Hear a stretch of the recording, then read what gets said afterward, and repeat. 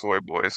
Yes, it really, really is. That's why they allow fuckers like Jessie Gender on the platform. And speaking of, Yeah. oh, how you doing, all you beautiful sons of bitches? It's your boy Max here, and today we are live once again with two new guests. We got Lethal Nonsense and Tyrannotherium to hopefully fucking power through goddamn Jessie Gender. I really want to get through this because I want to round out fucking sci-fi September with someone who's actually fun to make fun of, for fuck's sake. LPNT wants to join. But anyways, Lethal Nonsense, Tyrannotherium, tell us a little bit about yourselves before we hop into the thing, shall we?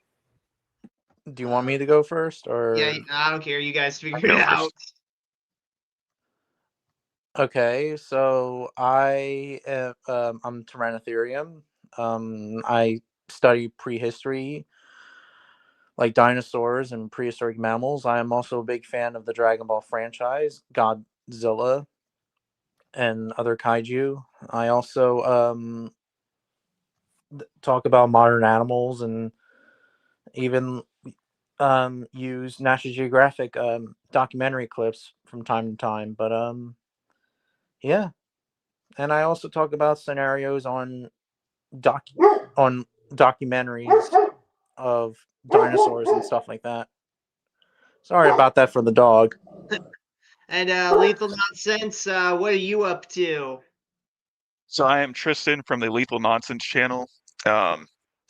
I do a podcast called Lethal Nonsense, and I recently started streaming. So we talk about, well, mostly we talk about news, but I'm trying to shift that to where I talk about like actual in-universe like Star Wars lore and like Mass Effect and all those types of things. But for right now, I'm just doing the streams and the podcast, and I might do some commentary videos eventually. But yeah, feel free to check me out at Lethal Nonsense on most platforms. And it's interesting you say that, Lethal, because we got Solar in the chat right here, and he's actually been getting into Mass Effect lately because, I got him into that. But yeah, anyway. But yeah, Solar, Fascism. Anyways, that's just enough dilly-dallying. Let's jump right into the video here, shall we?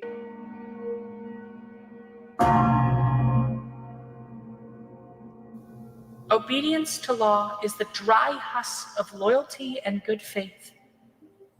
Opinion is the barren flower of the way. Oh my god. The beginning of ignorance. Also, these fucking these like text things on the beginning of each fucking chapter, they have as much relevance on the given section as like the fucking text parts at the beginning of every TCW episode. You guys know what I'm saying? Fucking useless, man. Anyway. Quotes. Yeah, just quotes for the sake of having quotes. Makes your video In the look final deeper. 3 episodes, Andor shifts its focus over fully to Luthen. I sacrifice everything. Also, you should not be having the show. If your show is called Andor and it's shifting focus to a character who isn't named Andor, let alone in its final moments, you've kind of fucked up keeping the focus on Andor. You know what I'm saying, guys? Anyway. To Luthen. Through my good boy ISB double agent Lonnie, he finally... Oh, he's a good boy. This guy with a fucking, 70s porn movie mustache. He's a good boy right here. learns the truth. The Empire's unlimited energy program is a big lie. The Gorman massacre, the Kyber crystal mining on... Yeah, we knew it was a fucking lie because the show told us it was a fucking lie. Thanks, Jessie. Jeddah, Krennic's coordination of it all threads back to a single purpose: building the Death Star.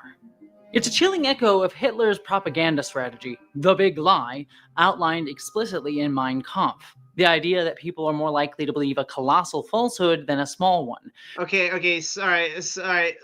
Tristan, I know you've actually studied, empires and shit and whatnot like this. Is this legit what the Great Lie is? Or do you not know? I can't say. Most of my knowledge towards World War II is more of the war, but I would say, historically speaking, during wars, I'm more well-versed in Vietnam than anything, Okay. unfortunately. All right, well, it looks like we're sadly just gonna have to take Jesse's fucking word on this, sadly, because I don't. By the way, I don't trust anything Jesse Gender says on history in this whole thing. But anyway, precisely because its scale makes it feel too outrageous to question. Repeated enough, frame it as common sense, and it solidifies into truth. Hitler weaponized it against Jewish people, communists, and anyone who threatened his vision of racial purity and control. That machinery is still alive today. how? What? You're Okay, joking. Did he what really is had to what bring is? up politics? Like, Uh, seriously, like, what does politics have to do with anything? Like, this is how stupid people are. They bring up politics that has nothing to do with anything. oh Like, my God. seriously.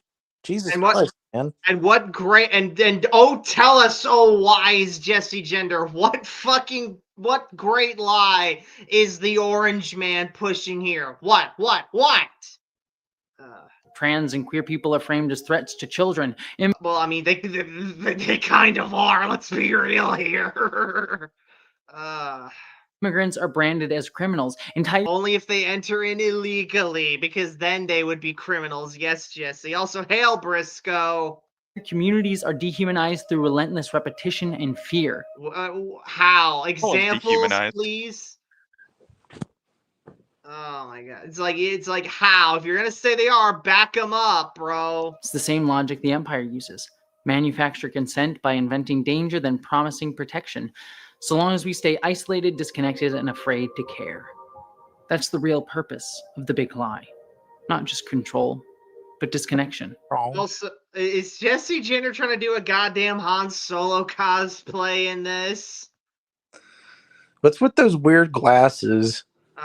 It's just I don't know. I don't know. I don't even think Jesse Gender needs them. I think they're just a fashion statement for him, man. Yeah, I was gonna say they look fake. Yeah, Christ. To make us forget we were ever part of each other in the first place. We see Luthen make a promise to Lonnie, a promise of safety to him and his family, of sanctuary on Yavin, of connection and true protection. Yavin. What is that? We'll be safe there. As safe as we can be. But Luthen kills him instead after Lonnie tells him his information. It's a brutal reminder of how far Luthen's willing to go for the cause, how deeply his ideology is rooted in sacrifice, not just his own, but anyone he deems necessary. His rebellion is built on isolation. Oh, there it is. There's the scene right there. On severed ties, on creating heroes like Lonnie. You'll stay with me, Lonnie. I need all the heroes I can get. Heroes who die in service of the cause. He can't let anyone in because he's turned people into tools of a narrative that he is trying to build. Even connection becomes leverage. And yet, in the end, he chooses to let the one person who has taken part in his life, Clea, take the intel about the big lie to Yavin, knowing it might likely cost him his life. And in fact, it does. Because rest in spaghetti, never forgetty. Also, yes, Briscoe, Jesse is always trying to sound dramatic. That is correct. It's like, Jesse, you're not making this deep or anything. It's just garbage. This whole show's garbage, man. Dedra just couldn't let him go. She needed the victory, not just the win on Gorman, but this win, one that makes her feel unambiguously proud. She always needs the last word, doesn't she? Like Cyril attacking Cassian to reclaim his sense of control, Dedra needed to catch Axis herself, to dominate the symbol that had eluded her, to make her feel like she had done the capital R right thing. Unlike what she felt on Gorman. Capital R right thing? I've never heard of that term before. What the hell is that? I don't fucking know, man. I have no idea. I have no idea. That's the fascist impulse. Domination isn't enough. It has to be seen, acknowledged, credited, made to feel like it's theirs. She needed to make... I mean, like, if you dominate someone, it's like you kind of don't really need to, like, confirm it or whatever the hell. It's like you just need to do it to begin with.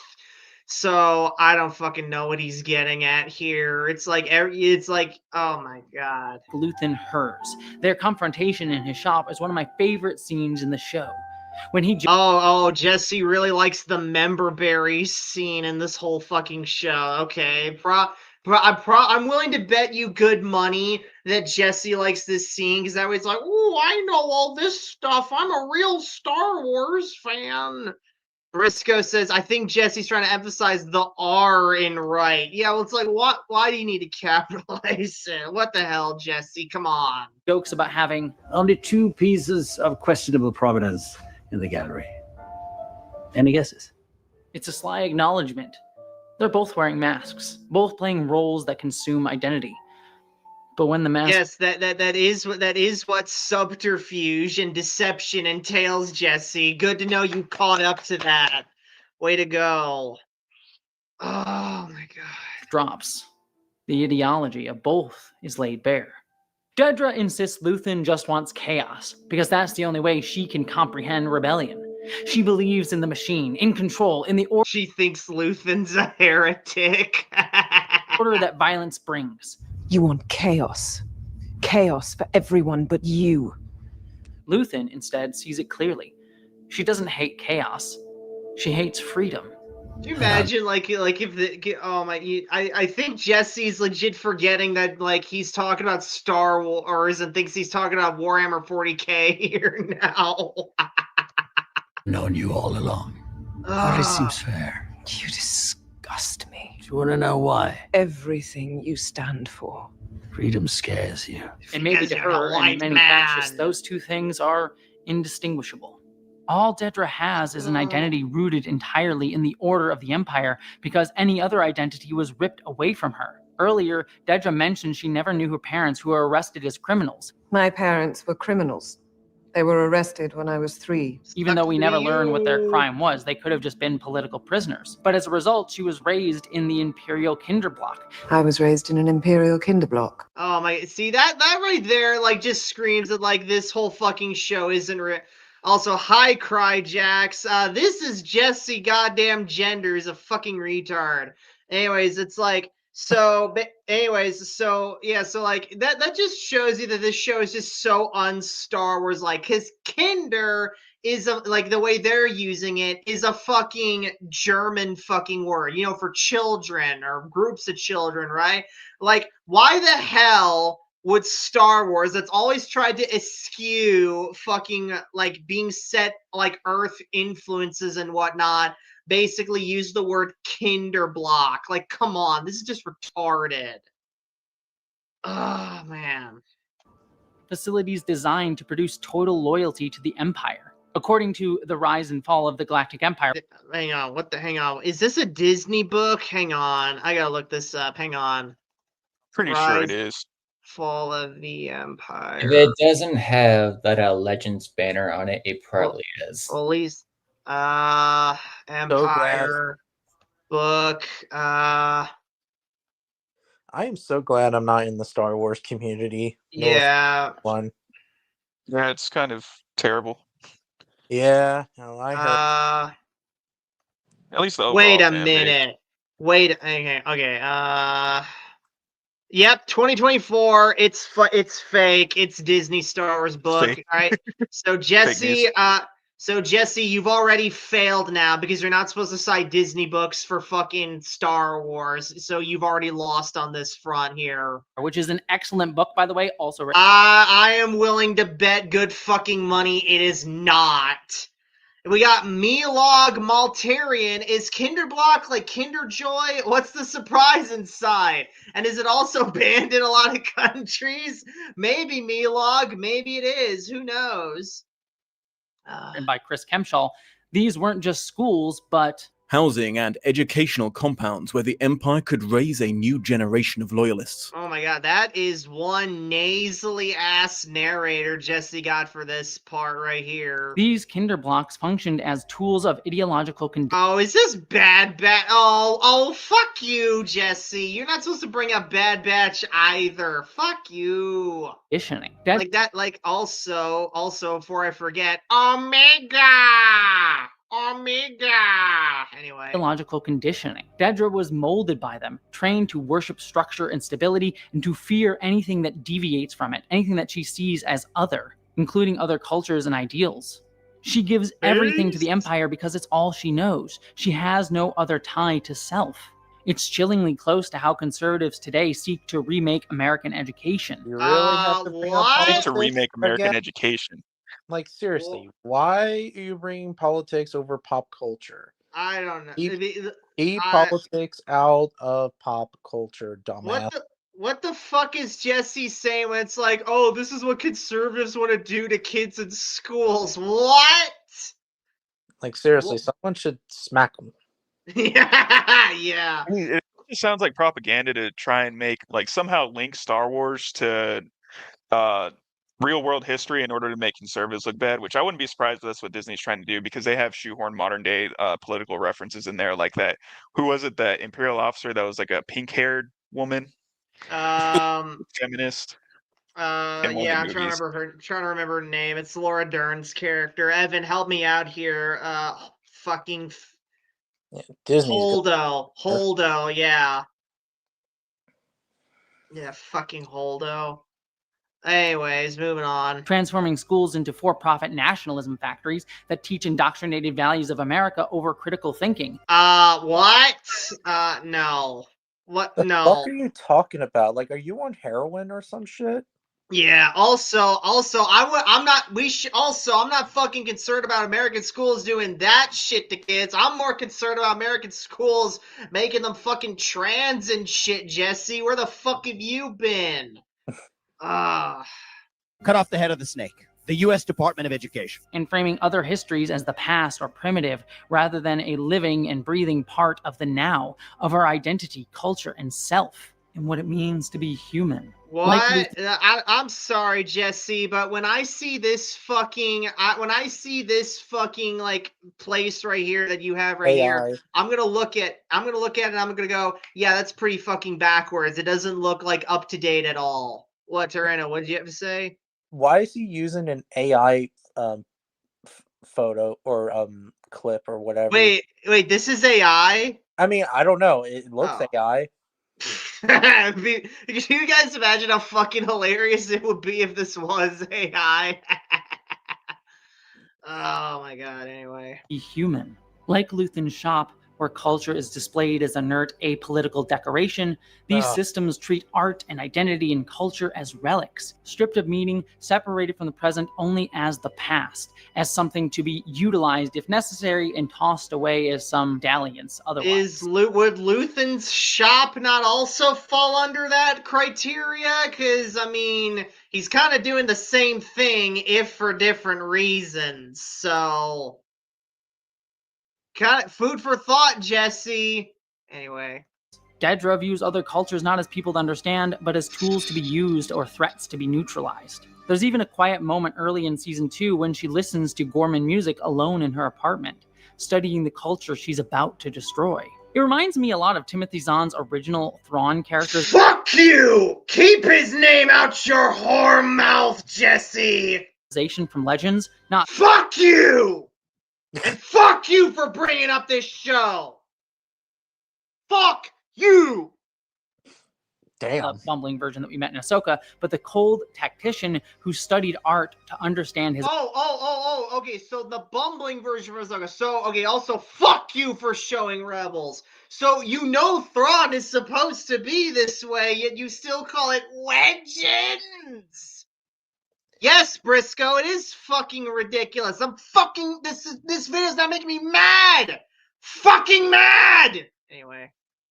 Opponents so he could conquer them rather than seeing art for art's sake. And while Andor rightly has avoided fan service, including a potential Leia cameo that might have happened apparently, okay, so it's bad if Andor does quote-unquote fan service, as it's like, listen, I hate Rogue One as much as the next guy, but this scene here is not fan service. This is just built strengthening continuity between, all of its stories, which is actually a good thing that I could have applauded Disney Star Wars for. If not, they keep fucking it up every time. But no, it's like, no, apparently it's bad if Andor ever dares to fucking link itself with anything else in Star Wars. Okay. Hey, Jessie, is fucking, like, what's his face having a fucking statue from the fucking Rakan Empire? Is that not fucking fan service?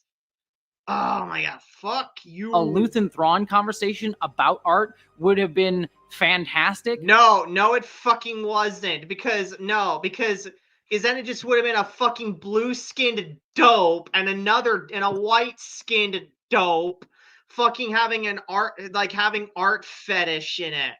Vlog fit. What'd you say, Tyranno? I like that you said dobe. Yeah, dopey Luthen. Milog says fan service. I want real fan service like in an anime. Okay, no, Milog, I can't sign off on that last bit you said. No, I don't want to see Chewbacca in a thong. I'm sorry, no, bro, no. Oh, Chewbacca. Because Thrawn definitely would have pegged Luthen as a rebel, but let him go because he had bigger plans. Someone please write that comic for me, please. I don't want. No, how about no, just to piss you off? How about that? In the show, but I want that comic. But as the well, write it yourself then, because Disney sure as shit isn't gonna make it for you. Also, why the fuck do you want to see Luthen in a goddamn comic anyway? And even then, why do you want to read Disney comics to begin with? We all know Disney doesn't give a shit about those. It's just crap they throw out there. Anyway. Excellent YouTuber Generation Tech has pointed out. Oh, Generation Tech is a legit fucking moron if you guys have never watched his videos. Dedra's upbringing. What'd you say, Lethal? I watched one of his videos, and I think it was like basically him trying to what's it called? Defend the Clone Wars. Oh my god. Dave Baloney's. Yeah. Needless to say, I saw that one video and I was like, okay, I'm not interested in anything else you have to say. Yeah, he's a bit of a loser. Cryjack saying more cloth for Chewie. I'll take Chewie wearing clothes over Milog's suggestion here. So yeah, anyway. Also echoes real-world histories, like Chinese leader Xi Jinping, whose father was imprisoned during the Cultural Revolution, watched his family get destroyed, and was sent to agricultural work camps. And despite that trauma, he grew up even more loyal to the party, believing in a stronger centralized government. That's Dedra in a nutshell. She never knew her family or cultural roots. Her identity is forged entirely by the state. In that way, she also mirrors the genocidal systems of the US and Canada's often Christian-run boarding schools that stole Indigenous children. Hold on. Time out. Stop. We never did that. What the hell are you talking about? The US has never done a genocide. What the fuck are you talking about, Jesse? The problem I have with the whole genocide argument is that people forget that the natives were genociding each other long before anybody even showed up to America. Yeah. Yeah, and they even had slaves of their own. Yeah. Exactly. For some reason, it's bad whenever, white people do it, but whenever, natives are doing it to each other, for some reason, it's fine. And this guy wants to talk about revisionism. Yeah, it's stupid. Yeah. But hey, don't worry about that because the Phantasmus Rex is on the prowl looking to kill all those horrible white people who caused all this indigenous trauma. So don't worry, he's got their backs. Anyway. In the 19th and 20th centuries, and where many died from abuse as these schools attempted to erase their cultures through forced assimilation, cutting off their connection to their community and history. Jesse, I don't know what to tell you, but if you're going to be part of a bigger community, you kind of got to let go of your smaller community fucking roots and heritage and whatnot. I'm sorry, this is how it works. We're not going to accept you if you keep acting like a fucking guy who doesn't act like how the rest of us do. I'm sorry, that's just how assimilation works. Yes, Cryjax, this video really is that fucking long, but don't worry, we're powering through it here. All this shows through Dedra, Andor continues to brilliantly wield Star Wars allegorical power to collapse the false divides between fascist, authoritarian, and totalitarian regimes. I feel like Star Wars' power lies in other things in its mythos, other than its allegorical power, whatever the hell. Melog, the Phantasmus Rex. That's what I call my junk. Good one, Melog. Anyway. Showing how these structures are deeply interconnected and inseparable from a critique of American history and modern politics itself. No. What the hell are you smoking, Jesse? No. Like, Tristan, help me out here. Is that even true? What exactly did you say again? Let me go back. Hang on. Between fascist, authoritarian, and totalitarian regimes, showing how these structures are deeply interconnected and inseparable from a critique of American history and modern politics itself. I have a feeling it's not. I mean, is he trying to say that you can't criticize the U.S.? I mean, that seems to be all they do. I mean, they're free to do it, and they scream it at the top of their lungs how much they hate the U.S. Yeah. And what drives me nuts too is that it's not normal to, because these people love to go around burning the flag and crying about how bad the U.S. is, but they also don't realize that, like, in other countries, like, say you do that shit in Brazil, dude, they'll cut your head off. Like, they don't realize how good they have it here. Yeah. Yeah, Briscoe saying Jesse turned a 6-minute video into a 4-hour video. Yeah. Briscoe. 4 hours of propaganda. Yeah, Briscoe, if you want to hop in here, like, we still got room in the stream yards. John says, this dude on about fascism again? Yes, he is, John. Yes, he is. We got Briscoe saying, this video is basically an excuse to do shittier cosplay than Emmeline. Yeah, pretty much. But beating Axis won't stop anything. She's already lost. The idea is out. The rebellion is no longer one man or one signal. It's everywhere. Luthen knows that. The rebellion isn't here anymore. It's flown away. It's everywhere now. There's a whole galaxy out there waiting to disgust you. So in his final act, he takes the one thing away from her that she wanted. He takes his own life. He refuses to be her trophy. Fucking wuss. Refuses to be paraded as a symbol of the Empire's dominance. He sacrifices himself. All right, we got just saying, all right, I'll try to pop on. All right, thanks, Briscoe. John saying, remember last time when Jesse said we needed a senator like Mon Mothma, and I brought up how we constantly have senatorial speeches against the current president? Yeah, pretty much, yeah. But no, apparently every politician in Washington is completely in lockstep with Donald Trump, right? We also got John saying driving back right now. By the way, we shall see if you're still on now. We probably are going to be, John. We probably are. Anyway. So that he won't give up others. She craves submission, and he'd rather die than give it to her. I also love, by the way, the small detail that the device that Dedra shows to Luthen is the same device that Cassian tried to sell to Luthen when they first met. But would that not constitute fan service, Jesse? Anyway, also, hail hard hat reptiles. Anyway. The fact that after Luthen's attempted suicide, the story pivots to Clea, finally bringing her in. Hey, look, we pivot to another character who is an Andor in a show called Andor. That's some weird attempt at referencing Kreia. Yeah, it really is. Also, like Jyn Erso. Yeah. Also, I just want to make everyone. Hang on, Milok say, why she look like Snape? Yeah, she kind of does. I don't know, man. Just face and hair, I guess. Also, I just want to make it clear to everyone before, is that, like, I'm not saying you can't have fucking parts of a show pivot away from, like, the main character or the titular character or whatever. That's fine. But you don't want to do it a whole lot to where it feels like the main character is a side character in their own show. You know what I'm saying, guys? This is like the same bullshit that people say, like, fucking Reva did with Obi-Wan in the Kenobi show. You know what I'm saying? Anyway. To full focus. She infiltrates the hospital to kill him with quiet precision, methodical, relentless, and unflinching. Also, by the way... look at this. Doesn't this just look like a Star Wars hospital to you guys? Looks like a regular hospital. It really does, yeah.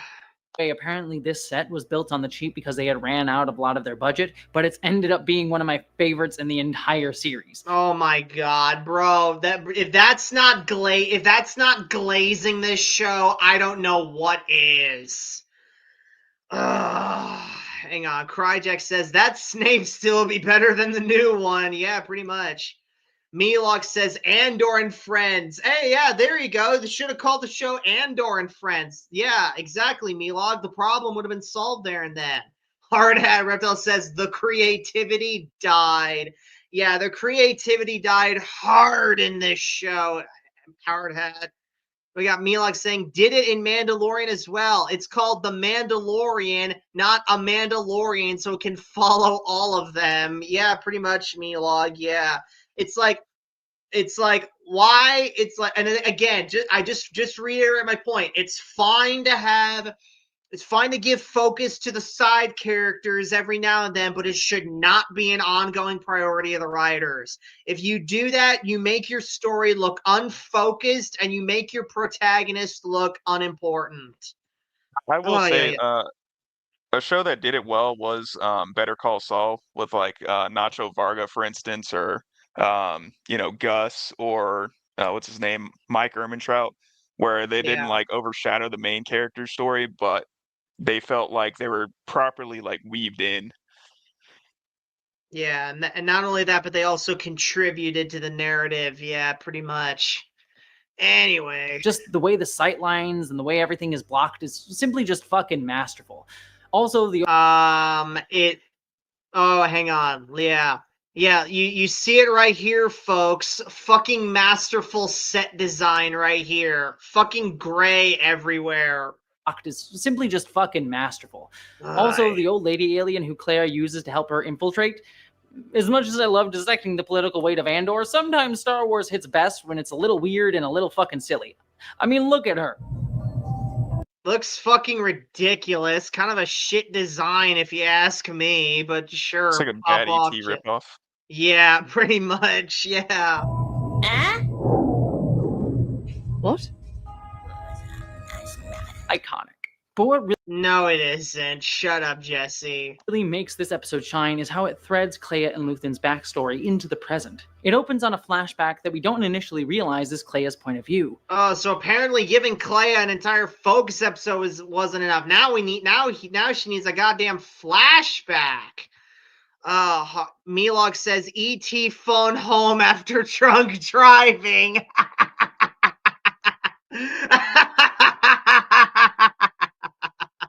Good one, Milog. Yeah. Anyway, let's keep going. Luthen, broken, listening to the genocide of Clea's people. A genocide he helped carry out. He chants. Stop. Stop rushing the news. Rushing the news. Make it stop. Rush the news. Hold on. What the hell? Oh my god, dude, I legit thought that the fucking noises in the flashback were coming from an ad I have on my other tab. Oh my god. Anyway.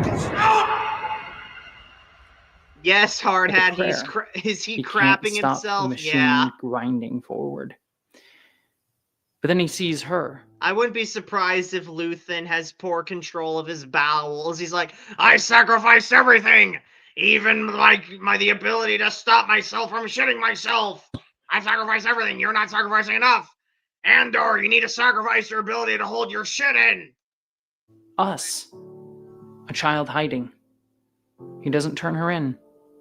He saves her. I mean, what reason would he have to turn her in? Like, honestly. Oh shit, we got an Amber Alert where I'm going off. That I know wasn't in the video. Anyway. Not out of heroism, but out of a fractured moment of mercy, because he just couldn't do it anymore. And from that mercy, their bond forms. Not as father and daughter, how could it be when he helped destroy her world, but it's something forged in trauma and necessity. They anchor each other, shifting identities surviving together. But it's Clea, not Luthen, who truly sees what needs to be done. She's the one. Yeah, of course, it's the fucking like girl who's like a quarter this guy's age who sees what needs to be done. No, because of course Luthen doesn't. Hard Hat. That's what it sounded like, but I realized it's just laser gun fire. Yeah, I know. It honestly sounded like a fucking ad playing on like the YouTube, like on the tab I have that's playing the background music. Yeah. Anyway. Who looks at and makes him look at the consequences. Oh, so it wasn't Luthen who fucking came up with everything. It was Clea all along. It's like, all right. Anyway, sorry. Yeah, but it's like I'm expecting fucking Clea to fucking like pull off her mask and be like, "It was me, Luthen. It was me all along, Luthen." But anyway, I digress. The Empire's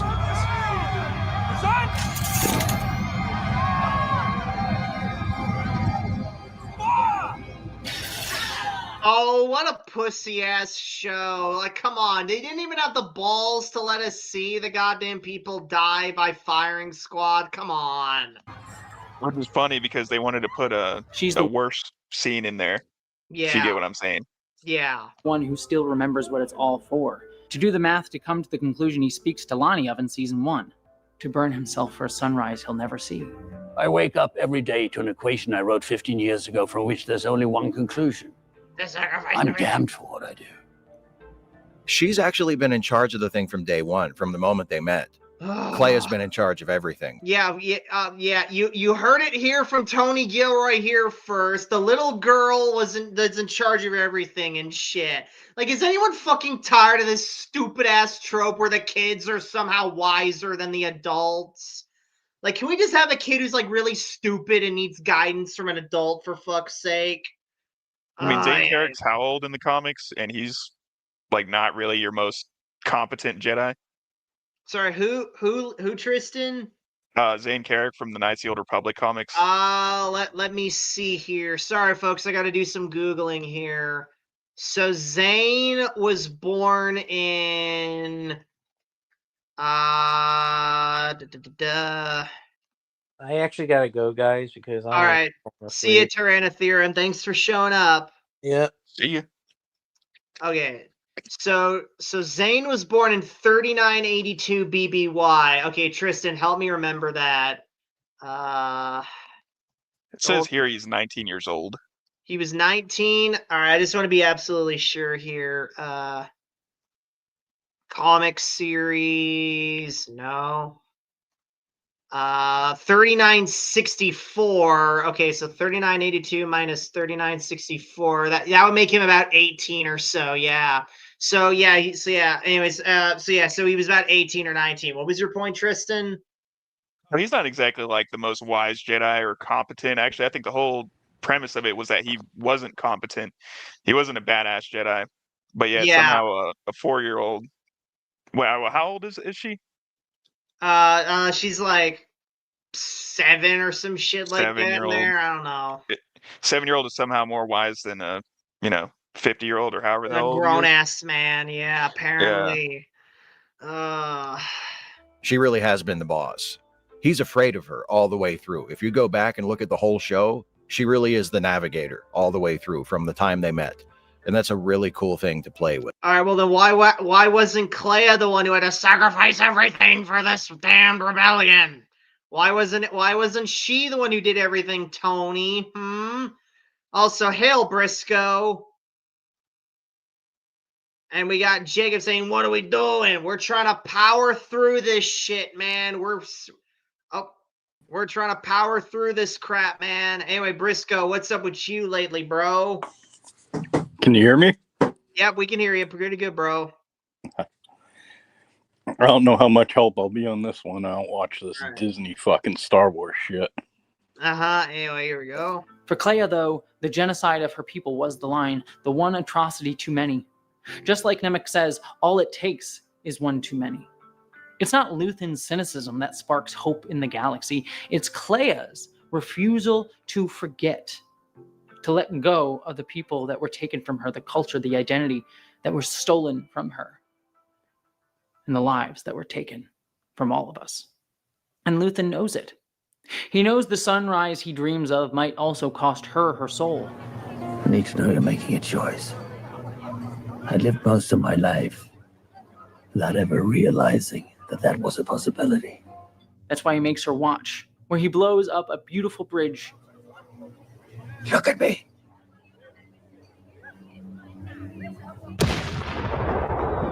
Oh, come on. You didn't even have the fucking budget to show the damn bridge blowing up. Come on, show.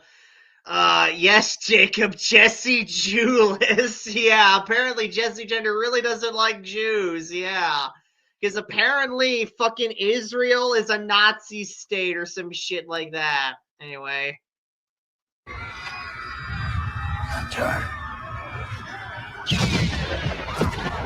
Okay, so we can only see the fucking bridge, like, after the fire is already done there, because apparently showing the explosions is just too much to ask for.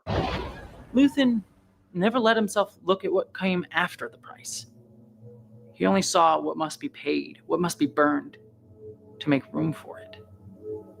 So when Clea finally kills Luthen, she releases him from the Jessie burden trying to of be real fucking serious there. Yeah, it's like Jessie, it just isn't working. This is a stupid ass show. Just admit it's stupid, bro. It'll save us all like many hours. contradictions he never resolved. And when she kisses him, it's awkward, hesitant. Yeah, no shit. It's his surrogate daughter kissing his corpse. Of course it's fucking weird, bro. Milok says, "Oh no! Now they'll have to sweep the soot off the bridge." Yeah, Milok. Yeah. She doesn't quite know how to hold love or grief in her body. Not when she, like Luthen, spent so long holding on. Could, just not cry. It's really easy to hold grief inside of you, okay? To the cause as the only purpose for being. But in that moment, she starts to become what Luthen never let himself be. Not just a survivor, not just a fighter, a builder. Clea is the one who carries it forward, not as a myth, but as a living thread. Oh my god, could you imagine if like Disney made like a spin-off this show? It's like Clea doing like Bob the Builder shit or crap like that. I mean, come on, man.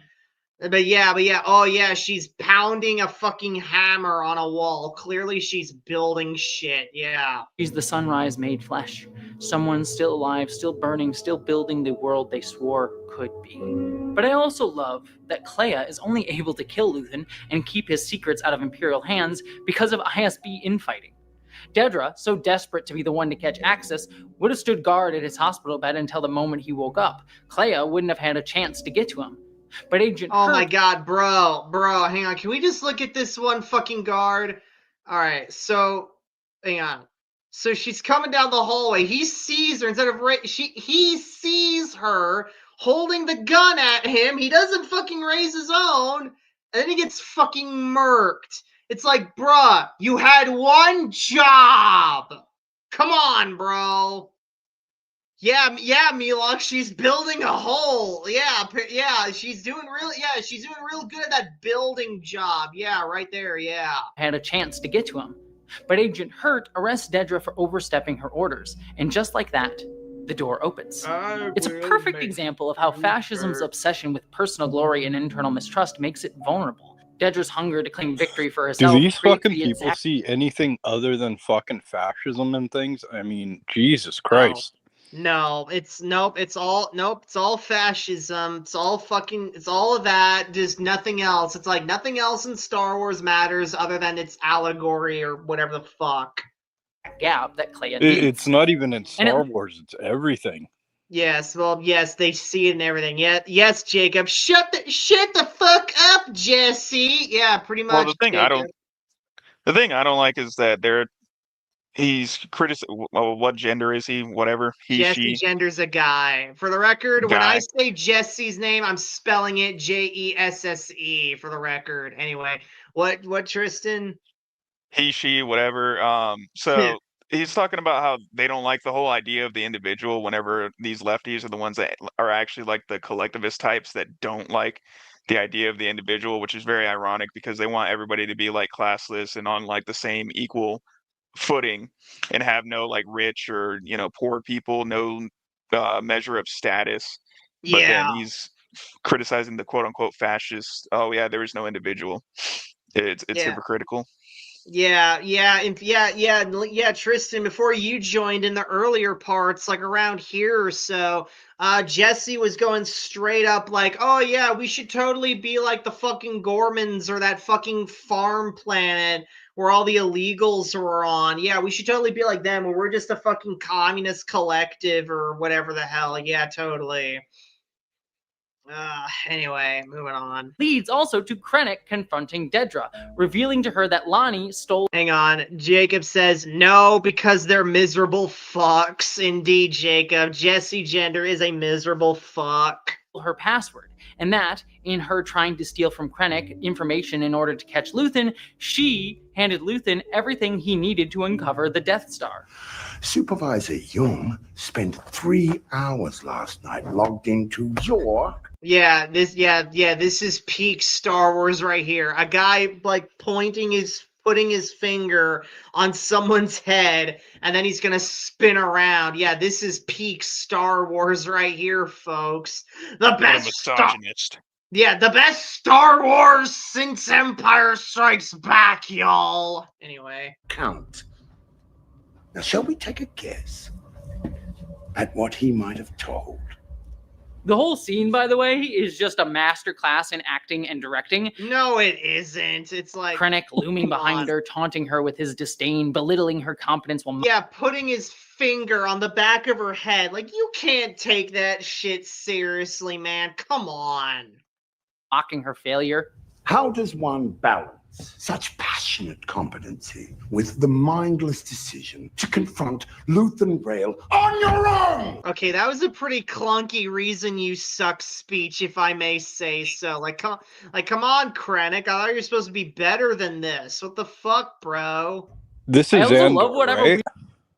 Yeah, this is an example of great writing and acting, according to Jessie Gender. Yeah. Yeah, but the show's Andor, right? Yeah, this is Andor, yeah. Why do I keep hearing more about this fucking Luthen fuck than Andor? Exactly, because Andor. Why isn't the show called Luthen? Because Andor is genuinely the least interesting part of his own show. Just like Iron Fist. Yes, yeah. Weird little finger thing he's doing here, it's perfect. Apparently. Shut the fuck up. No, it isn't. It's like seriously, it's like this whole thing right here, like this whole moment genuinely destroys whatever credibility Andor could have had. This is like some shit you'd expect in a goddamn children's cartoon. Jacob says, I bet you Jessie compares Luthen to Bernie Sanders. Probably. I don't know. Tristan, would you say so? I'm kind of unsure. Where does he even stand on him? Like, is he the fascist or is he the... Luthen's the guy who, like, creates the rebellion, actually. Okay. I compare Andor to a retard. Evan, what about you? You've been pretty quiet. Do you think Luthen's comparable to Bernie Sanders? Oh, I guess Evan died of cringe anyway. Apparently that was just a choice that Ben Mendelsohn made. I love the man. I've been summoned. Sorry, what'd you say, Evan? I've been summoned. Yeah, you've been summoned back from the grave after you died of cringe. How comparable is Luthen to Bernie Sanders?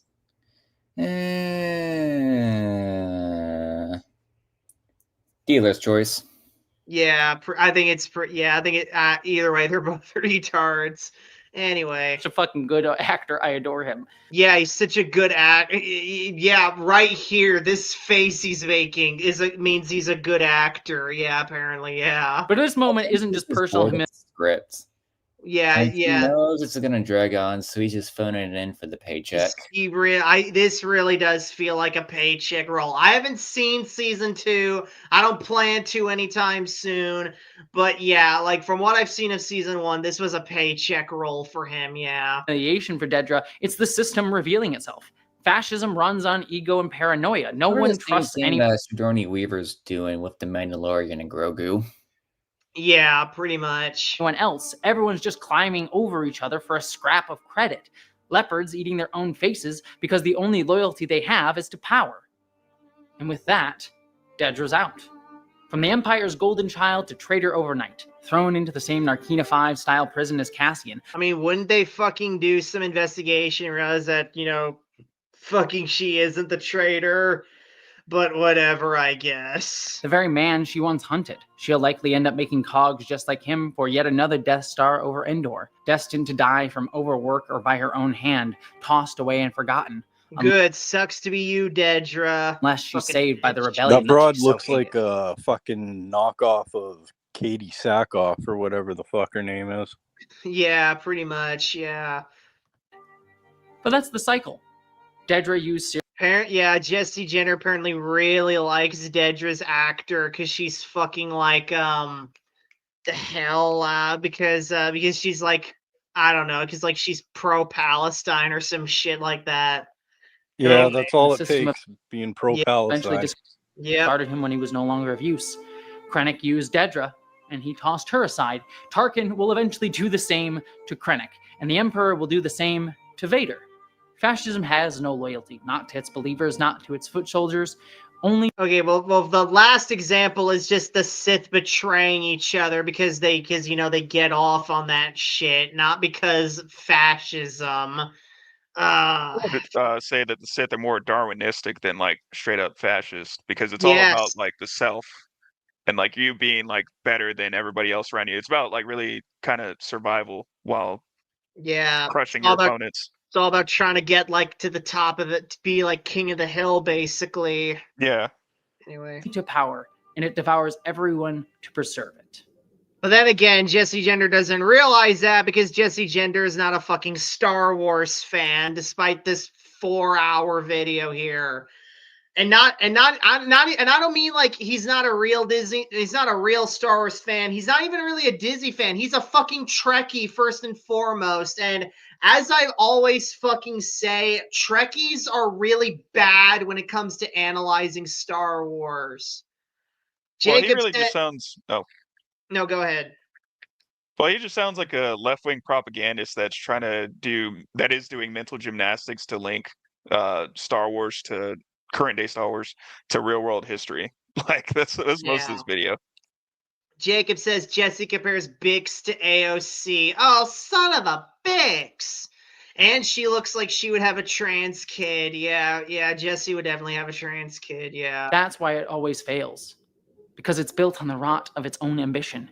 The only question is, how long and how many people will die? How much will we lose before the collapse finally comes? Because it will come. And to be clear, that's not an inconsequential question. It's not one about inevitability. People are dying now, and we need to fight back. Where are all the people dying due to fascism in the real world, Jessie? Fucking where? I'm looking around right now. Fucking where? I'd like to see a collab of Jessie and who's that other fat trans? Do you mean the one from the Bratz video? Oh, yeah, Chloe Sunflora, yeah. No, not that one. The what's it called? I think it's Geeks something or something geek or some shit. Oh, you mean Geeks Council? Yeah, that fucking one. Yeah, what about him? I'd like to see a collab with Jessie and that fucking thing. Oh, they probably already have. Here we go. Jacob says, I was talking about the actress who played the female Imperial officer. Yeah, I know. Yeah, yeah. Fucking Dedra's actress would probably have a trans kid, yeah. Oh, hey, it's one of Ant's dick lickers here. Hey, Joey, how do you feel to be called a fake fan because you didn't know shit about Abeloth on she was from Disney because of her connection to the father, son, daughter? I never said Abeloth was a Disney character. I just said that the Mortis gods weren't canon. Way to completely fucking not misunderstand my words, dumbass. Anyway. But as long as there are people willing to resist. What? Hello. Yeah, sup, Ant's dick licker. Anyway. To reach out, to build something better, to try. There's still hope. In the end, if we wanted to trace it back, it's...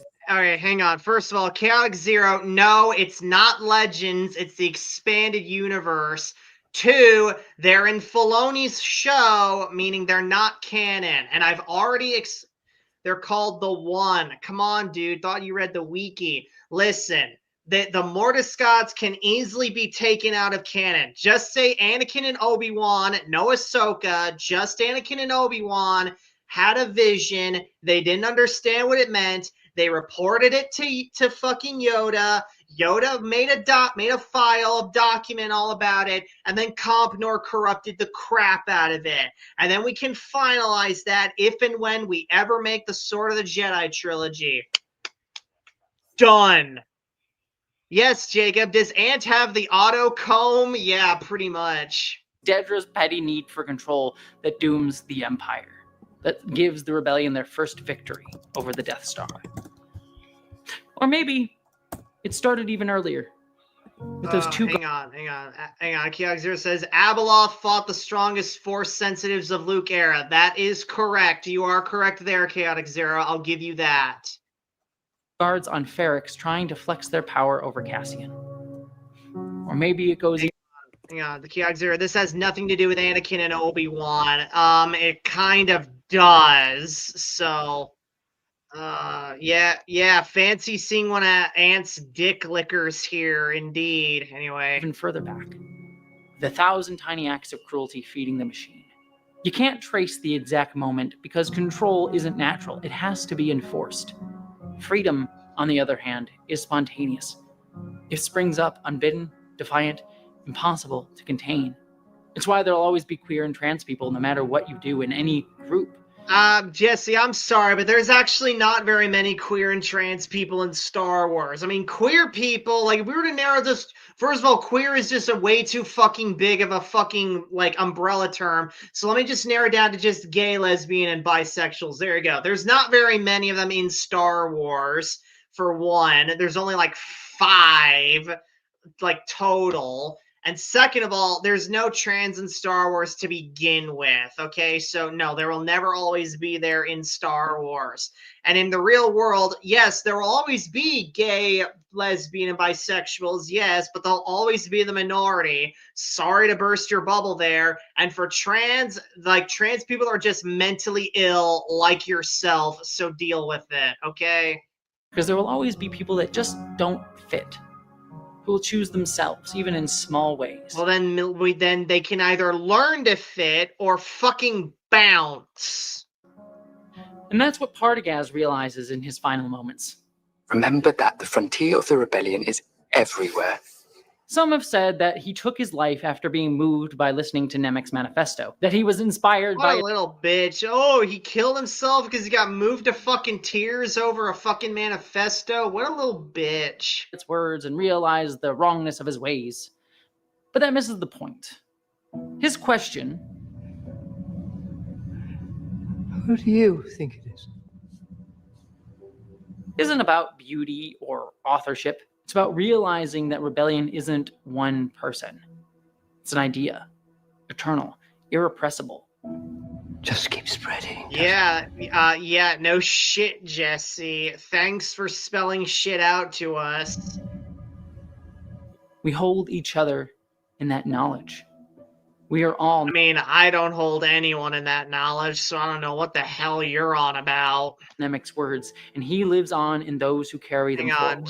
Hang on. Jacob asks, hey, Chaotic Zero, has Ant lost his virginity yet? Well, apparently, Jacob, Ant finally had his fucking kid, even though he still hasn't posted pictures of him yet. And Tristan, if you don't know, fucking Anthony Gramuglia he's all on fucking Twitter saying, "Oh yeah, I'm finally a dad. I'm finally a father now. My kid finally got born." No fucking pictures of it anywhere to be found. Not even pictures of the wife, just his own word. And it's really sus because if you really just had a kid, where are the pictures of the kid then? You know what I'm saying, man? Yeah. Super sus. Because those words connect all of us, always. Earlier, Partagaz described the plan to catch Clea by saying they should say she's diseased so others would recoil in disgust and turn her in. She got Clea got cooties. That's why they're trying to turn her in. A hospital with an infectious condition that threatens everyone with whom she may come in contact. She must be found before thousands die. It reflects how he described rebellion. Yeah, we don't want the thousands dying from cootie, like the spread of cooties. Know what I'm saying, guys? Anyway. Season 1. Security is an illusion. You want security? Call the Navy. Launch a regiment of troopers. We are healthcare providers. No, you don't want Tristan. You want to tell Partagaz here why you don't call in the Navy? Because I know you have some choice words about that. 'Cause Navy sucks. I'm trying to think about what I can and can't say. Let's just say whenever people say military grade, say everything, bro. Say everything. Go, no filter. well, whenever people say military grade, like the average civilian's mind defaults to, very high tech, but people who actually know the inner workings of, the Navy or really the military as a whole know that all the budget goes towards special operations. Everybody else just gets like hand-me-downs. Yeah, pretty much. Sickness. We identify symptoms. We locate germs, whether they arise from within or have come from the outside. The longer we wait to identify a disorder, the harder it is to treat the disease. But he was wrong. Rebellion is not a disease. It's connection. It's life. It spreads not through infection, but through solidarity, through love, through memory, through culture, through identity, through choosing ourself. The only people who don't do that are those. It's like, hey, Jessie, what if part of my identity is not being a fucking leftist retard who wants to live in fucking fields, grow wheat, and just being a fucking commune with people? What about that? Anyway. Who cut themselves off from all of it. And that's what Partagaz realizes. Because Well, it's a good thing I cut myself off from that crap because I'm an asshole and I like being an asshole. He, by contrast, sees the truth of himself. And for the record, if any of Ant's dick lickers are seeing that was another joke. Anyway. Replaceable cog. Just another little fascist soon to be discarded by the machine he served loyally because of the failures of his own agent. We should have, Evan, we should have started a fucking drinking game about the amount of times Jessie says like cogs or machine or whatever. You know what I'm saying? Ay, man. So he takes the only power he has left. Although by the time we're done, we'd probably be dead. We'd be wasted. I'd be really wasted because and yes, Ant's dick lickers, you can write this down. I mean, I'm a fucking lightweight when it comes to alcohol. Like, I get tipsy really easily. I'm not too much of a drinker to see what level wasted I would get based on how much I take. Yeah, pretty much. I mean, I drank Angry Orchard, but the most that I would drink at a choice, if I had a choice, Seagram's Escapes. I mean, it's pretty fruity, but I like it. I have no idea. I didn't know it was that fruity. Yeah, I've actually eaten like ice cream infused with alcohol. That's as close as I've got. You don't know Seagram's Escapes? I never heard of it. No. Hold on. Anyway. You most definitely seen them in grocery stores. Okay, well, anyway. Scared to face his own inevitable brutal end at the hands of the mechanized grinder he gave his life to. Calibrate your enthusiasm, you bastard. Clea calls for Cassian, and he actually comes. Calibrate your enthusiasm. Oh, yeah, I know those. Yeah. To go to Yavin that weirdly hit me the hardest in these episodes. I know about Yavin. I know all about it. I know what they think of Luthen. That's to be my sanctuary. We'll be safe there. Like Luthen, she believes that she won't be welcome there. That her role was simply to just give her life to the rebellion, not to live for herself. She's ready to die. I mean, you tell me that this bitch never thought about what she was going to do with her life after the rebellion if it was successful. Like, get the fuck out of here. That's unrealistic as shit. Another sacrifice for the cause. But Melshi and Cassian refuse to let her go. They tell her there's more worth living for, not just dying for. You're keeping Luthen alive. You still have so much to live for. Oh. You can rest there. As a prisoner. As a hero. You need to see the place you helped build. You need to tell them what you told us. And the only reason that she goes is that she's knocked out during the fight, and Melshi and Cassian take her. Fail! How'd you get knocked out during that? What the fuck? You like it's official. You suck. With them. But while I would normally get frustrated at that loss of her agency, I love. Oh, of course, Jessie Gender gets mad at a female character losing their agency. Of course. Oh my god. It's like even like when it's with fucking shows that like these leftoids are supposed to like, they still can't help but continue to nitpick it constantly over bullshit, man. God damn. Also, this face is going on the thumbnail right here. It's like, anyway.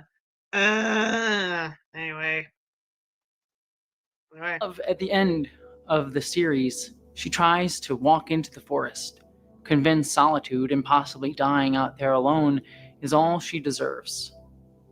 But Vel stops her, bringing her home. It's like, no, dude, it's way too wet out to do this crap. For like, at least wait till it's like sunny or shit, man. Anyway. And reminding her what has been said all season. He always used to say, know your way out before you go in. What? The fuck does that mean? Know your way out before you go in. What the fuck? What does that even mean? Are you retarded, lady?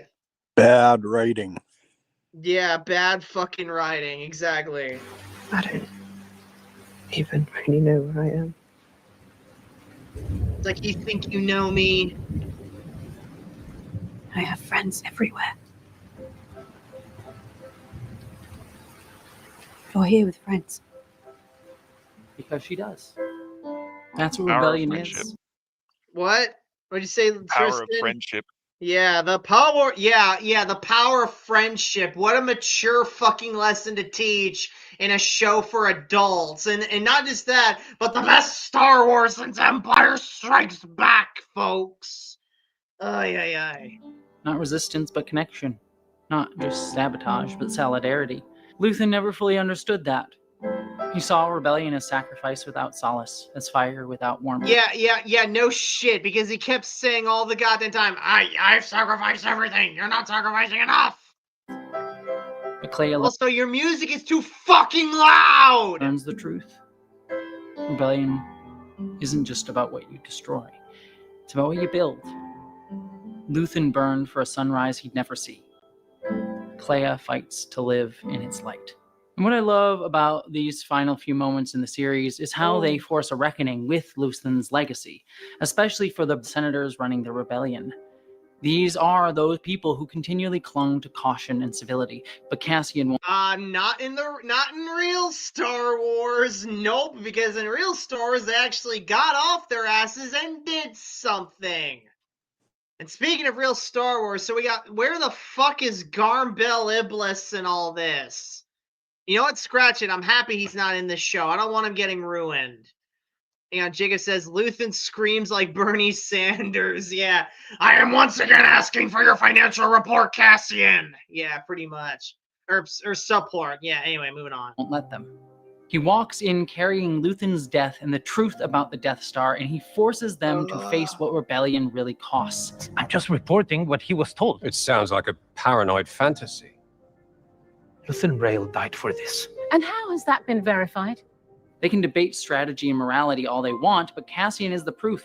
Freedom is paid for by those who sacrifice, as they'll all learn in just a few days. Oh yeah, Briscoe, your point earlier about why the show is called Andor. Yeah, it actually is like a really good fact of the fact that this whole show like does a very poor segue into Rogue One, because if you watch if you do like a chronological watch through of Star Wars, Disney stars, you watch Andor and you get to Rogue One, Andor isn't the main character of that movie.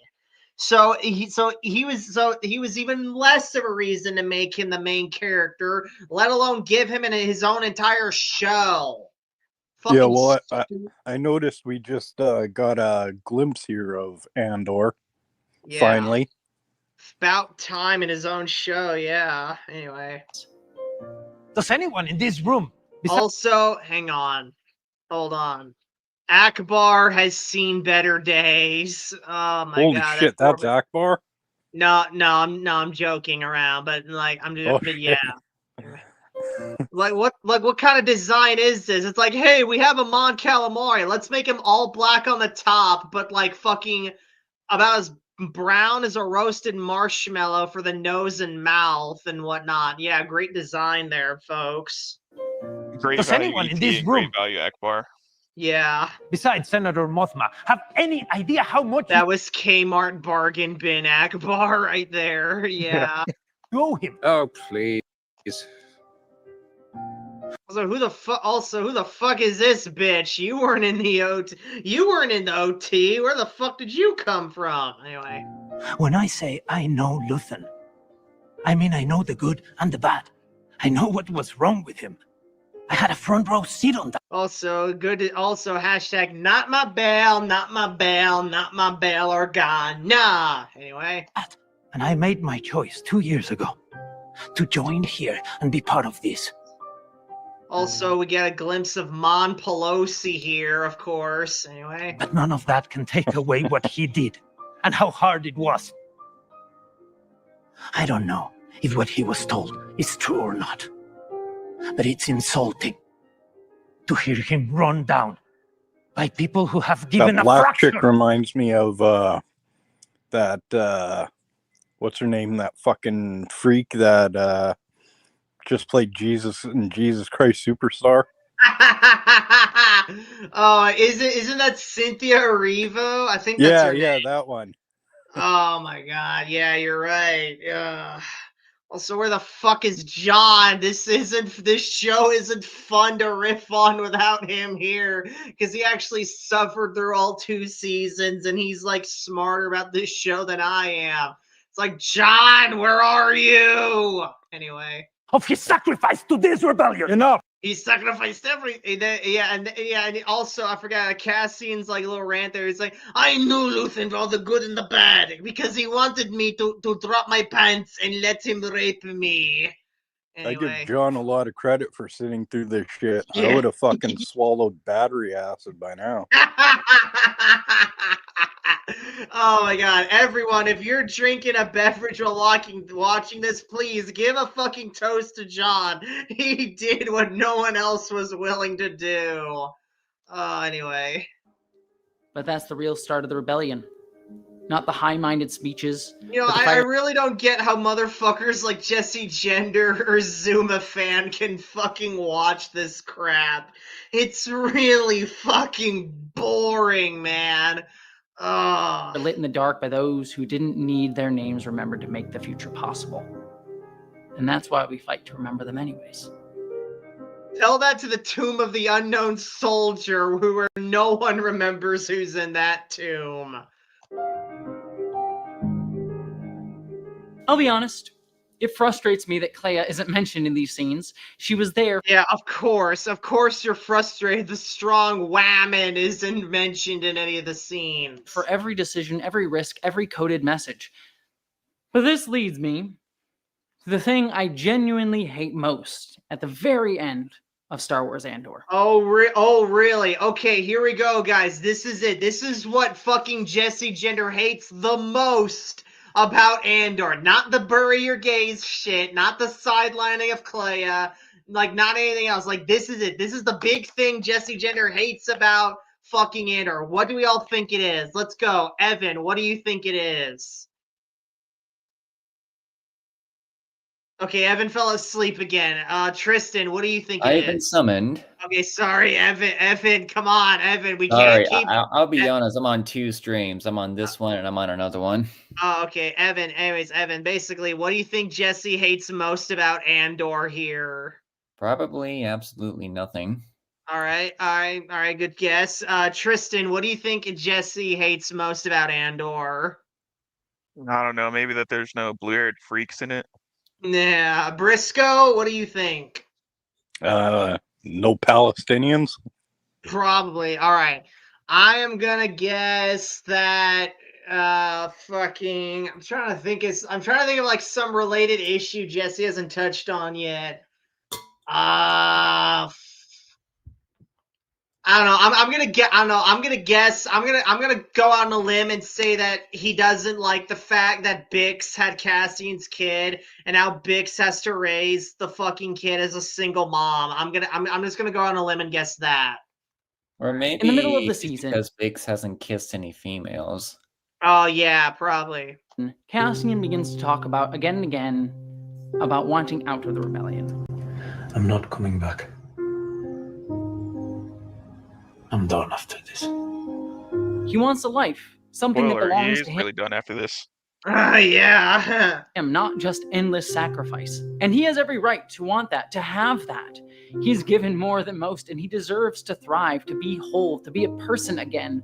It's what he's been fighting for all along, since he deserves to have that connection. But the series then uses that desire to Like that twist little it nose into pick she did there, or it did there. Wait, hang on. What was to be whole, to be a person yeah. again. It's what he's been fighting for all along, since he deserves to have. Oh my god, come on, Jessie. You're not supposed to leave shit like this in fucking pre-recorded and scripted videos. Come on. I thought you were one of the top video essayists on YouTube or some shit like that, bruh. It's like, hey Jessie, how about you try this new shit called Takes? Your buddy Ant isn't using them, but you should start. Maybe then he'll start using Takes better. Anyway. That connection. But the series then uses that desire to twist it into something else. A Force healer tells him and Bix that Cassian... Oh, see, guys, it actually is real stories. We have a Force healer in the show. Whoa! Cassian is a messenger. They're gathering as they go. There's a purpose to it. He's a messenger. There's some place he needs to be. And it's implied that he has a purpose of some kind, that something is pulling him towards a destiny. Yeah, it's called canon because Rogue One still needs to happen where he dies. She called you a messenger. I've had dreams like that. Why are you doing? I've seen you in my dreams. What if it's important? Luthen hints that he always just shows up when he's needed, as if the Force is guiding him. I make my own decisions. I mean, not really, Cassian, if the Force is just yanking you around everywhere. So, no, if we're to take what this show is saying about you literally, and that the Force is literally guiding you over there, then no, you don't. You're just the Force's you're just acting as an agent of the Force. So, yeah, and I don't know why the hell the Force would choose Cassian, who isn't a Force sensitive, but whatever, I guess. Who am I to fucking doubt the best Star Wars since Empire Strikes Back? Is that what you've been doing? Sometimes I wonder. You appeared when I needed you. Otani, Yeah, it's called plot contrivance. Arkina, Ferrix, Sinar, Mineral, Gorman. And here we are. His death, then, in Rogue One, is reframed not as a painful sacrifice that built something bigger, but It kind of still was a sacrifice anyway in that movie, though. as a mystical inevitability.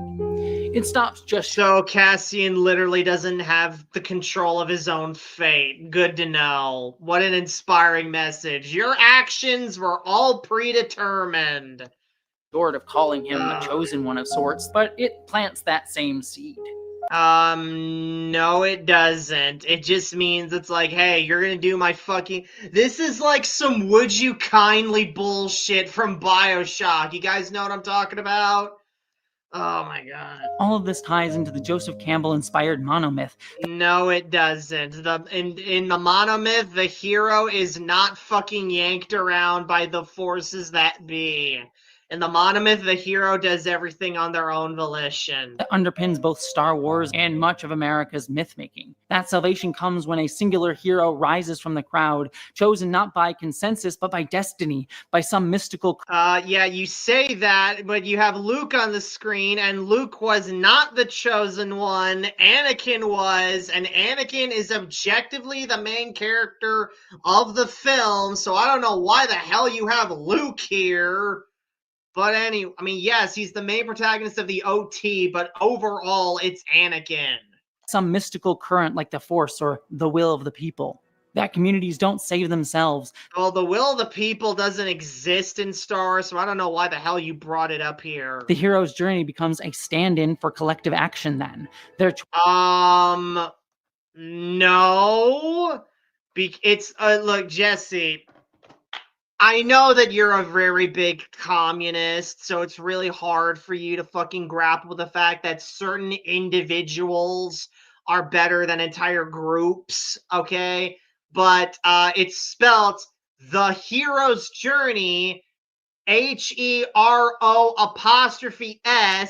not the hero's journey, HEROES. Do you see the difference here? Just wanted to link collectivism to it. Yeah. Voices framed as ours, their triumphs as victories for... No, the hero's journey is simply the hero's, okay? Not everyone else's. Yes, the hero can have other people join him for it, but it's objectively his own. And also, I really do not... Also, does anyone else fucking hate it that when they talk about the hero's journey's influence on Star Wars and they show just fucking Luke, even though, like, with the benefit of hindsight, it's not Luke, but Anakin? Anyway. The achievement of the hero is one that he is ready for, and it's really a manifestation of his character. And it's amusing the way in which the landscape and the conditions of the environment match the readiness of the hero. The adventure that he's ready for is the one that he gets. It's a myth designed to comfort us while encouraging surrender, so we cheer as we hand over power again and again with thunderous applause. Hold on. How does that even make sense within regards to Trump? Like, honestly, what the hell? The one thing that I will point out about this image is that I love the way Kamala is just slouched in her chair, given the golf clap. Yeah, she's like, you could tell she's really fucking bitter, yeah. That or she's incredibly hungover, because I do recall hearing that while the results were coming in during the election, Kamala could hardly believe that she hadn't beaten Trump at least once when the votes were coming in, and she got incredibly wasted. Hashtag wasted Kamala. Hang on. So I'm guessing either she's hungover in this image, or as you said, she's incredibly bitter. Yeah, probably both. She's probably drunk and bitter, yeah. Also, on that note, I actually have to head out a little bit for the stream. I might pop back in sooner or later, but I know you'll be streaming multiple videos during the stream, so you might see me back. Yeah, probably, Evan. Yeah. All right. And see you for now. See you, Evan. Anyways, and speak of the devil, it's Mr. President himself. Hang on, Mr. President, real quick. I just want to get your thoughts on what Jessie Gender just said about you in relation to the hero's journey here. Hang on. So here's Mr. Campbell. As ours, their triumphs as victories for all. The achievement of the hero is one that he is ready for, and it's really a manifestation of his character. And it's amusing the way in which the landscape and the conditions of the environment match the readiness of the hero. The adventure that he's ready for is the one that he gets. It's a myth designed to comfort us while encouraging surrender, so we cheer as we hand over power again and again with thunderous applause. All right, so Mr. President, do you have anything to say to that?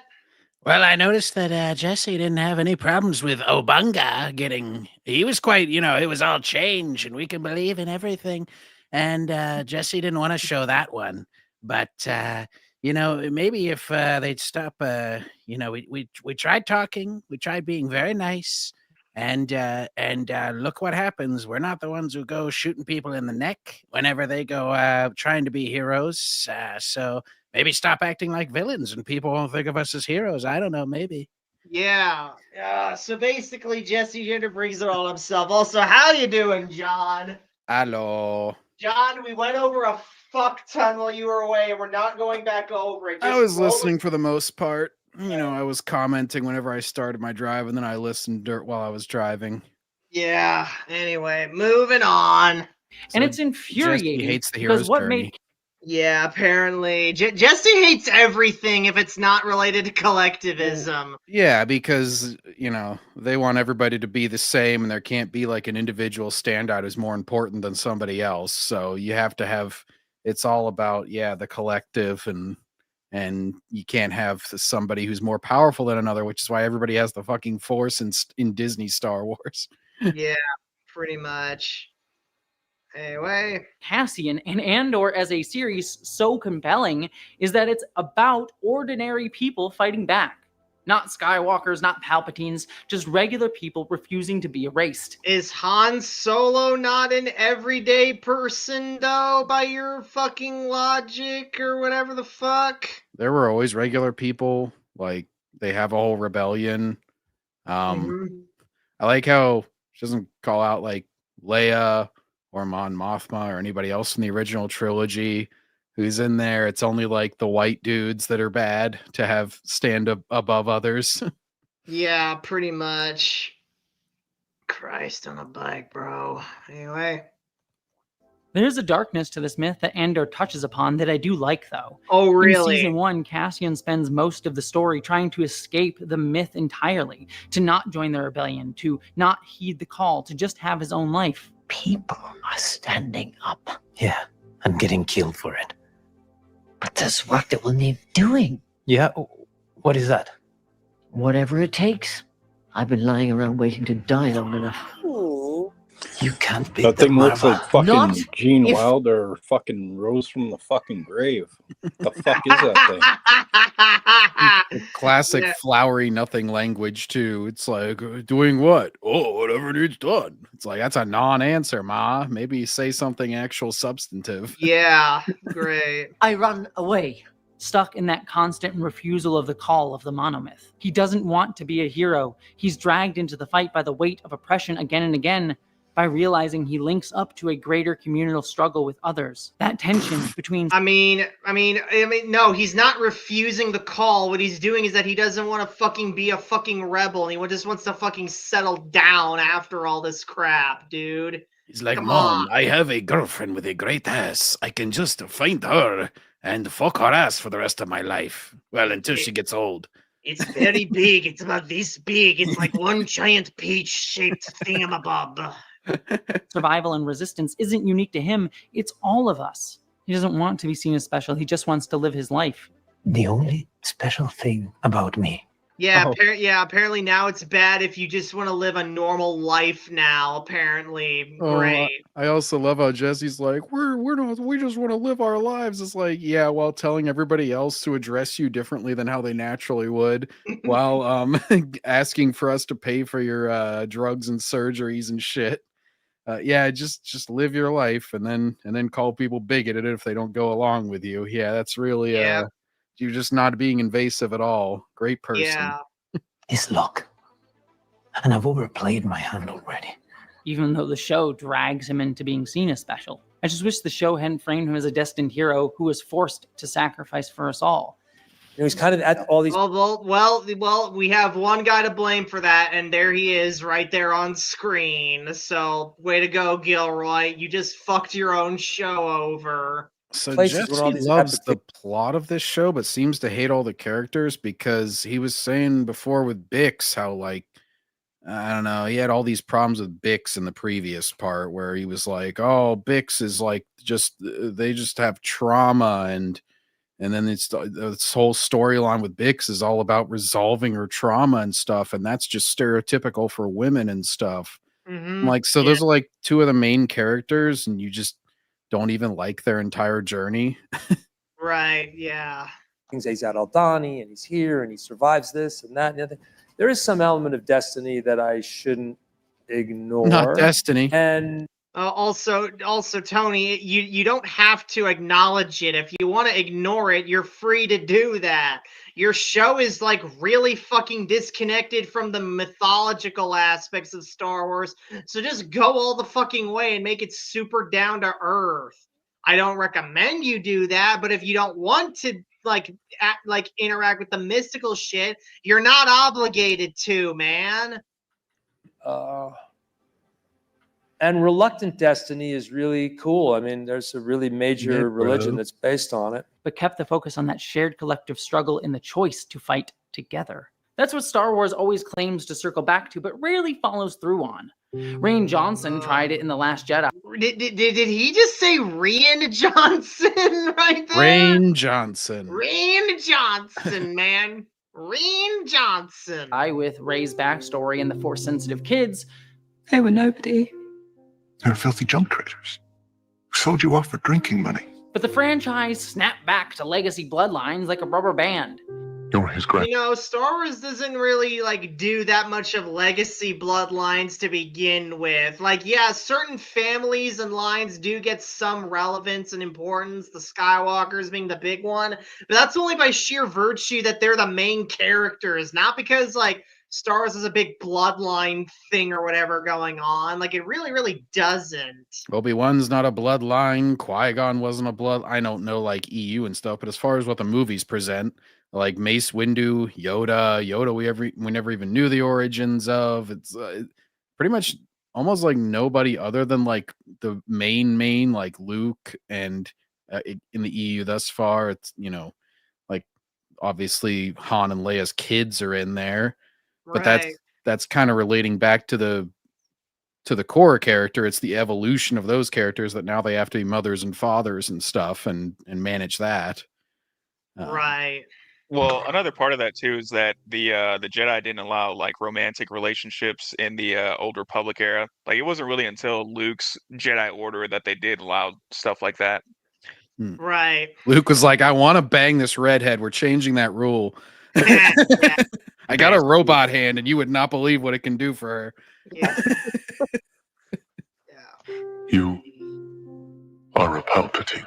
It insists upon specialness, on divine intervention, on the idea that some people are just chosen above the rest. No, it's because Rian Johnson completely fucked over whatever plot beat like anyone could have worked with for a sequel. So JJ just had to do the next best thing and completely walk back on all the crap he had. You know what I'm saying? Yeah, I mean, So- far be it for me to defend JJ, because people always say like, "Oh, JJ already made all these decisions." It's like JJ was just a pussy and left everything open-ended.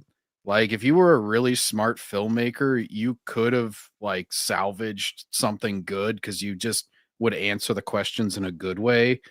Rian here was just like, "I'm gonna kill Snoke. I'm gonna, Luke was a piece of shit, and that's why he's on the island, not because he got stranded after some epic fight or something and like was forced to be there. It was his choice. Like, that was a big fucking choice by Johnson, and it ruined Luke's character. Like, there was a way to like salvage Luke at least, where you could have said like, oh, he had this big epic fight with Snoke and he disabled his starship and he didn't tell people before he went because like he was the only one strong enough to fight him or some shit, and so nobody knew where he was. There's like a reasonable way to do that. And Rian Johnson was just like, no, he chose to be. He's a hermit now.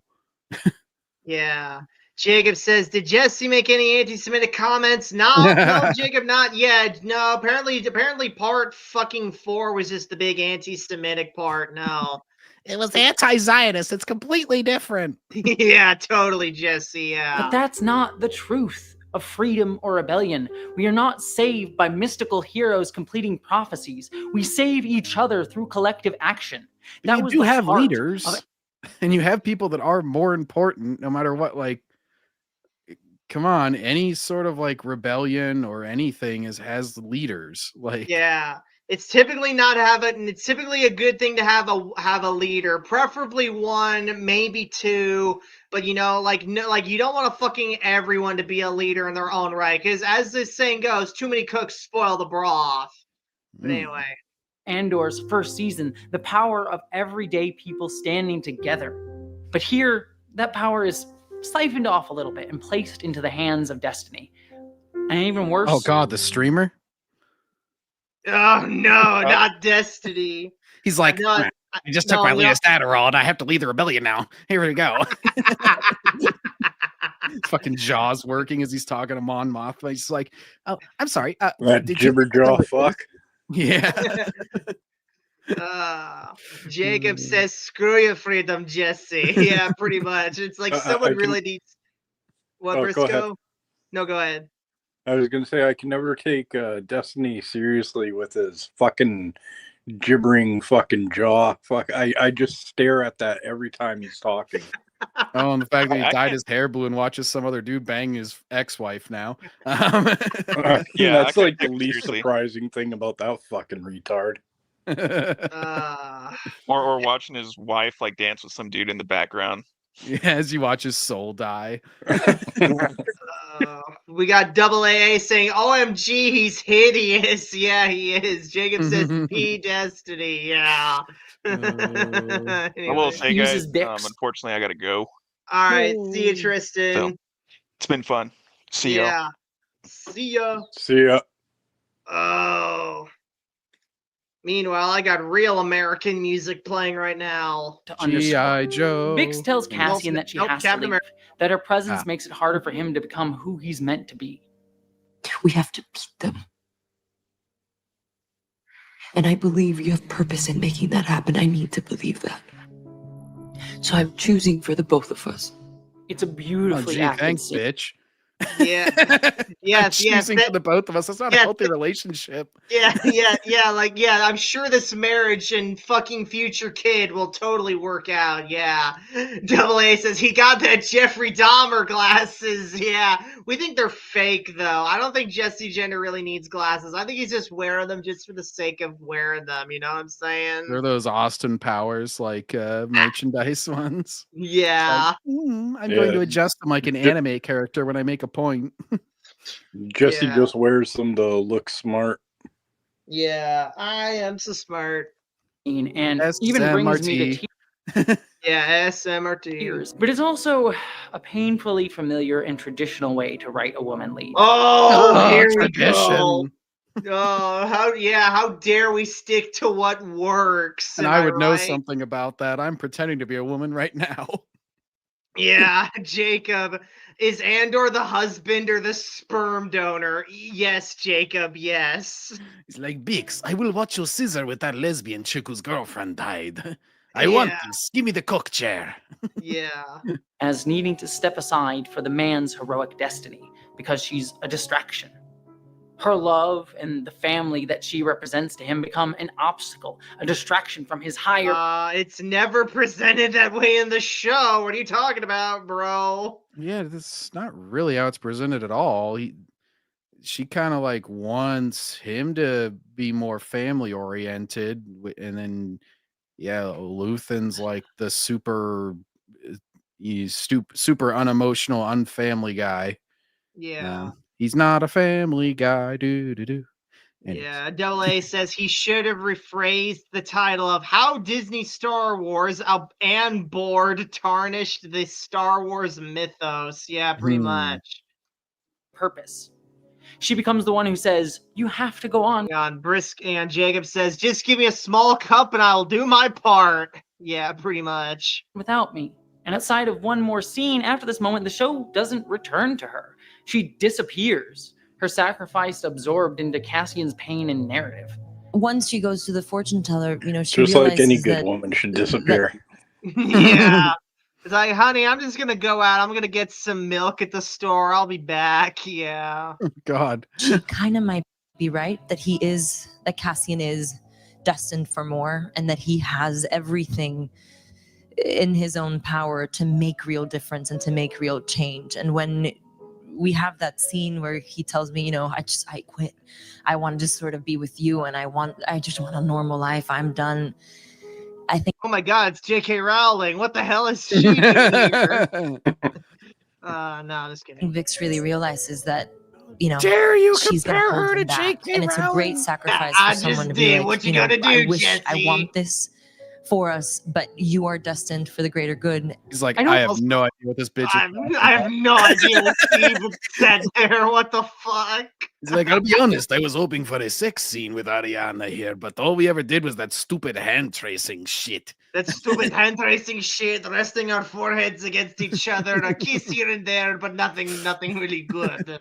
I wanted to get my lap of the cheeks, you know. I wanted to get my rocks off. See. Mind Cassian struggling with having to keep fighting. That's a real struggle, believe me. It's one I feel every day. Here comes the fake cry again, where they put the. You just put a little shake in your voice. You sound kind of like you're crying. Right It's now, really easy my to mind do. is- You don't have to actually cry to do it. Jacob, and she like, I'm going to be Wonder Woman soon. Trust me. Yeah. I hope not. Double A says, we got Double A saying, you feel. We gotta get Jacob and Double AA on one of these shows, man. Hang on. Jacob, Double AA. The Discord is open now. There we go. The narrative makes it that Bix is the thing that he has to lose in order to become a hero. She deserved more than to be a stepping stone. Instead, all we get of her at the end is the final shot of the series, which reveals that Bix... Hang on, Jacob says, I don't have Discord. Jacob, it's really easy to download, set up, and use. It really, really is. I don't think it really requires any personal information and shit either. You just like do an No. email and a username, basically. Yeah, pretty much. Anyway. was pregnant all along, having given birth off-screen. Son of a Bix! Anyway. Left standing in an Elysian wheat field of Minao Rao, gazing into the distance. Oh, The gladiator planet. It's gladiator heaven, yeah. She just sees Maximus like walking around tracing his hands on the top of the wheat. He's like, hey, what's up? Yeah. Also, double A again, it's really easy. Just download the app or whatever, get it on your computer or whatever, set up an account. It's really easy. While Cassian rides off towards You can be a commentator on this too, double AA. Anyway. his supposed destined death in Rogue One. And in doing so, she becomes Supposed? the No, visual he embodiment dies. of idyllic past. No. Jesse's saying it's supposed destiny because the show's supposed to be like ambiguous if he's like a destined hero or whatever. And it's like, well, it kind of is destiny if they're making that big a deal about it. You know what I'm saying? I mean, Also, yeah, wait up. could have made different choices, but then I'm guessing that would have been like the Death Star plans don't get stolen, so it's kind of like a sacrifice to win, basically, is how it's framed. Yeah. Also, so much for this being a struggle of the common man. If fucking destiny's getting involved, kind of ruins the whole moral of the show, doesn't it? Pastoral femininity. The sunrise that Cassian will never get to see, the symbol of hope that he fought for but will never reach. And some argue that this final shot, importantly, reframes her choice to leave Cassian not as a rejection. I feel so bad for this baby right here because this baby's gonna grow up and like, God damn, I was in a shit TV show. Fuck. Yeah, double A. So Andor is an abandoning deadbeat father. Nice job, Disney. Yeah, pretty much. I'm going to get cigarettes, Bix. Yeah. Cassian or for his destiny, but as a choice on her own part to protect her child. And Tony Gilroy argues this himself. The final shot was, for anybody who is confused about Bix leaving Cassian in 9. Is she getting AI? It's a to very read this? sophisticated. I don't know. It's one of her like it's one of his loser buddies. I know. Oh, that's that. right. He got Ant to read the one, I remember. Yay. rationale for leaving. I mean, how do you react? This guy probably is AI. He's like Star Wars Meg. He's so fake sounding. He's turned into AI. Feel Star Wars like you're Meg is living with probably someone also a who has a dude. destiny, Yeah. and you might be confusing that destiny. That's a pretty subtle thing. And this underlines that and says, oh my God, she was pregnant when she was doing that. No, it doesn't, Tony. It just means that she was pregnant while she was doing this, okay? Moving on. But Gilroy's wording here reveals a lot. The pregnancy was meant to retroactively underscore Bix's departure, something to help people feel less confused, to make it more obvious. A kid apparently makes it easier, simpler, than her sophisticated rationale for why she leaves Cassian. The pregnancy wasn't originally part of Bix's decision. It was added later, a narrative pattern. Well, when women get pregnant, it's typically not their decision, Jesse, okay? I know you... It's their decision not to have the guy wear a condom or something, unless they're raped or something. Yeah, and it's like, again, this just shows you how much Jessie knows about being a real woman here, you know what I'm saying? Meant to reframe her exit as a personal choice and something easier for audiences to understand, rather than it seeming like a byproduct of I feel like Bix speaking directly into the fucking camera gets it pretty across what her fucking point is without giving her a goddamn kid here, bro. Double A says, how much y'all want to bet that Disney bought those Emmy Awards? Oh, they 100% bought them. What do you think, John? Oh, I mean, they bought especially like pretty much all those awards. It's just fucking social media drumming up at this point. Yeah, you can tell like everybody starts advocating for it the moment something comes out, which is retarded because all the shows that it's competing against haven't even come out yet. And they're already like, it better win an Emmy. It's like, well, you don't know what else is going to come out or how good it'll be. It doesn't matter. It better win an Emmy because it had the message I wanted. Briscoe, what do you think? Do you think Disney bought any of the Emmy Awards? Well, Disney pretty much owns everything anyway, so I mean, yeah. Cassian's male-centered hero's journey, which means that the male-centric hero's journey. The hero's journey is not inherently male-centric. Okay, Jesse, let me ask you. You're the fucking woman here. What's the female-centric hero's journey then? To learn how to go back to the kitchen. Yeah. The show fully intended to end on the note that Bix left Cassian because she risked distracting him from his masculine, action-driven, destined path. I wouldn't call this show action-driven. What the hell are you talking about, bro? Yeah, there's not too much action. Retroactively grants her agency while still reinforcing Cassian's arc. And that choice, shaped by a predominantly male writer's room and directors, lacking women's perspectives, revealed the gap. Okay, so apparently Andor would have been so fucking improved if there was a woman on board to write fucking Bix's storyline of this show. Okay, bro. Fucking Christ. So tiring dealing with this bullshit, man. Wait, Backseat. I just gave in the private chat something that's very relevant to our current conversation. It's a 30-second clip. Okay. I think it's worth the a quick little detour here. It's also a YouTube video. all right. Hold up. Let me get rid of this crap. All right. It's gonna be a nice break from Jessie about halfway through here. we need something. Hang on. Share. Okay.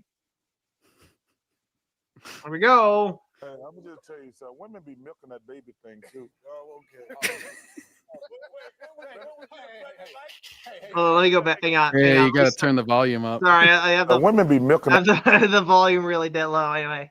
Hey, I'm gonna just tell you something. Women be milking that baby thing too. Oh, okay. Being pregnant, it can't be nearly as bad as playing a basketball game with a sprained ankle. He's dying. I'm telling you. Hey, but why? Hey, Chuck, again, why you never buy a woman a watch? What? Say it again, Why you never buy a woman a watch? Because there's a clock on the stove. I just wondered. I always wondered why. You know, come on, Ernie. I've heard it all before. Come on. Wouldn't be milking that baby thing. Face sparkling. Oh my gosh, funny shit. That's what I say to Bix. Yeah. There's a clock on the stove, Bix. Why you gotta leave a whole damn planet just to take your baby away? Why you gotta do that? Yeah. Yeah. Was told. Yes, Hang on. Jacob says, if you're doing Ant the Auto-Come Virgin, I'll try to get on. Maybe we'll try to do Ant tomorrow, actually. We'll have him round out Sci-Fi September. You can't gift off of me. I have 100K subscribers now. Okay. Oh, yeah. Good. That just means that you have 100K for me to piss off.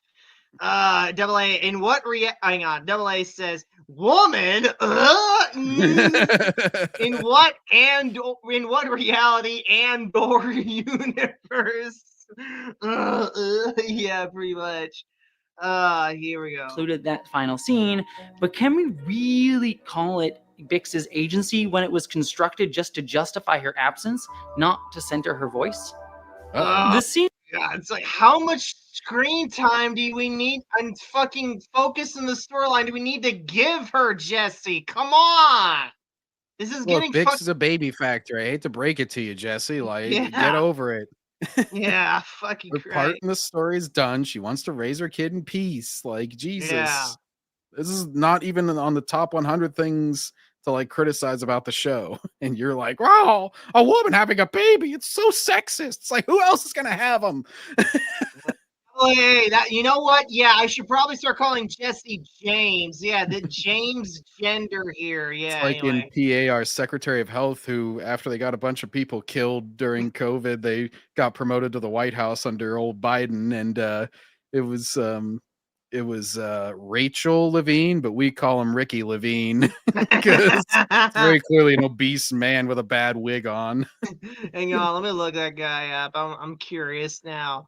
Rachel Levine. Oh, don't do it. Don't do it. Pennsylvania. Oh no! Oh, this is nasty. You can't even tell unless you're a transphobe. I mean, That come is on. nasty as shit. Jacob says Bix has a real pussy, not an Arby's big beef and cheddar. That is Ooh. correct. Sorry, James, but you do anyway. Could have worked, but the problem lies in its context. We never hear from Bix about wanting a child, what that child would have meant to her or means to her. It's just a visual cue. An image. I'm pretty sure she cares about it because, you know, it's her kid. Yeah, she could have gotten a space abortion too. I'm sure Yeah. in Star Wars that's possible in the future. I don't and know. all that. Do you guys think Jessie's gonna advocate Bix to get an abortion? Probably. Who knows? We're meant to read as profound without her voice in guiding us to what it means to her. Oh, I find this offensive because I can't have babies, and yet yeah, rubbing the baby's back and kissing it. Yeah, it's like I wonder what she thinks of it here. Okay. It would have worked much better if we had cut to her covered in dirt working as an engineer for the rebellion or Oh on my route. God.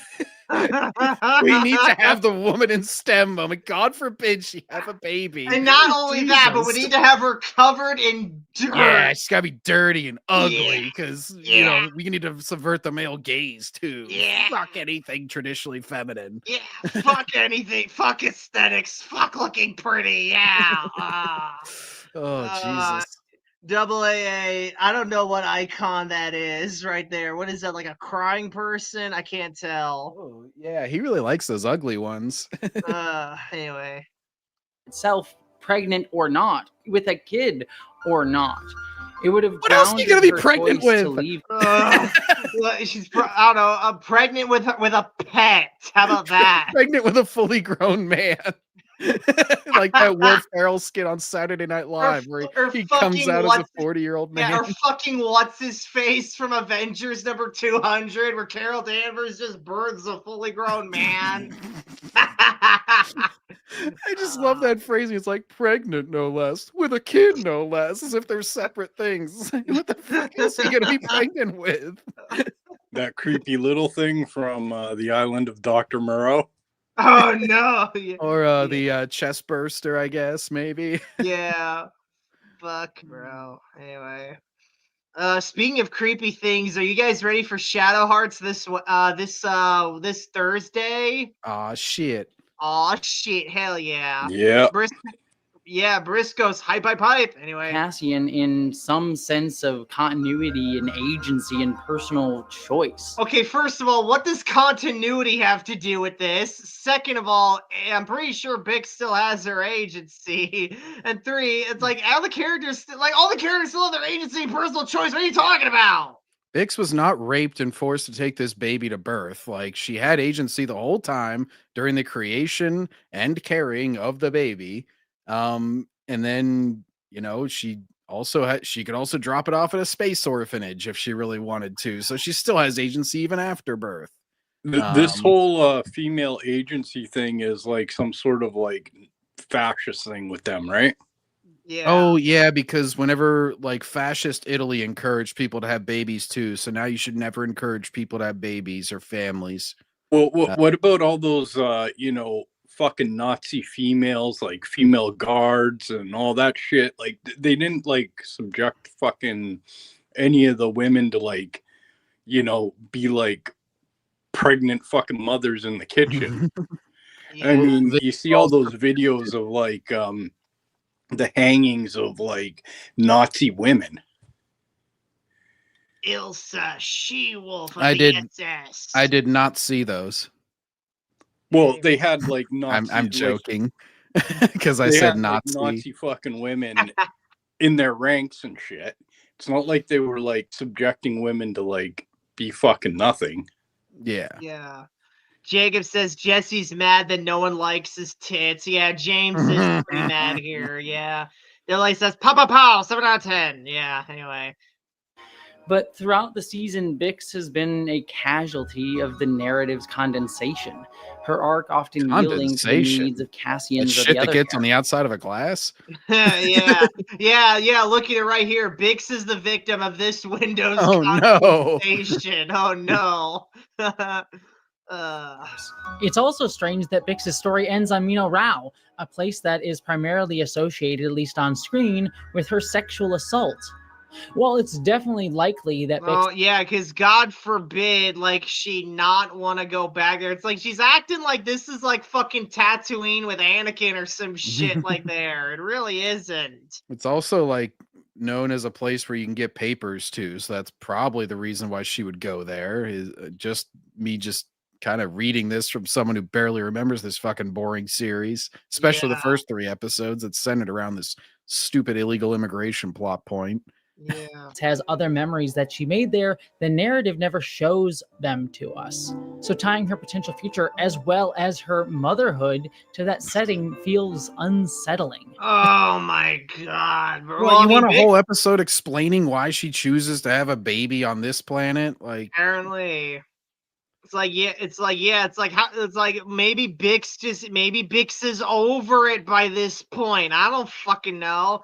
Like you know, look, heaven forbid, but if Mom Cedar gets raped in our house right now, she's not gonna just up and leave the house because she got raped. Okay, I don't know. Also, Bix didn't even get raped, or she didn't even get any of her clothes. Like, she didn't even come close. Like, she kicked the guy's ass and killed him whenever he tried it. So it wasn't even like anything. I mean, she had to kill a dude, but she's had to kill people before. She went in and assassinated that doctor dude.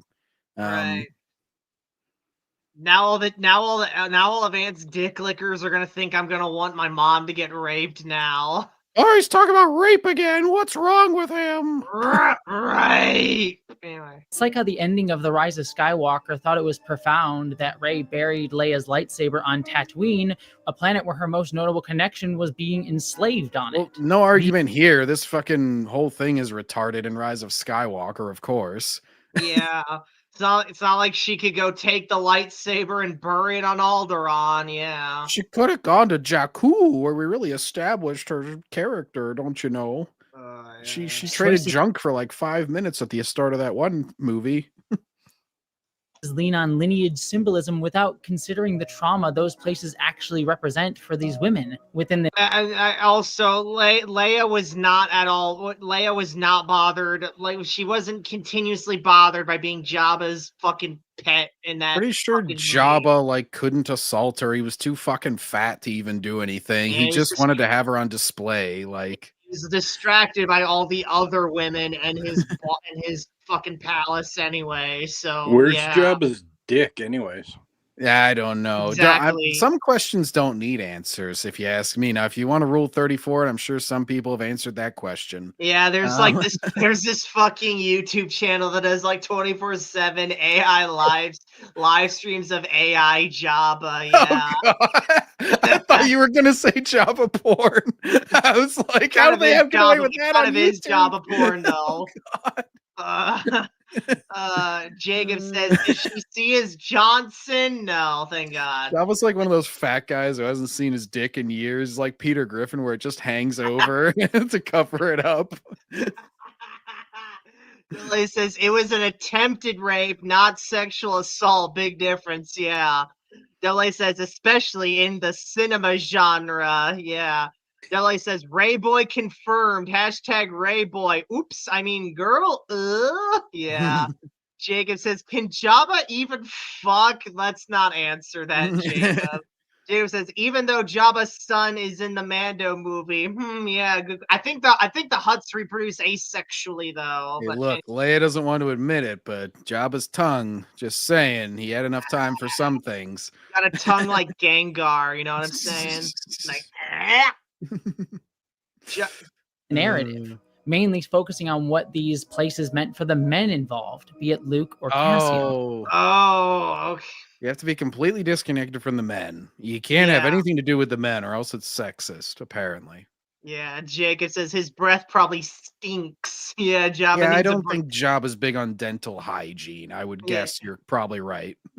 Jacob says, Double A says, Jacob, I don't know. Ask Louise Julie. She's asexual, but yet she has sex with men. Yeah, pretty much. What's his face? Not Pedro Pascal, Diego Luna.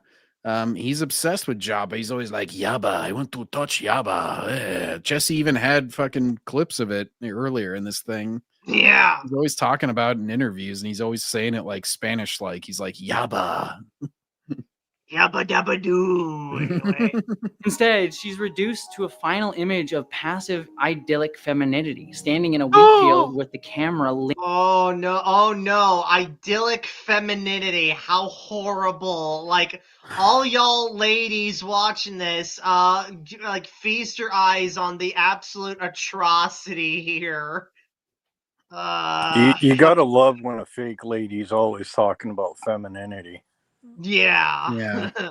And how Bix has to be a fucking greasy mechanic in order to provide the right image. Don't have babies. Get man jobs, because they're not man jobs, damn it. They're woman jobs. Yeah, well, why the fuck doesn't Jessie get a fucking man job then? Yeah.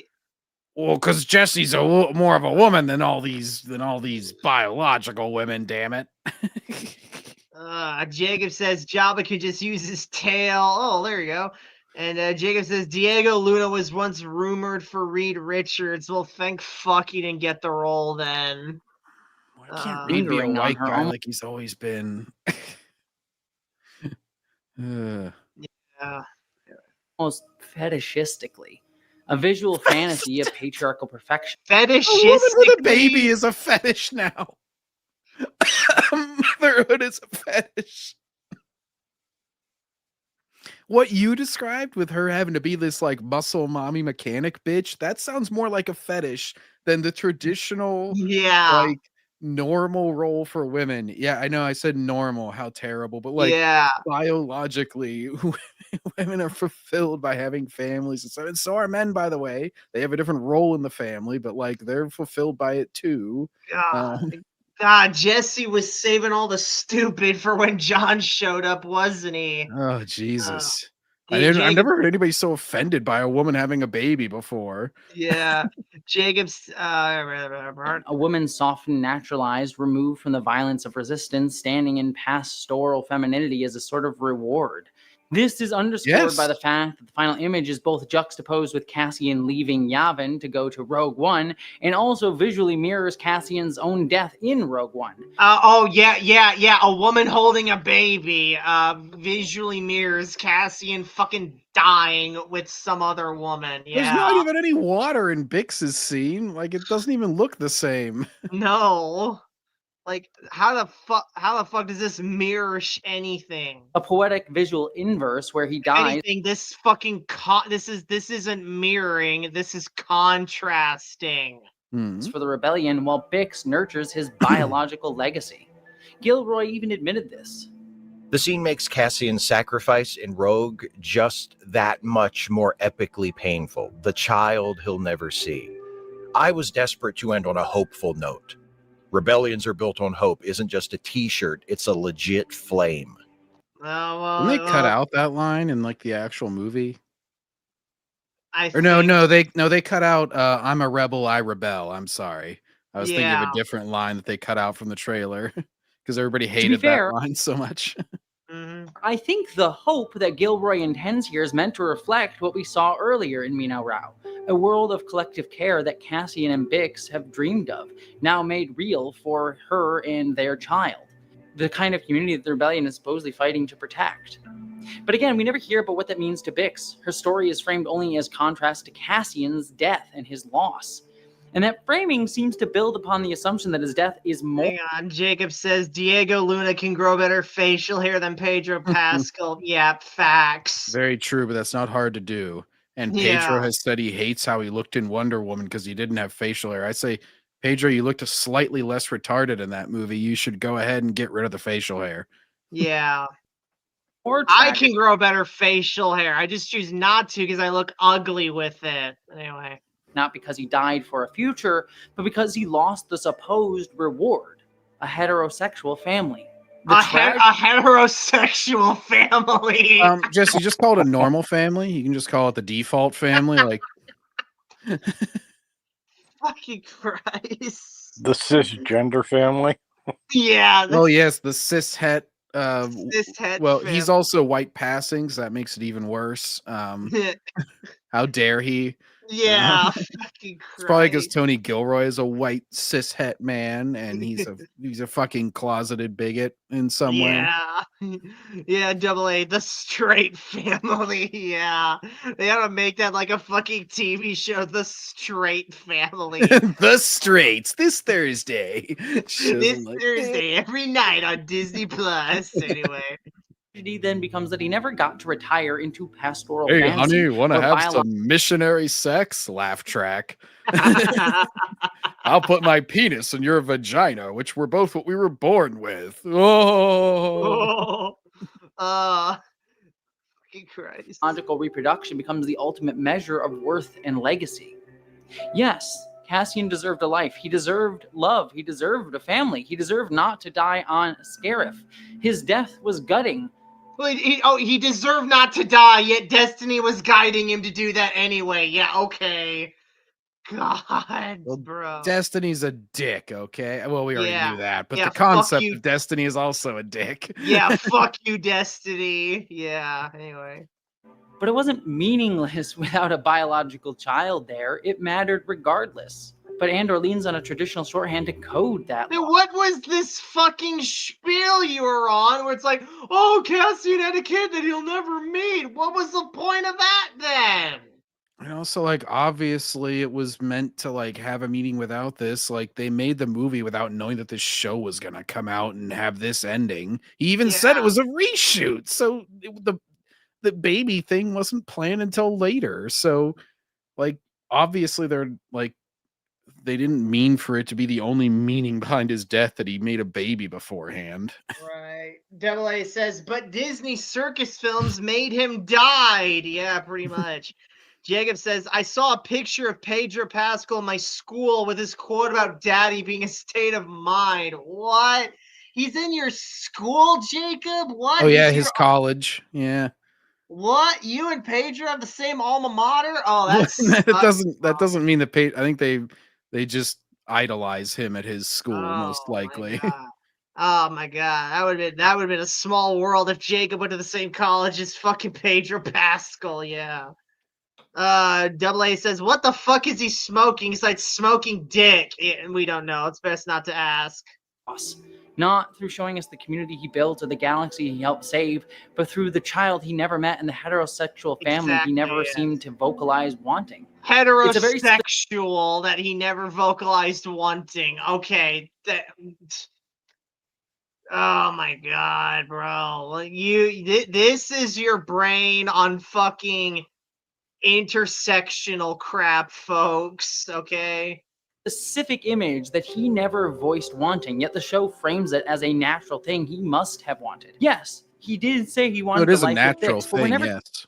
Yeah, it is pretty natural for human beings to want to, have sex, marry, and have kids with other human beings. Yes. told he wanted to become a father. That desire is assumed, mapped onto him by our cultural expectation. A narrative. Onto him. It's like, no, Jesse, it's not mapped on by our cultural expectations. It's fucking biology that's been ingrained into us since the goddamn caveman times. No, it's all cultural pressures. Nobody actually wants to have a family. Oh.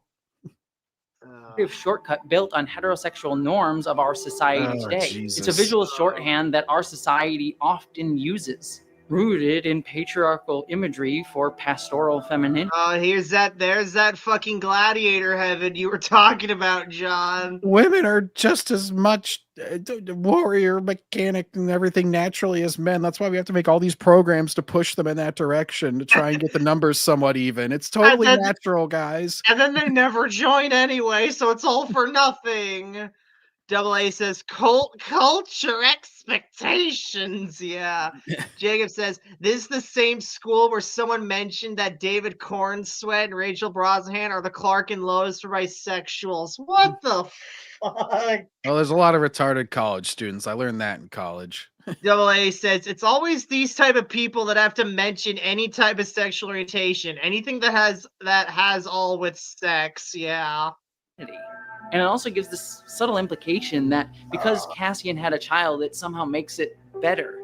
His story lives on. It's a hollow biological marker of legacy. No one it says reduces that. everything he fought for to bloodlines, not solidarity, not memory, not cultural resistance. A visual if of a that's brick it for laid on you, Jesse, if a baby ruins it that much for you, that sounds like a you problem. It really Somebody has a is. kid and you just think that defines their entire character and everything. Like Luke Skywalker has a kid eventually in the EU. I know. I don't think that. I'm not like reading all these stories going, oh, geez, well, I guess Luke just nothing else mattered. He's just completely defined by this kid. Nothing else he ever did is worth shit now. Yeah, SWA says hollow. Very true. Yeah, this whole show is pretty damn hollow on a lot of crap. Barracks and his name would have said so much more to me, meant so much more based on the context of a show rather than a child. It would have shown that his legacy was in the people that he fought for, the culture that he held on to, not a child he never seemed to seek. Instead, we get Fuck is their patriarchal culture? myth-making, the Some woman in the stupid song and food? Like sorry that like he's not defined by that. He's been all over the fucking galaxy at this point. I don't think he's like obsessed with some stupid planet that he grew up on. Jesse's really milking this fucking broad in the cornfield or wheat. Yeah, I know. Yeah. Copyright struck. Oh my Holy God. shit. Christ on a bike. field fertile with a legacy the man will never return to plow. I've heard people argue that this. Oh, was he Bix's- plowed already. That's how the baby plowed got her, made. yeah. He sowed his wild oats, you could say. Oh yeah, Jacob. Imagine Jesse on FNT. Oh, that'd be the fucking day. What do you guys think Jesse on FNT would be like? She'd be like, Nerdrotic, why aren't any of your kids trans, by the way? He's like, I only have one. He's not. He's like, oh, it sounds pretty bigoted to me. I don't know. Yeah. Well, let's be Briscoe. honest. Jesse would just think they're all a bunch of fucking Nazis anyway. Yeah. I would just love the first time that Ryan Kindle goes black. He says it like intensely, like he always does. Jesse would just have a fucking conniption, like an anime character with the vein throbbing. Yeah. I met Ryan when I was down in Texas. Ryan's a pretty chill guy. Yeah. Anyway. Agency on display here, but most people won't read Bix's Hang pregnancy on. as a symbol We of got John McKinney in chat. How you doing, you beautiful son of a bitch? Haven't seen you in a while. Not to mention, Andor has tonal whiplash. It includes people playing rock, paper, scissors like kids, and K2SO pushing an Imperial officer slapstick style. They sacrifice the dark tone. That is correct, John. Yes. Mm-hmm. her survival or her agency. They'll see it as a vehicle to continue Cassian's bloodline as well as underscore his tragedy. A consolation prize meant to comfort the audience with at least the fact that his legacy lives on in It's his. not to comfort the audience. It's just to fucking. It's just there because they felt like giving him and Bix a kid. It's simple as that. I think it It's was like, what- mainly just a reason to have Bix leave because she like knew she was pregnant. I'm guessing. I don't know. It's kind of Part of the vague. reason, at It is least. kind of just thrown in there. Like that's my biggest criticism of it is that it's like it is kind of just shoehorned in at the last moment. But I don't have a problem with the concept of it. Again, this is like not the thing to complain about with this show. It's such a Yeah. last minute thing. It like hardly even matters in the plot at all. Yeah, it's probably not going to matter at all anyway, because I have a very strong feeling Bix is never going to show up in anything ever again after this. Oh, they'll have Ahsoka train the Cassabix kid, and that'll The be its son name. of the Bix, yeah. Yeah, only well, Phantom it'll is start off as a son, and then they'll make it a daughter later on, and then Yeah. they'll team up with Sabine,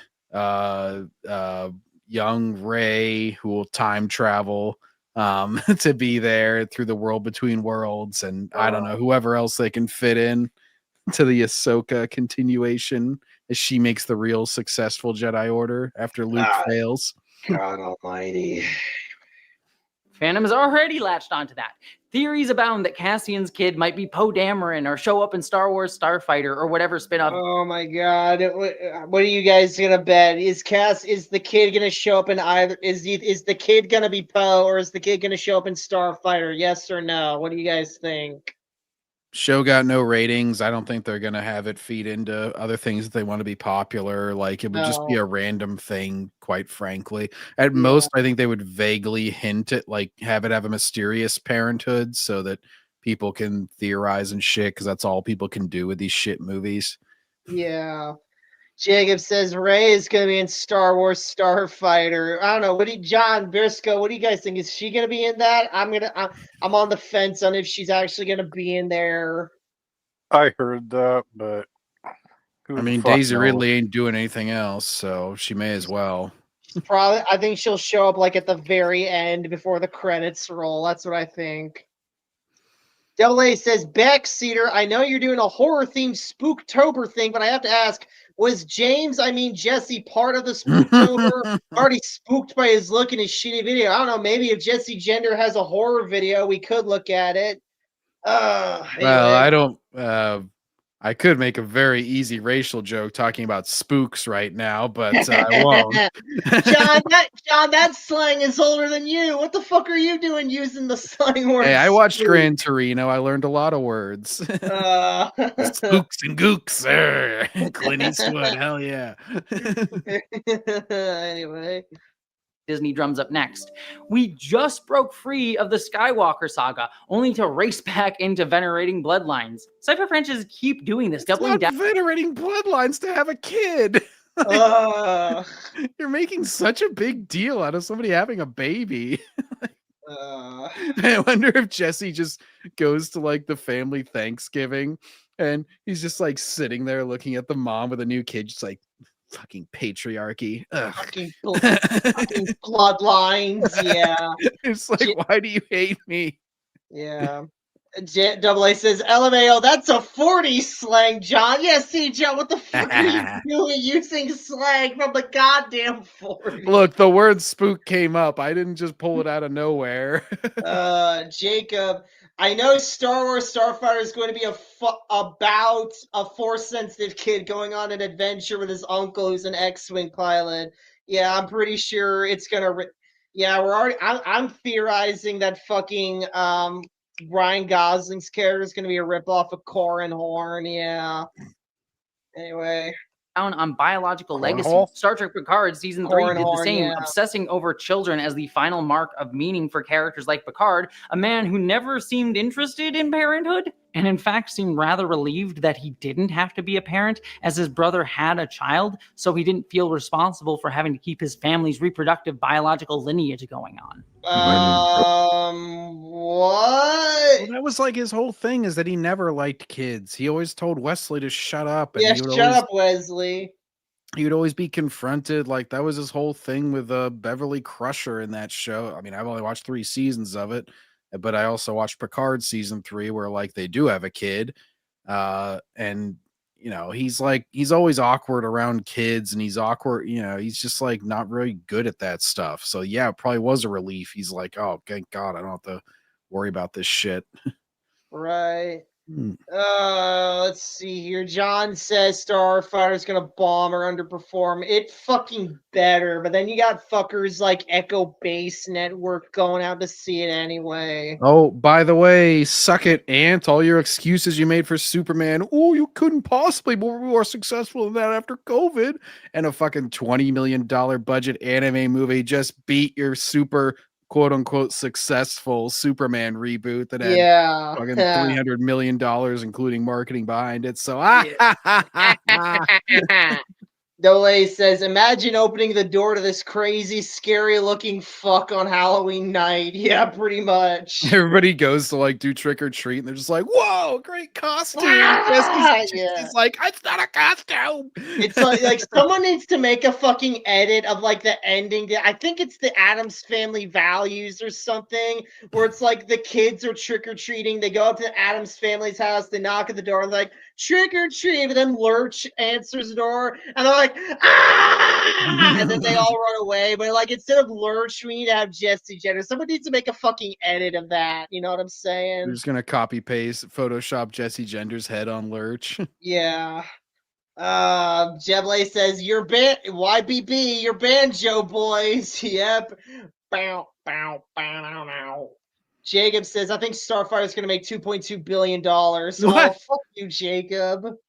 What are you, that guy that thinks Mando and Grogu is gonna make $2 billion? Guy who loves fake Star Wars, yeah. By the way, Jacob, I'm joking. I seriously don't think you think that anyway. Robert married and he had a son. You felt it was no longer your responsibility to carry on the family line. Right. Yes, that's it exactly. It's emblematic of how deeply our broader culture fetishizes bloodlines as the pinnacle of legacy. No, it doesn't. That was not the point. That's his specific character. Like, God damn. I mean, Star Trek has enough societal like commentary and shit. You don't need to make it up whenever it's just about a character moment. It was about Picard himself there. This is why people in Star Trek does have like a lot of messages and shit, but it's always hilarious whenever people like try and act like it doesn't have any characters or it doesn't have anything that's like more neutral or just like basic storytelling. They're always just like, oh, imagine thinking that it shouldn't have an environmental message. It's like, no, it wasn't always just the most ham-fisted like bullshit that just interfered with the story, like the modern shit. Yeah, they do this with Star Wars all the time. Like, whoa, it's all about defeating fascism and the Vietnam War. That's all Star Wars about. It's the only reason people care about Star Wars. Yeah. Yeah, when you watched as a kid, I'm sure you loved it because of its anti-fascism message. Yeah, that's something that all the kids immediately figured out. Yeah, totally. That we need to constantly replicate ourselves through having babies. I hope we never see this child again, but given Disney's track record and relentless appetite for IP expansion, I doubt we'll be so lucky. Even Tony Gilroy himself said, let's be honest, Disney owns that child. And if that child should return, as Yeah, much it's as part I of want an to IP believe, that they own. I don't like they own every character. Yeah, Tony, they own all your Tony, every character you made for Rogue One and Andor, they also own. So saying Disney owns that child is completely meaningless. Oh my God, fucking Christ. that Bix, Phyrexian culture, and revolutionary spirit will be the thing that will shape that child's story, I can't shake the feeling that Disney will probably center it around Cassian's legacy. Hang on. Jacob says the guy who likes fake stars backed off. He's now saying it'll make $1 billion. Oh, he's backtracking now. From 2 billion to 1 billion. I still don't think it's going to make anywhere near $1 billion. Even No. See the kid looking at images of their dead father and wondering what they could have had and maybe aspiring to be like him, just like their dad. I can even write a scene Holy for you. shit. I bet Jesse was glitching out there. I know. Yeah. Jesse's like majorly triggered by this child existing. Yeah.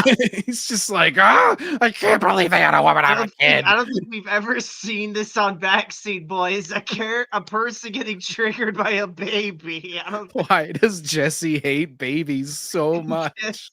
Jesse the baby killer. My vagina can't make a baby because it's just a fucking open flesh wound. So now I'm majorly triggered by the fact that what vaginas actually do.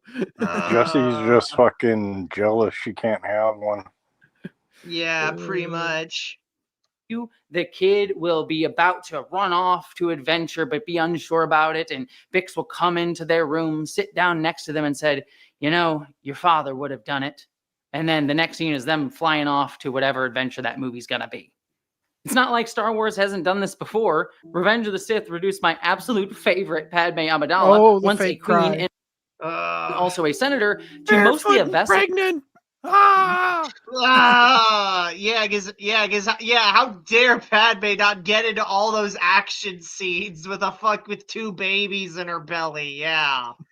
It's like, oh my God, Christ. For the Skywalker twins. Her political power, her fire, her intelligence, all were stripped away to make room. No, it was She not. was still in the Senate, like negotiating shit, like up to the moment that Palpatine took power. She was in the fucking Senate chamber when he took power. Like, From Motherhood. The Rise of Skywalker repeats the same pattern. Rey's entire arc collapses into bloodline politics, casting her as a Palpatine who only chooses at the end the name Skywalker. Undercutting Rise The of Last Jedi. Skywalker's retarded, but not because it involves families. It's because it was clearly getting veered left and right on the family front the entire sequel trilogy. Yeah, the sequel trilogy was one giant game of tug of war between 2 assholes. Because JJ wanted to tease a bunch of shit without even making up what the actual conclusions were, and then Ryan was like Jesse, quite frankly, where he's like, no, family shouldn't matter at all at anything, and everything should be just completely unrelated. Fuck that. And then JJ's like, well, fuck, now we've pissed everybody off. I guess I better try and get some nostalgia berries, and I'll at least get a few people to like it. And that didn't work either. Yeah. His radical message that legacy is more than genetics. I mean, no one said legacy is just genetics, so I don't know what you're talking about here. Jesus. Bix's pregnancy falls into very much the same trap. A deep and interesting woman character flattened into a symbol of male legacy. Is she This deep? is what queer theorists like Lee Edelman have called reproductive futurism. A culture obsessed with children as the only meaningful future. So some other queer was jealous that they couldn't have kids either, so they got mad about it and wrote a book. All right, cool. Yeah, cool, great. Yeah, it's like, yeah, I'm sure this book is like really fucking great and whatnot, Jesse. But guess what? No one gives a fuck. Having babies is exclusive. Why can't you? John Why says can't you be more accepting? John says Rise of Skywalker seems to be the one Star Wars movie that no one likes. Even people who love Force Awakens and Last Jedi hate Rise of Skywalker. Yeah. Well, don't you know it's our fault that Rise of Skywalker happened, guys, because we didn't fillet The Last Jedi. And so the only other option was to make The Rise of Skywalker. It was a strictly binary choice. Yeah. Jacob says, can we have Sydney Sweeney back? Let me see if I can do something about that, Jacob. Hang on. Briscoe doesn't have a profile picture up. Just put her on him. Briscoe, use Sydney Sweeney as your profile picture and turn off your camera. Yeah, do it, Briscoe. All right, hang on. Hang on. I'll do something. Once I figure out how to do that shit. Oh, wait, nope. That's how I got the Trump image. You just select the little square that you want to display on Streamlabs. Hold on. I'll get something up here. Hang on. All right. I'm gonna try something. Purist would do. Yeah, I'm gonna try something, but I'm not sure if the fucking audio is going to come through here. So I gotta find a good picture real quick. All right. That's good enough. I can work with that. All right. Her dress at the Emmys was nice. Yeah. Okay. So, yeah, I'm actually getting that dress up here. And she got to hug that lucky ass 15-year-old kid. He's like, I won an Emmy and got to hug Sydney Sweeney. I'm pretty much all downhill from here in life. Yeah. All right. Okay. Let's see here if we still have audio. Can you guys still hear this? Yeah. No, I can't hear it. No, you can't hear the video? No, I'm sorry. Oh, damn it. Okay, well, at least we got some nice titties this episode. All right.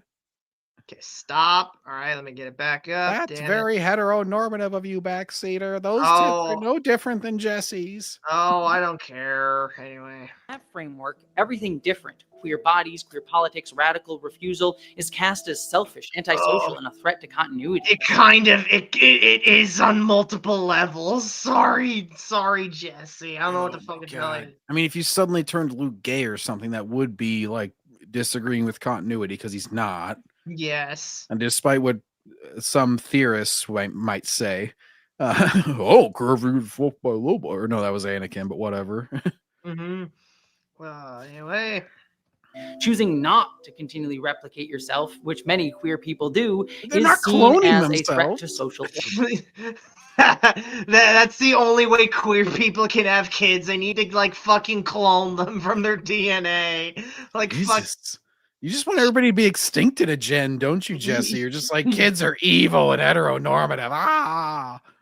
Oh my god. I think Jessie Gender has some very like deep-seated issues with the human race as a whole. Oh my god. Jessie, I hate to tell you this, but you are the result of a cis het man and a woman who got together and made a baby, just like you seem to hate. Your very existence is determined by the thing that you hate so much. Yeah. Jacob says, imagine if Jessie saw that part of the stream. I'd be a fly on the wall to see that. Jacob says, imagine Jessie interviewing Mark Hamill. Oh, that'd be bad. She'd be like, it's all That's ashes. the unspoken logic behind an ending like this. Yeah. The idea that Cassian's sacrifice is made meaningful because it protects a child, and that he got to have a child. The fulfillment of a larger His cultural sacrifice fantasy. happened like 9 years before they even revealed that he had a kid. So I don't see how you're drawing that conclusion. I'm not even a fan of this show, and you got me fucking defending it here. Jesus. Jesse's so bad at like praising and critiquing the show that he's got a hater defending it. It's like there's so many things to criticize it for, and you just pick the dumbest, like, made up thing. It's just like, oh, somebody having a baby is really the major problem with this show. It's like, what? No, what? It's like whenever somebody like agrees with you and then just says something that you completely disagree with as their reason, they're like, oh yeah, I love Demon Slayer too because of the clear trans representation. I'm just like, yeah, I love Demon. Wait, what? Yeah. Jacob I says, forgot. We're supposed to pretend that Backseater thinks it's woke or whatever for our internet argument. Oh, I no. don't give a shit. I don't care. We already Jacob got our says clip. Mark Hamill's just drinking a whole bottle of rum during the interview. Yeah. Its brilliance in exposing systemic violence falls into that trap. The same biases that our culture builds itself on. That final image of Bix, fertile, quiet, pastoral, echoes fascist visual tropes of idealized femininity. What? This is like the classic, like, Hitler likes this flavor of ice cream. So if you like this flavor of ice cream, you're Hitler. It's like, oh, it's like Hitler liked families, so families are evil. Hitler was a vegan too, wasn't he? No, vegans are all Nazis. Yeah. And all those fucking freaktards are fucking vegans, so... And for anybody who thinks I'm, like, exaggerating liberal shit, like, whenever that whole Sydney Sweeney jeans ad was going on, it was pretty hilarious because then once they started going on that path, it really got to this comical level where they were like, she even has pictures with her German Shepherd. Oh my God. It's like, they could not be any more clear with a fascist messaging. It's like, so what now? German Shepherds are evil because Hitler was bad? I mean, hey man, German Shepherds are bad as dogs. So anyway. Jacob says TDS and alcohol is a dangerous mix. Yeah. Let's keep going. It's a tableau with deep roots in eugenics propaganda that we What? can see in literal Nazi and especially. Oh, okay. So because a woman is holding a baby, that means we can never have women holding babies unless. Yep. It's If Hitler liked something, then that means it's evil. Oh my God! The Imagine if brain I find a rot. quote saying like, I love the transgenders, and Jesse's just like, oh no, I'm not that anymore. Yeah. Jacob says simple Jesse. Yeah.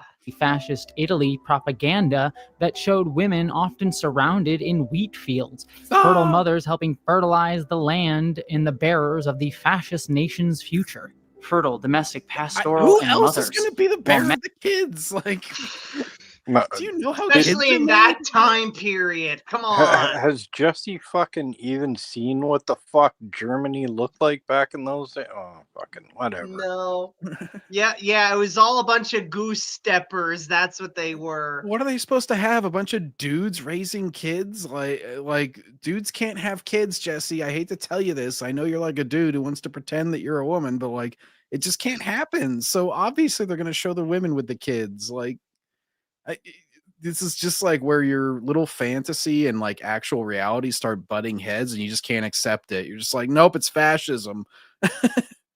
Jacob says Jesse's racist. He thinks a brown woman's a Nazi.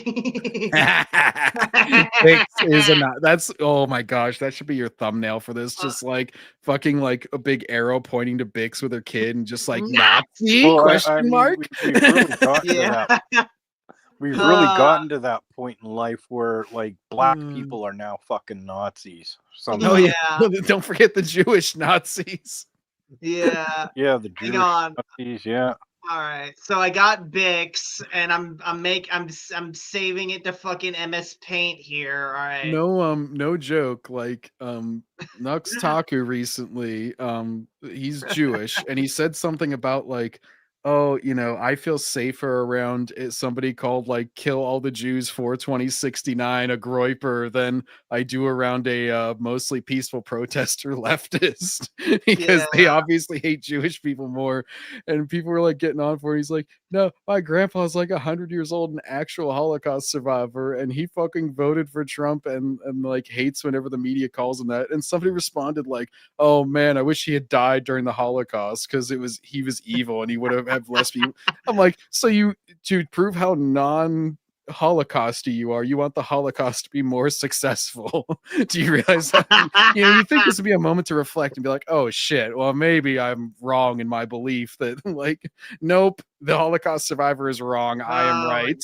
Yeah, fucking cry. I'm actually making that thumbnail right now as we speak, John. Just you need the question mark at the end, obviously. Yeah, no, I got like a Nazi? question. I got like a question mark and like multiple question marks and exclamation marks. And if you can vote, it's a shame that you can't like. You probably like sue you or some shit, but like if you could just put Ant with like a thinking face, this little cartoon avatar. Yeah. Oh my god. Yeah. You can just have yourself in it with a thinking face. Yeah. Fucking Christ. All right. Putting the finish. All right. I'll put that shit in later. Right now, I'm just settling for fucking Jesse the Quarter looking like he's sleeping. Anyway, moving on. Hang on. I'm gonna catch up on chatty really quick. Jacob says Jesse's a racist, sexist, communist, and pro-terrorist. Yeah. Jesse wants ICE to deport Bix. Yeah. And waged heroic wars for the state. The similarity with the shot of Bix Did you guys hear about is that deeply Ice Cube thing? Oh yeah. Ice Cube's like tour bus or whatever got attacked because it had ice written on it. What a bunch of fucking morons. If South Park were like still cool and neutral, like they would make fun of that sort of shit. They would have like I remember during the old immigration episode, whenever they had aging hippie douchebag and they had crazy redneck guy, like it made fun of both sides of it. Yeah. Like they would have the fucking commentator of like, well, of course I don't think it's good to shoot everybody in the head, but like, they would have that person on, and then like, you know, the crazy like Nick Fuentes dude who's like, it's all the Jews' fault or something, you know. Yeah. Like that would be the way to do balanced and funny coverage, but unfortunately they just want to make penis jokes, which is, you know, getting pretty old, but yeah. Christ. Anyway, next. Comfortable. To be clear, this isn't to accuse Andor of supporting fascist imagery, but rather really, you seem to be under that fucking line of thinking here. You've just been railing on Andor for an hour, and then you're like, but I don't mean to insult them. Yeah. Christ. Moving on. To recognize how this final shot draws from a broader Western visual grammar steeped in eugenics and colonial logics. Eugenics and colonial logic. How is asking like your native population to have kids with your native population? How is that colonial? Colonial would be like go and breed with the fucking savages or whatever. Yeah, go and breed with the savages. Fucking like make them like more civilized or some shit. Yeah. Yeah. Fucking Christ, man. Anyway, next. Self out of as self-evident. By placing a woman of color into a frame historically used to uphold racial purity and gendered submission without critique or subversion, the show inadvertently reproduces the aesthetics of a violently exclusionary future. Oh my God! He's legit doing what Jacob said. He's saying the brown woman's a Nazi! They're trying to make everybody Nazis. This is why all those Hispanics voted for Trump. We should all celebrate our cultures, but also all of your cultures are evil unless you disavow them or something. I don't know. Oh my God. Jacob says, I could picture the left calling rappers from the 90s bigots. Yeah. And Double A's like, ugh. Double A says, this fucking guy. Yeah, pretty much. How dare you call her that? Yeah. Of the present that systems of power always try to feed us, that we can only make a future that is the same as the past, a restoration of order, of what came before, of what we know to inherently be true. This supposed self-evident logic is used to erase the past, to say everything has always been this way, and it argues that women don't belong in action. They're meant to be passive domestic vessels for reproduction. It has been in action, and she also has a baby, so it's not saying that. Yeah. Women can be in action, just not when they're fucking pregnant and busy raising babies. Jesus, this dude probably likes Last of Us 2, having the pregnant chick slamming her belly off of crates and shit as she's trying to climb around whenever she's got a giant baby bulge. Yeah. Jessie just plays that and is like, 10 out of 10, this is amazing. 10 out of 10. Pregnancy, if the baby dies, it dies, Drago style. Double A says, let's make a comparison. Adolf Hitler and a pet dog. I bet James has a pet too. Does that make James a Nazi too? Yes. Jacob says, the left now hate brown people, even though they are having protests for them to stay in our country. Yeah, I mean, hey man, who else is going to clean the toilets according to The View? Yeah, they hate legal brown people. They're like, what the fuck? Why are you giving into this oppressive regime of actually immigrating? Oh my God, bro.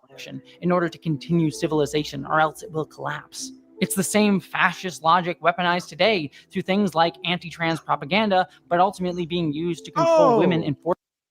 Now you have to be pro-trans in order to support. So yes, it is exactly what we were saying. You're just jealous that she can actually have a kid. Yeah, pretty much. Oh my God. Force them into roles that uphold endless reproductive futurism, repeating the same oppressive society over and over again. Endless reproductive futurism sounds good. That means like the continuation of the human race. Yes, yeah, I do promote that. Yeah, it's great to Jessie, aren't you a progressive? Aren't you people always thinking about how we can build a better future? Well, we can't build a future, period, if we don't have babies. Go live in China where they have the one-child rule. They're most of the way to what you want, it Not sounds anymore. like. Yeah, that's true. Go live in China in like the 90s and early 2000s. Yeah. I think everything is built on biology I and like nature, the idea of them and gender living roles in, are a function the of Middle nature. East better. And I think if you scramble that, if you confuse that, if you What did you say, Briscoe? We didn't hear you. I said I like the idea of them living in the Middle East better. Yeah, that's true. They all support Palestine. They can all go live there Yeah. and see how accepted they are. Yeah, I'm sure Palestine will totally let them have all the gay orgies they want. Yeah. convince people that there's no difference between men and women, like that's when civilization falls. Then you have like women fighting your wars. Being a fighter for the rebellion and being a mom are not mutually exclusive ideas. The show gestures towards hope, towards survival, but uses the oldest visual shorthand to do it. Motherhood is destiny. Femininity is fertility. The future as a child. It's the kind of image. Double said, hang on. Jacob says, I wonder where I heard that from before. Heard what before, Jacob? Delay says, now I can understand a little bit why they want to be what they want to be, but they know they can never be what they really want to be. They had to realize that by now. That's why they're salty. Yeah, pretty much. Empire thrives upon. Hope imagined as obedience, life reduced to biological through line. But rebellion was never about serving the next generation for its own sake. It was about refusing the logic that tells us whose lives are worth preserving and why. Still, Yes, see, it's worth preserving the lives of the women and children in society, all right? Christ. Elsewhere on the show's ending. On Yavin, we still see resistance in its quiet forms, in new futures. Willman still thriving, getting all the girls after having an injury that left him disabled. Val and Mon finally eating together openly among friends, not stuck in their upper-class high-rise apartment having to code everything they say in whispers. Clea smiling earnestly for the first time in the show. Moments with Cassian laughing with Melshi and K2SO. Not destiny, not blood, just people choosing each other. Finding found family. Something I never understand about leftards is like, why the heck do they constantly hype up like the common man in stories like this? Like Star Wars is really boring when it focuses on the common man. Like, why can't we focus on larger than life characters in fantastical settings? Like, why? These people always existed in the story. We just didn't make entire shows about them because they were background characters or supporting characters and all that shit. Like, they don't need to be the main character. And it's fucking boring when they are. You're boring! You're so fucking boring! Jacob says, another half hour of this woke person having a racist meltdown. Yeah. You think he texts his significant other, my love? Probably. Oh, God. Not an image of a traditional one. Not legacy through children. But I'm tired of his hate, my love. I'll go shoot him in the neck, my love. Yeah, fucking Christ, bro. We reclaim from the systems that try to define us. Because rebellion isn't about preserving bloodlines. It's about breaking the story that says they're all that matters. It's not about saying They never said that's all that matters. I love how he disproves his own point by showing all these other examples of people being happy. And then he's like, oh, see, they think that only having a kid can be happy. It's like, no, a bunch of women are shown happy doing other things. It's like not even a fucking thing. It's you just disproved your own point using the same show and a bunch of different examples of how people can be happy. They're not saying it's the only way. Congrats, Jesse. You just fucking nuked your whole fucking point. Congratulations. You played yourself. Congratulations. You played yourself. Oh, I culturally appropriated a black person there. I'd like to apologize. Wait, I thought Khaled was fucking like Latino or something. Whatever. Black passing. Yeah. He says fucking pronouns. Yeah. Dolly says James is having a Star Wars meltdown. Yeah. Dolly says the sad music in the background. What my music? No, I'm playing Q's theme here. He's been harping on this bitch in the field for half an hour of the video, I think. Double A is like, yeah. Yes, no, SWA, this is a guy right here who wants to be a girl. That's why he's so pissed that this bitch has a baby. Yeah, Jacob, could you imagine what their real life interactions are? Oh, God. Replicate the same ideas, the same systems, the same powers into the future, endlessly repeating as a cycle. And when we remember that, when we tell our own stories, messy, communal, defiantly alive. Messy and We build communal. something more lasting than any bloodline. We build up each other. And we become the future Right, no except the empire bloodline could actually plan does last longer than you. Ooh, burn, baby. Anyway. Oh, here we go. Let's power through this part, boys. It's only 20 minutes. We can do it. It's the Return of the Jedi of Jesse's Review, Part 6. Here we go. Come on. So, great-minded people. Hang on. Let me got Jacob here saying it probably something like, "I'm sorry, my bigoted dad is not accepting of you, my love." Yeah. Abide in the kernel, not the husk.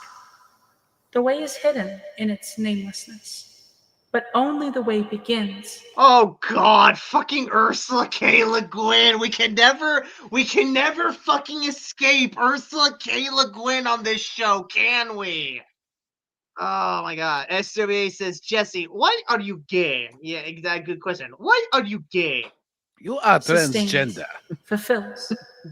Who says I'm gay? You are gay. In the episode of Star Wars Rebels that canonically follows Mon Mothma, They need to Senate get escape- that guy on FNT.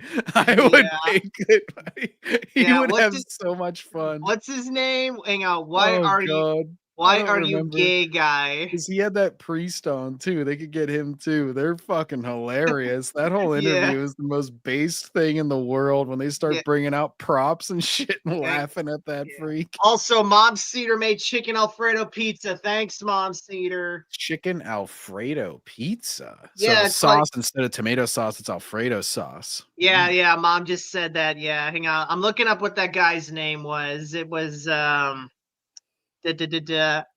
I wonder if he knows what a legend he is. Because Simon Kagwa Najala. yeah, Simon. I remember that. Simon yeah. Kagwa Najala, baby. Because Anyway. that red-blooded sports that we've watched videos of before. Well, we watched part of a video before Backseater got interrupted, but Yeah, until Mom Cedar killed the stream. great stream, by the way. Thanks a lot, Mom Cedar. But he always they're always doing the gif of just you can just do the gif of just his look whenever he's just like looking up from his papers and just like hmm? And it's like it says so much without a word. Yeah. Hang on. It's actually garlic chicken Alfredo. Anyway, let's see. We got Jacob saying, "Imagine his take on Pedro Pascal." Jacob, why are you touching those women? Why are you touching those women, Pedro? Why are you holding rainbow dildo? SWA says Simon Rabies. Yeah, Simon Rabies. Why are you gay? Because sexuality is whatever you want it to be. Why are you retarded? Yeah. Oh my God. Anyway, she declares, "I have no fear as I take new action." that this show completely contradicts. Look at this. She's not wearing blue at all. We will not rest until we bring an end to the Empire, until we restore our God, I republic. hate the Rebels think animation about that too. phrase. Yeah, it's way more low budget than TCW, and at TCW, I'll give it this, it definitely got better animation and animation models and flowing quality and whatnot in its final seasons. Fucking Rebels is like a dollar bin version of that. Yeah, their Crazy. lightsabers are always like super skinny and like the action never has impact. I don't think on maybe in like Clone Wars season 7, but like overall, Clone Wars season 7 was made after Rebels. Yeah. no, that's what I mean. Like they clearly they kept trying to improve it, but I never feel like it had the same action as like the 2003 Clone Wars or something, where like you feel the impact whenever they're like rocking their lightsabers on each other or something. Yeah. Which sounds like a gay porno, rocking your lightsabers on each other, but Double A says Andor retcons Rebels. That it does. Double A says, why did James change clothes? I don't know. James is this stupid fucking thing throughout this entire fucking video where he just changes his clothes in each part. I don't fucking know, man. James changes genitalia. We'll never know. Anyway, who knows? Changing clothes is a pretty minor change in comparison. Yep. Weirdly often, new action to restore. to restore the very systems of power that led to the Empire in the first place. The same system that came... The Republic... Okay, the Republic did not actively bring Palpatine to power, okay? So because one democracy fails and falls into an empire, we should forever give up on democracy. Pretty much. It's like Luke in Last Jedi. Like, well, the Jedi failed once, that means they're failures forever. SWA says, I think it was because Disney tried to rush it so they didn't get a chance to have it be in TCW animation. No, SWA, I think it's legit that Disney just cheapened out on it. I think it's legit just that. I think they just know people will accept it, quite frankly. They're just like, oh, they'll take the slop, so just make it slightly better than it was before, or, you know, make it good enough. It's like season 1 or whatever, and they'll take it. Yeah, anyway. Exploited and destroyed Cassian's home planet before, as Marva says, he even had a chance. Everything you've been through, everything that was taken away from you before you even started. Oh no. SWA, does Jessie have an OnlyFans? Oh fuck no, please tell me he doesn't. SWA, you can find that out on your own time. Hold on, I'm Googling it right now. Oh, you're okay having that in your search history. Oh, All right. no, it's fine. I have my search engine turned off. It doesn't record anything. I'm not finding anything, so thankfully no. Anyway, Double A says, I bet Prison would have a good time with Jessie right now. Yeah. Whoa. SWA, is that Kreia? Wait, Kreia was in this? I didn't see it. Crayola. Yeah, Double says, that's a disturbing question right there. Well, thankfully got answered no. Anyway. And in Star Wars history, we know how this story ends. The New Republic is born from the ashes of the Empire. Yes. But it withers. And they're retarded. Another decayed, infantile version of the Empire lashing out in anger, and even more genocide led by rageful young men who feel that they have no culture. Yeah, because Disney's retarded and couldn't come up with a new story, so they're like, we have to reset to the Empire being in charge. How do we do that? Oh, we'll just make the new Retardic. Yeah. You know, suck and get vaporized in the first movie, so that then we can have Empire Strikes Back again. Yeah, pretty much. SWA says, listen. To what? SWA says they created the bleeding sabers. Yeah, pretty much. It's ironic that this choice in The Force Awakens, and now being backfilled by Dave Filoni in works like Ahsoka and The Mandalorian, was made by Disney so they could just sell the same story of Star Wars over and over again. Use the aesthetic of the franchise to back a brand built on resistance and hope without ever critically analyzing its cycles of the stories that it should have gone on to tell. To push the story forward to new places. Oh, they had that. It was called the EU. Actually, that's what I've really admired about it, is that it progresses characters, progresses the story, and like actually has them evolve as characters and doesn't just try to reset them, which is what Disney does. Restoring them to the old narratives. New action, but to restore. You know, it's like poetry, so if they rhyme, every stanza kind of rhymes with the last one. It mirrors the very same mechanisms that we perpetuate in our culture today. Nostalgia dressed up as progress, restoration disguised as revolution. Your hopes and your dreams will define our American destiny. Hell yeah. And yes, together we will make America great again. Yeah! We'll restore hope and we'll welcome them into a great national crusade to make America great again. Yeah! Tony Gilroy has said, like, why are you trying to frame them as the bad guys? They're clearly awesome right there. Jesse, you're doing a really bad job at convincing You're supposed to say America was shit. You can't like it and also be the leader of it. I swear to God, libtards like Jesse are completely fucking terrible at fucking making, like, these people look like the bad guys. They just make them look awesome by playing all their cool bits.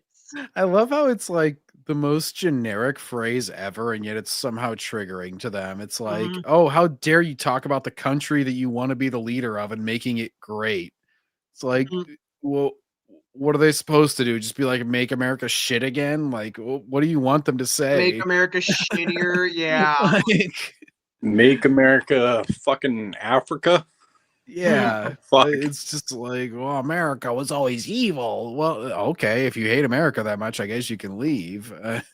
This is just the same. You know, it's just on a macro level of what they do with franchises like Star Wars and shit, where they're like they pretend to be fans and then they just want to change it to whatever they want it to be.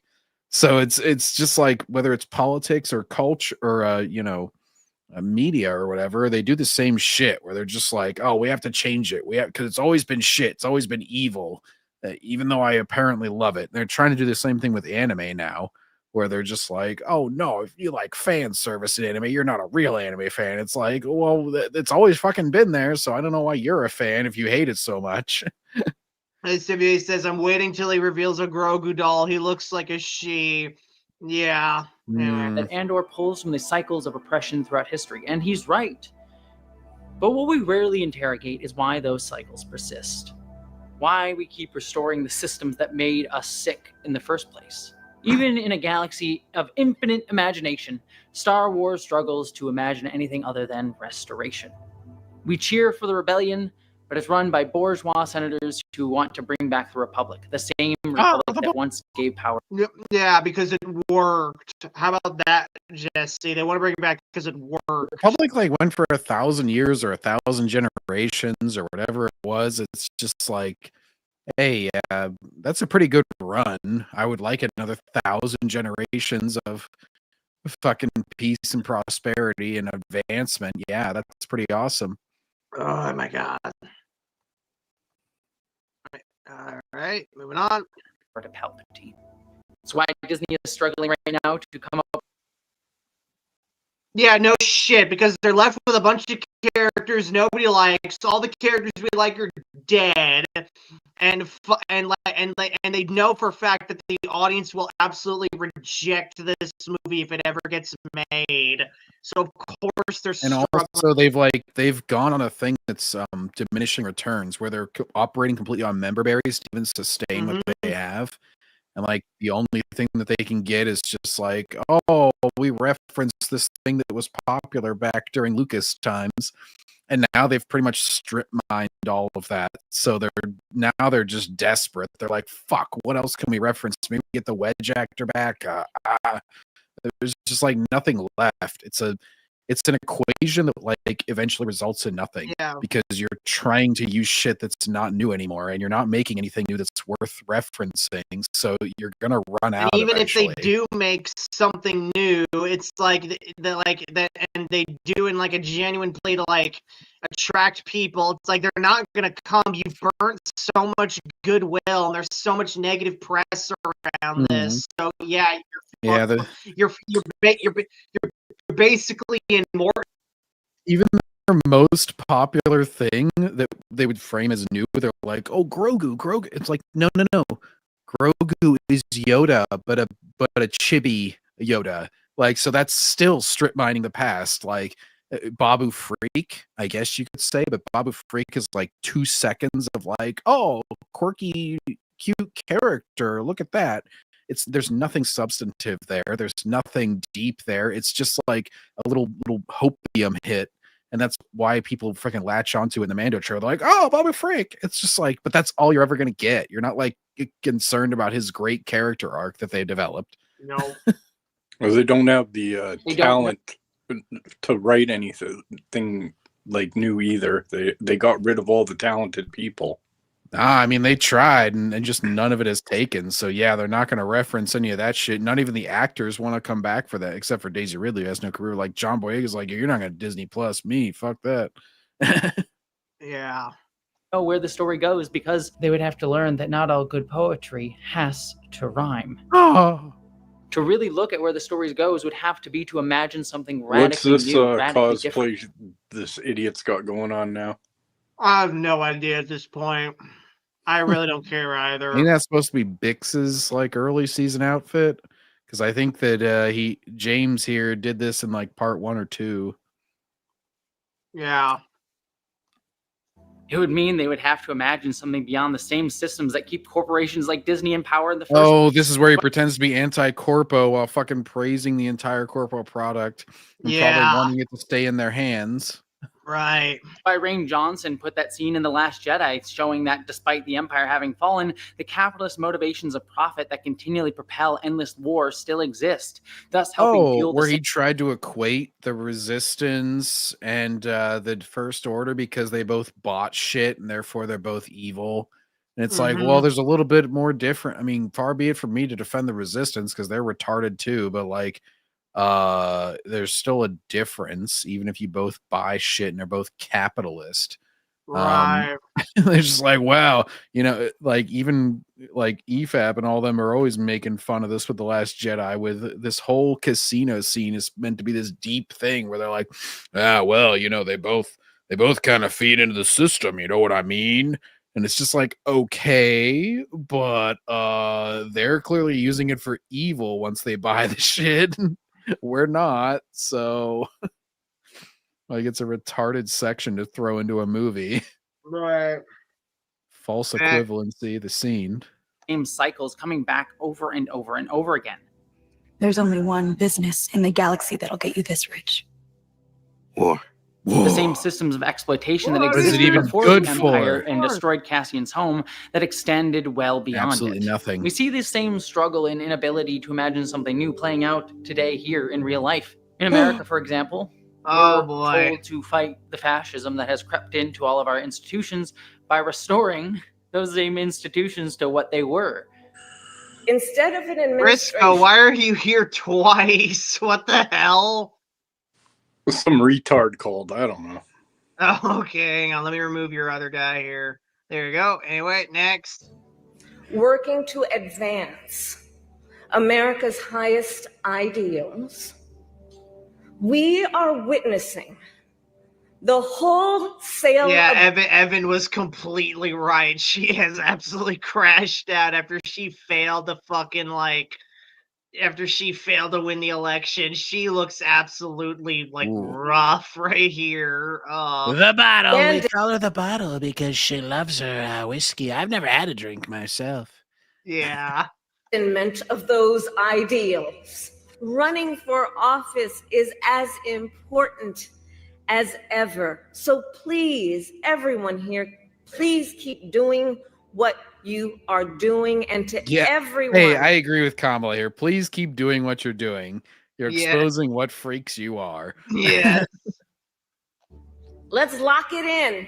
The same Lock it in, yay! Yeah, we're locked in, bro. Yeah. As, really locked it in there. Tardo always says on FNT, he's like, lock it in, yay! White supremacy, patriarchy, and empire. I can't Institutions that have been that. Yeah. I should send that to one of the fucking... I should play that for fucking Ryan or something on his next members stream. Just like, you gotta give this to Gary. Lock it in. In genocide for decades, from the U.S.'s violent colonial past to its ongoing support of Israeli war crimes. We don't have that many colonies. Talking about Britain or some shit, dude. Dude, I fucking like told all the shit. All of Ant's dick lickers think America had an empire. Like, we never had an empire. What are you talking about, dumbass? I'm sorry that everybody loved McDonald's and Michael Jordan and shit so much in the 90s that we had a cultural colonialism or some shit that they tried to make up. It's like basically we were so awesome that everybody wanted to have our shit. Like, sorry about that, but can't help it if you want to buy our shit. Yeah. Fucking Christ. And then they say, like, oh, well, America has, like, territories like Puerto Rico and Guam. That means it's an empire. Like, no, it doesn't. Yeah, well, you didn't mind that during World War II whenever we were stopping Japan with those territories. Not Puerto Rico, but Guam and Midway and shit.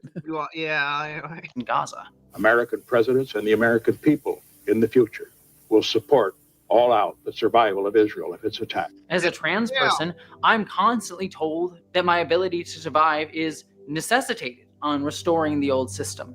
That the goal What? Hang on. in the fight against someone like Trump is to return to the United States liberal democracy. The same system that spent decades, centuries, erasing the history of my community and stripping away... You're choosing... You're choosing to separate yourself. I hate to tell you, Yes. nobody wants to kill Yeah. you. Nobody's trying to erase you. This is such a fucking false thing of you're erasing my existence. You're committing a genocide. This is all just a justification to be violent in quote unquote response. You're not responding. You're initiating the violence if you start it. Yeah. Also, Disagreeing with how you see yourself is not being violent to you. Yeah. Also, this dude looks butt fucking ugly. I see. Yeah, Like, put that's it. a dude, Put, by the way. put this dude in the fucking state home for the ugly from Garbage Pail Kids, the movie. Yeah. Hey, that's And a by great the way, movie, man. you know, if you wanna be like a cross dresser or whatever, like Drag Queen and Twisted Metal 4 was there for you. Yeah, there you go. There was your representation, Jesse. Yeah. Learn to laugh at yourself if you want to be like part of a weird like fringe community. You know. Yeah. Way our ability to live as ourselves. With a homosexual, your parents are going to know about it first. And you will be caught. Listen, Jesse. All I ask is that if you're gonna do this, please keep it in your own house and off the internet and out of the public eye. That's all I want from you. Okay, please. And quite frankly, Don't don't try to drag the LGs and the Bs into your shit. Like that's honestly completely different, by the way. Like people wanking to whatever they want to wank to is one thing. It's another thing to like ask people to change their language and to accept like a different reality. Like I can't deny that a gay dude likes dudes, but I can deny that you're a woman. Like that's just reality at that point. Right. You won't be caught. Because this is one thing you cannot get away with. This is one thing that if you don't get caught by us, you'll be caught by yourself. A system that only yielded after we fought in the streets. A system that... yeah, because Jesse Jenner was totally out there fighting in the streets. Yeah, Jesse Jenner was totally on the Street Fighter roster. Yeah, totally. San Francisco, fight. No, John. USA, round one, fight. And then Jesse goes down like one fucking hit. As they fucking fly through the air. Yeah. Chun-Li like fucking kicks with her legs. Yeah. Fucking Christ, man. Asked us to assimilate, to see things like marriage equality or the right to fight in the military as the pinnacle of inclusion. Like, what, Jesse, come on. We all know you're not going to fight in the military, so why are you fighting for that? I mean, come on. When they really were just enticements, traps, distractions from true liberation. The same... Okay, first of all, ignoring these weirdos, what true liberation? You have damn near every right like we have. What more do you want? This is always the question that stumps them. You're just like, oh, trans rights. Like, what rights do you want that I don't have? It's like, or that you don't have that I have. Shut up. Yeah. System that tries to use my identity as a fracture point in solidarity against others fighting the same systems. I'm told to fear people like the Palestinians rather than mourning their deaths. Well, yes, because the Palestinians want you dead, Jesse. And you can mourn the fact that they're dying while also saying that they're fucking homophobic, because they are. That's just reality again. I know you have a problem with reality, but like they're both things are true. Like, man. I'm not like you where I think all the quote unquote bigots should die or something. Yeah. The argument goes, they'd throw you off a roof if you were there, so why should you care? We wondered if the people who were celebrating gays she didn't for answer Gaza... the fucking question. Nah, she's just gonna play a News Nation clip and think that that's proof enough. Yeah, just sit there and might want to say, learn what happened. Whatever. Gays in Gaza, Hamas throws them off building, as if it's not our shared oppressors doing the killing of both of us. Wait, what? Nobody's throwing you off a building here, so it's not shared oppression, you idiot. This just proves, it's just like last time, whenever they're like, oh, we need more Mon Mothmas in the Senate. It's like, there are constant Mon Mothmas in the Senate, and this demonstrates that you're not as oppressed as you think you are, or oppressed at all. The worst thing here is like, people are like laughing at them, maybe. Over there, they're getting tossed off fucking buildings. Yeah, it's the same fucking thing. What a fucking moron. This demonstrates that it's not shared. Nobody's being violent towards you. You're being violent towards other people sometimes and trying to justify it as like, well, he was hateful, so of course he caught a bullet. And it's like, so that shows some fucking unhinged shit. But as far as like you actually being violently oppressed, not happening on a systemic level or on any sort of rules level or on any sort of level. I gotta tweet this shit, bro.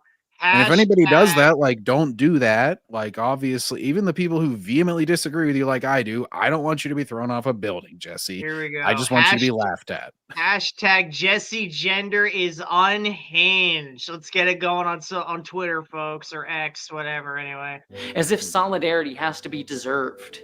New action to restore. These systems continually create new Palpatines all the time.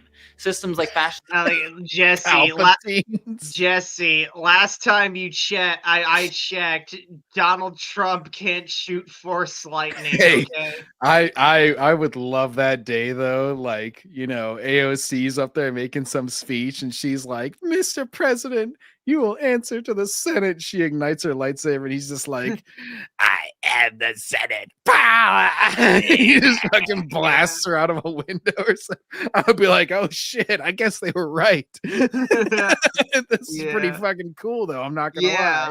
Yeah. That's something that also triggers these fucks. If you like the villains, like you're evil or as bad as them, yeah. They don't want to actually say that Trump is Palpatine though, because like Palpatine's smart and Palpatine's like a master manipulator, and he's like long-term strategist. Yeah, they're like, oh no, but he's also stupid, but also, well, we lost to him, so we can't call him that stupid. I encountered that shit earlier today with one of Ant's dick lickers. They said like, the film is supposed to show that fascism always loses. That's why all the stormtroopers are incompetent or whatever. It's like, well then if they were that incompetent the whole fucking time, how the fuck did the Empire even fucking rise to begin with? Exactly. Colonialism, capitalism are designed to replicate themselves endlessly over and over into the future. Probably because they work. How about that? Prevent connection, because connection breeds revolution, something new, new imagination, new sparks in the connections between us. People can connect That's where fine. Andor. I know you're like all about communism, but people are all about community, you know, a shared background, a shared national, there is somewhat of a shared ethnicity in a nation for sure, as far as the majority of it anyway. I know you wouldn't like to acknowledge that, Jesse, but like, yeah, there's a reason why like nations tend to have defined like ethnicities and shit. But yeah, go ahead and go off. Yeah, pop off, bro. Anyway. Dared to show not restoration, but the cracks, fractures, the little spaces where something new might grow. That's why the limitations of the show's second season sting a little bit. Because while Andor hints at the fire of evolution, it sometimes channels that fire back into the old machines.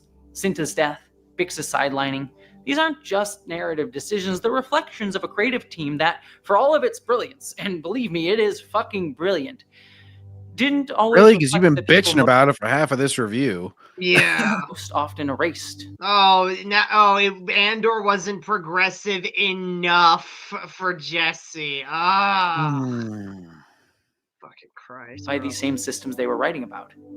The writers' rooms and directors' chairs, especially in season 2, were overwhelmingly cis, straight, and white. That's a bad thing. How exactly? It's like, this whole show is really great. I really like the writers, but there wasn't enough like trans black women in there. Yeah.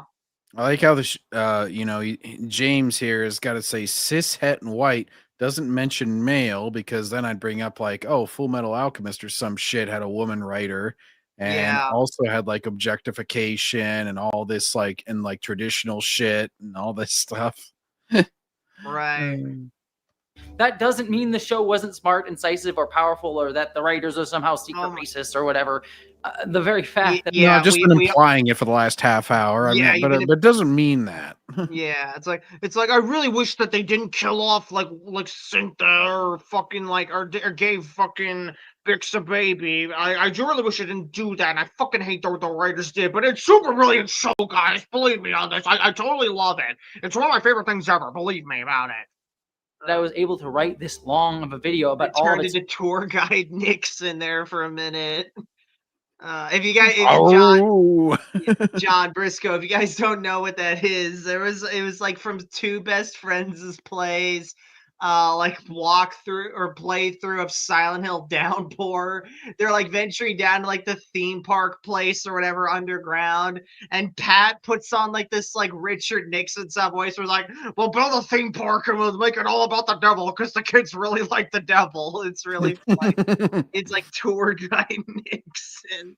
As you can see to the left, ladies and gentlemen, there's the Satan display. Yeah, I gotta look that shit up. I gotta give us a little break here from Jessie here. Hang on. Let me look Hey, it up. Chuck, why you never buy a woman a watch? Because there's a clock on the stove. Yeah. Hang on. Oh my god. Okay. Stop. All right. Share. Tour. Okay. Okay, there we go. Okay, here we go. Turn it up. All right. Yep. There it is. It's a typical like Western United States way of naming things. Hey, we got this big fucking thing. What should we call it? Let's name it something about the devil. People love that stuff. People love the devil. People love worshiping Beelzebub. Did you know that the devil music? If we name this shit the devil pit, the fucking kids will come here. The kids will love it. The kids will fucking love that shit. The fucking Silent Hill Devil's Pit. Go to the Devil's Pit, look at the Cave of Tears. The kids with the fucking Bon John Jovi and their basic boys. They'll come over and play the fucking rock music. I love the animation. Those police are down with the devil. You thought the police were nice, but turns out they're not. You thought the cops are gonna rescue him? No, they're throwing up the horns. Down with the devil. They love the fucking devil. Can't go that way. No, you can't go that way. You can only go into this scary apartment building. Where the devil lives. The devil's throwing up the horns for himself. The devil doesn't pay much rent. I can't fucking stand the devil.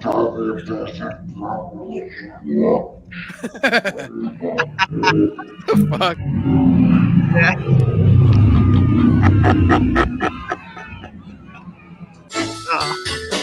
Oh, that was some funny shit right there, man. I just love how the devil's like a deadbeat redneck.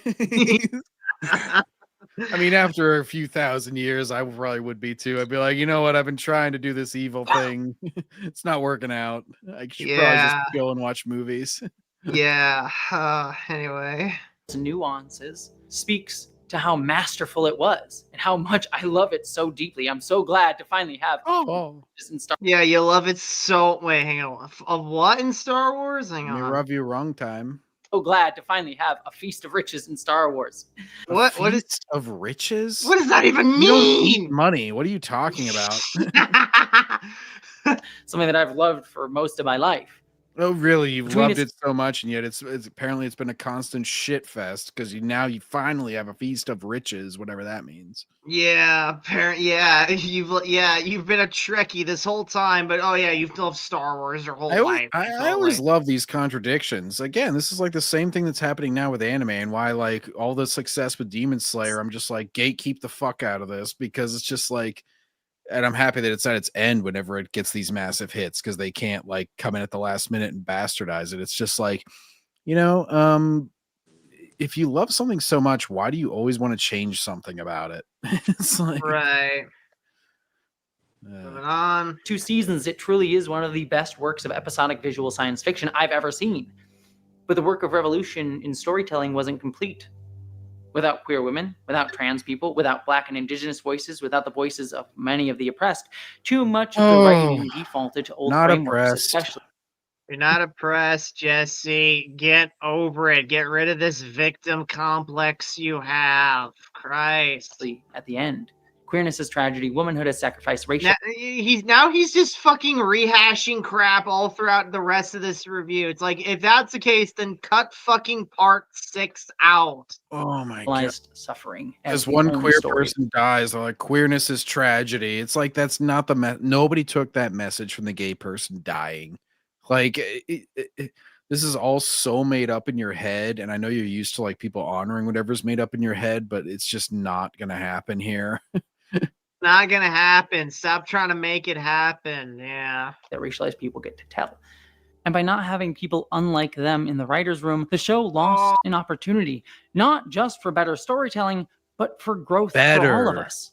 More people could have learned from those clearly talented writers. But too often, Oh yeah, like Jesse, we've given them the chance to prove themselves, and they're shit. Christ. Yeah. They're clearly talented. That's They're why their clearly- movies fucking fail, and they have to have initiatives to even get them in the writing room. Yeah, cry me a goddamn river with this crap. And we could have learned. The objective is not to learn. I hate to tell you this, but the objective is to be entertained. Yes. You are a fucking entertainment product, and you get to entertain people, and you try to make money because you are all run by a corporation. Hate to tell you, but that's how it is. Well, according to all of Ant's dick lickers, no, every piece of media needs to say something and resonate with people and needs to have tons of themes and shit. Well, yeah, and you can resonate with the majority of people and say themes that most people agree with and not try to educate them and fucking change them. You could, I hate to tell this to Jesse, but you could feed into the tradition that most people naturally agree with. And then you'll make lots of money and deliver a message and, reinforce tradition. But you don't want to do that. You want to go against the grain and also be part of a big franchise and also be this super revolutionary ideal. Yeah. For those who look like their mentors, people who remind them of themselves. That creates a cycle too, where only familiar perspectives get nurtured. I fucking hate how fucking Totodora tries to look relatable by wearing these types of shoes. You know what I'm saying? Like, He's got his Tony, pants rolled up like Joe Pa from Penn State. Yeah. It's like we all know you don't act like this in your day to day. It's like, stop trying to look relatable. We know. Oh my God, Christ on a bike. Tony, we all have our space that snobberies. talent I and don't insight drink can be regular shared. beer. I drink like seasonal, microbrewery kind of deals. Like, if you're a snob with like how you dress and how you think and all that, just fucking say it. People give you some shit for it, and then they'll actually realize that you're real. Right. Across difference. Every writer has biases. Stories we're raised to accept as truth. Yes. It's what our culture tries to incept into us as normal. And it takes all of us together to unlearn those stories, to listen to each other, to hear what else there is. Because there's so much humanity can be that we can't just know on our own. It takes all of that to hear through the lies, to tell something true, to know that there are multiple truths. That absence of people in the room, people willing and able to challenge what's expected, meant those biases sometimes went unchecked. That's why those biases continue to go unchecked, not just in Andor, but everywhere. And while I love Andor, and always will, I also believe the stories we tell about revolution should be as radically inclusive as the world we're trying to build. Oh my Not God. just- Yeah, great. Let's fill the fucking cast and crew up with fucking DEI hires. Yeah, that won't be disastrous at all. No. in the diversity on screen, but in the narratives that they tell. That's the work. That's the practice. And it should have started in the room. And yet, it's important to recognize that people are always Your carving out music is too loud again, Jesse. spaces within these narratives. And I have background music playing from my stream, and your music is louder than it. anyways, we always find ourselves. Women of color, for example. Yeah. Well, hang on. Shout out to this Blue Sky user. Have Yeah. Blue Shout out, because Blue Sky, as we all know, is the most based of places. Free Palestine in big capital letters. Free Palestine, Instathreads, TikTok, Zhao Hongshu, Pina Yansi. Oh, so it's a Chinese agent. Okay. From Hawaii, stolen. It's like the one from, that screwed that California congressman, I forget, Seoul or whatever, but Fang. Stolen from Kanaka, transnational proletarian feminist Korean. oh my god, this has to be a parody account. Oh, It has to be a Jesus. parody account, I swear to God. checks all the boxes. Yeah. Have reframed Bix's ending not as an acquiescence to heteropatriarchal futurism, but as an act of anti-colonial resistance. You had to recycle Historically, this the shot weaponization so of reproductive much. violence has been used to erase numerous marginalized cultures. In the U.S. alone, over 70,000 indigenous women were sterilized just in the 1970s. What? So What? shouldn't showing a woman with a baby be against sterilization? Like, what the fuck is this point?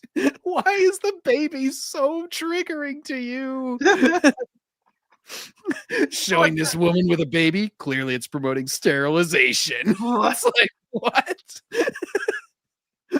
It's like showing a woman with a gun and being like, oh, this is clearly against the Second Amendment. It's like, what?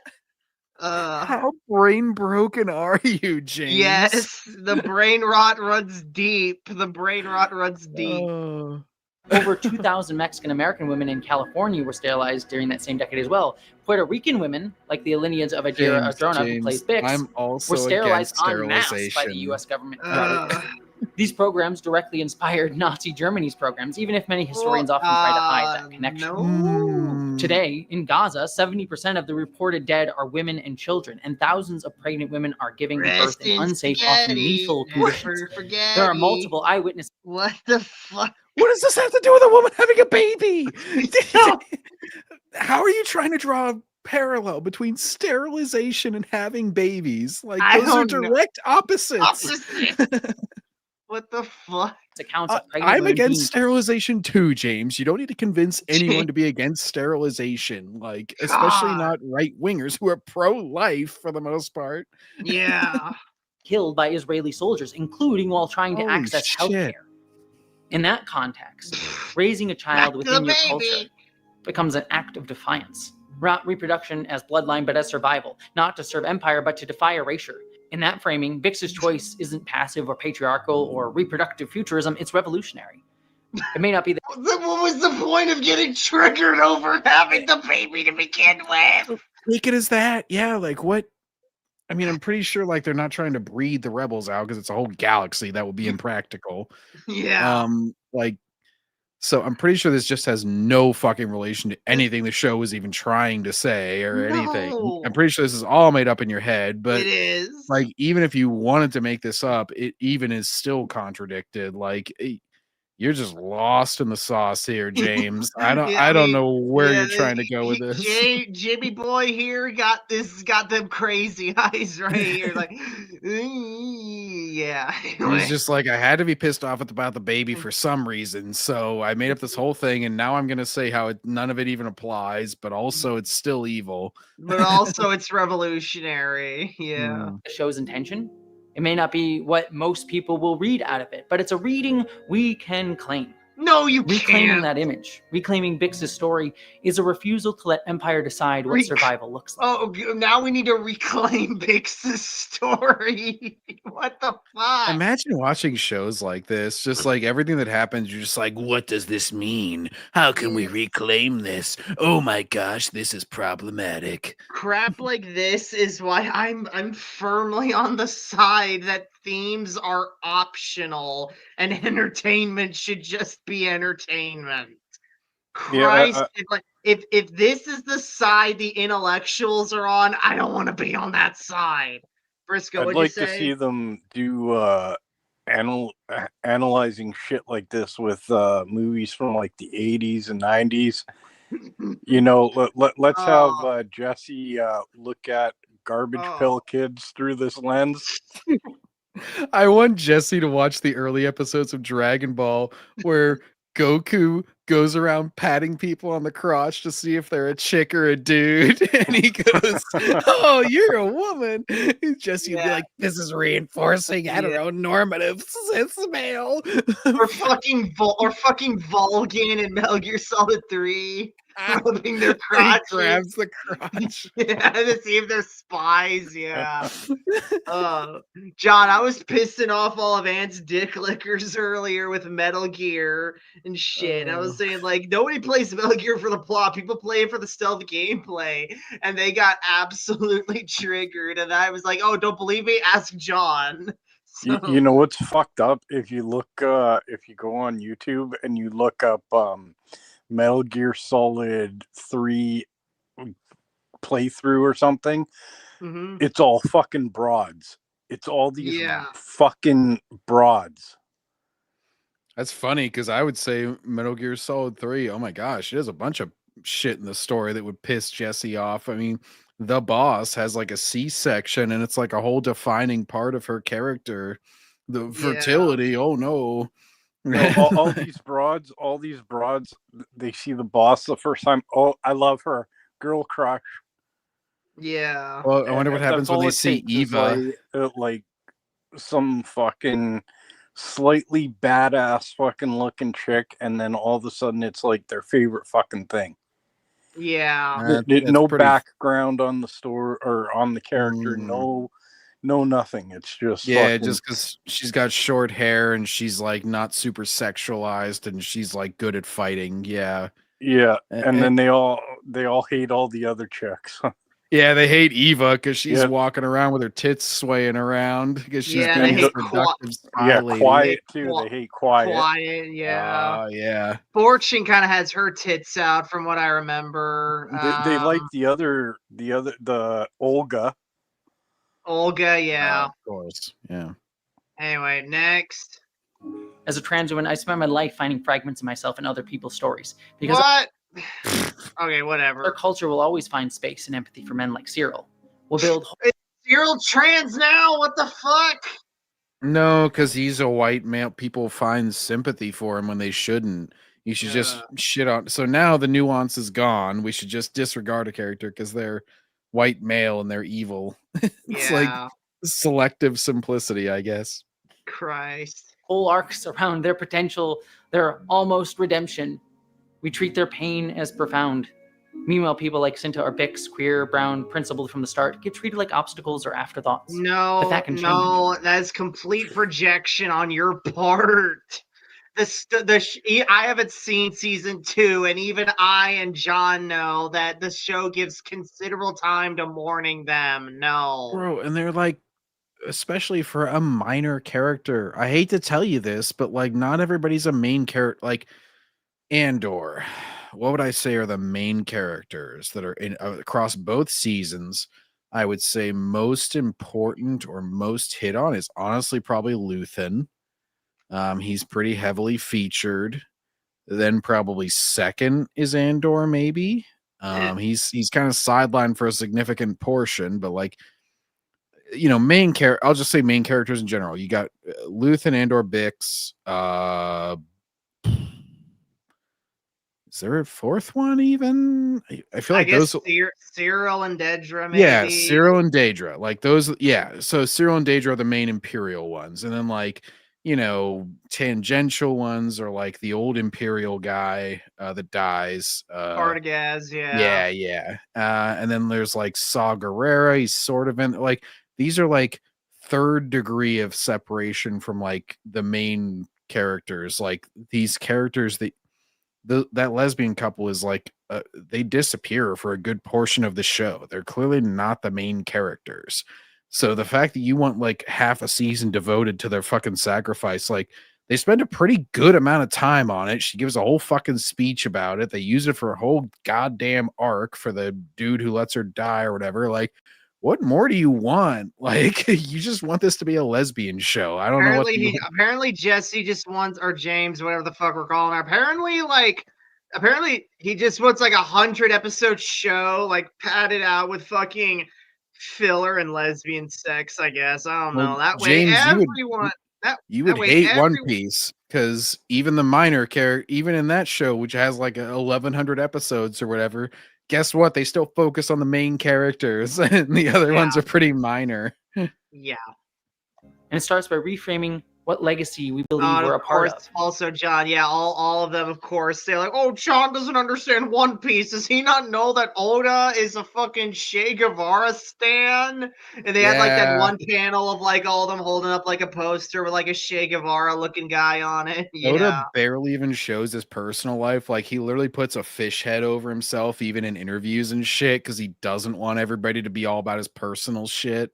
Yeah. And like, I literally gave like a whole post on like Reset Era, which nobody responded to because I'm just like, well, you could interpret this as leftist, or you can interpret it as reinforcing monarchy because he's always helping kings and queens reclaim their thrones. You could interpret it as like hard right, like anti-government shit because he's always fighting the evil world government. Is like the main villain of the show, people who are trying to control everybody and how they think and all that shit. And like be rebellious and everything. Oh no, the January Sixers, those are all like straw hats, I guess, if you interpret it that way. Like I could see everything through a political lens. I choose not to because I don't want to be a miserable fuck.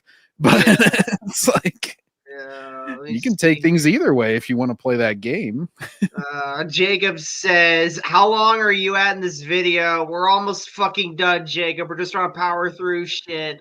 Jacob says, did Hassan Piker compare the Houthis to One Piece? I think he did. Yeah, because the Houthis are pirates. And so he thinks like, oh, the Houthis fucking like rob innocent people and rape them and shit. I'm pretty sure Luffy never did that. I mean, he could have because he's got stretchy powers. He could have gone Mr. Fantastic on some bitch, but pretty sure he hasn't. Yeah, anyway.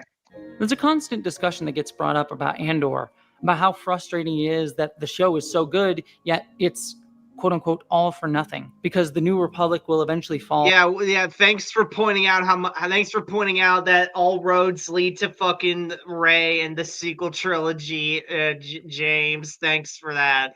Thanks for reaffirming our criticisms. Yeah. And the First Order will rise just a few years later. That Cassian's sacrifice and everyone else's meant nothing. But again, that misses the point.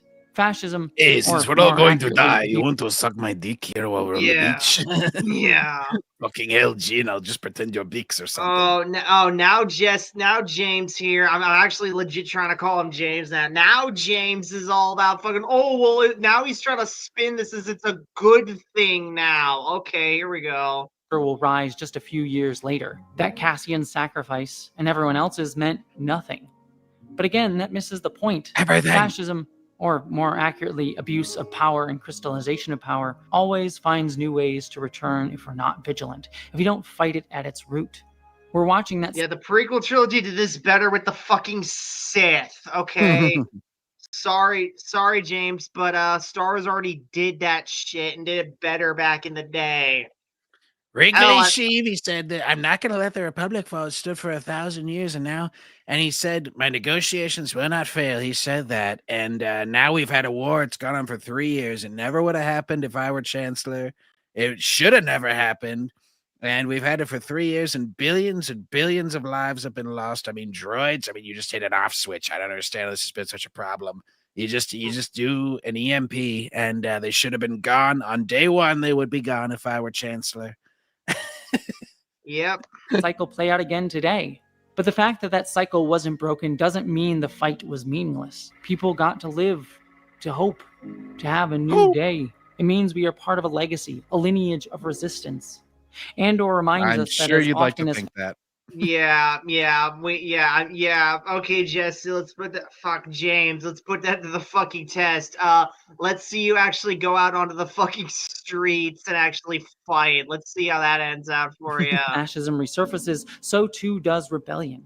It reminds me of a line from another show that I love, one that shares Andor's spirit. I don't care if the odds are against us. If we're going to lose, then we're going to go down fighting, so that when our descendants someday rise up against the Dominion, they'll know what they're made of. We keep on fighting. The Dominion is fucking evil aliens that try to take over the kind of like the the mass migration kind of crowd. That's what I would compare the Dominion to, Jesse. Yeah. World in hopes of one day making something better, a sunrise on the horizon that we endlessly reach for. When conservative figures like Jordan Peterson rage against postmodernism, you need to understand postmodernism because that's what you're up against, and you're up against it far more than you know or think. A framework that questions the authority of grand narratives, they're tapping into a real anxiety. Star Wars. Postmodernism is the cultural logic of late capitalism. What does Hamilton have? What does KFC have to do with this? What the fuck? Well, fried chicken is always known for not reinforcing racial stereotypes. Yeah. Jacob, of course he hates Jordan Peterson. Yeah, of course he does. Reduces every your room. Yeah, clean your room. Or, yeah, if you do, you're a fascist. Yeah. Thing to brandable aesthetics and tells us nothing matters. Barbie's fascist now. Okay, hang on. I gotta tell Mom Cedar this. I'm Hang sure on. the new movie isn't. Oh, let me see here. Come on. Just be like, Mom, is Barbie fascist? Be honest. Mom, apparently the Barbie dolls are fascist now. Thoughts? Okay, she says no thoughts, but we all know deep down she thinks that's fucking retarded. What? All right. Anyway, Beyond the surface.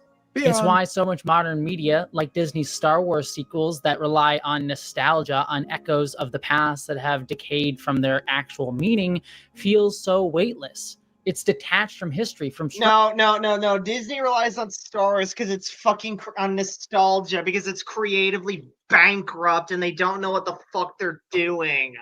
They bought it for $4 billion for the existing fan base, and then they fucking exercised that existing fan base, and now they're mad about it, so they're trying to recapture it. Yeah. And the Mando and Grogu is gonna make, I'm gonna call it now. Trying to decide how bold I want to be. I'll say under 400 million. All right. Yeah. I was deciding between under 400 or under 500, and I was like, I'm gonna be bold and say under 400. Yeah. Purpose. But the answer that Peterson and other thinkers offer is worse. A return to the mythic strongman, heroic individualism, and ideas of destiny. The same tired meta-narratives used for centuries to uphold power, to say that they're the only story... Oh, apparently the hero's journey is just there to uphold power. And Yeah, it's all mythic. It's never actually come true. There's never been a strong man who actually like leads his family well. There's never been any patriarch who has ever been successful. As we can tell as human beings. But in truth, what we need isn't a chosen one. What we need is each other.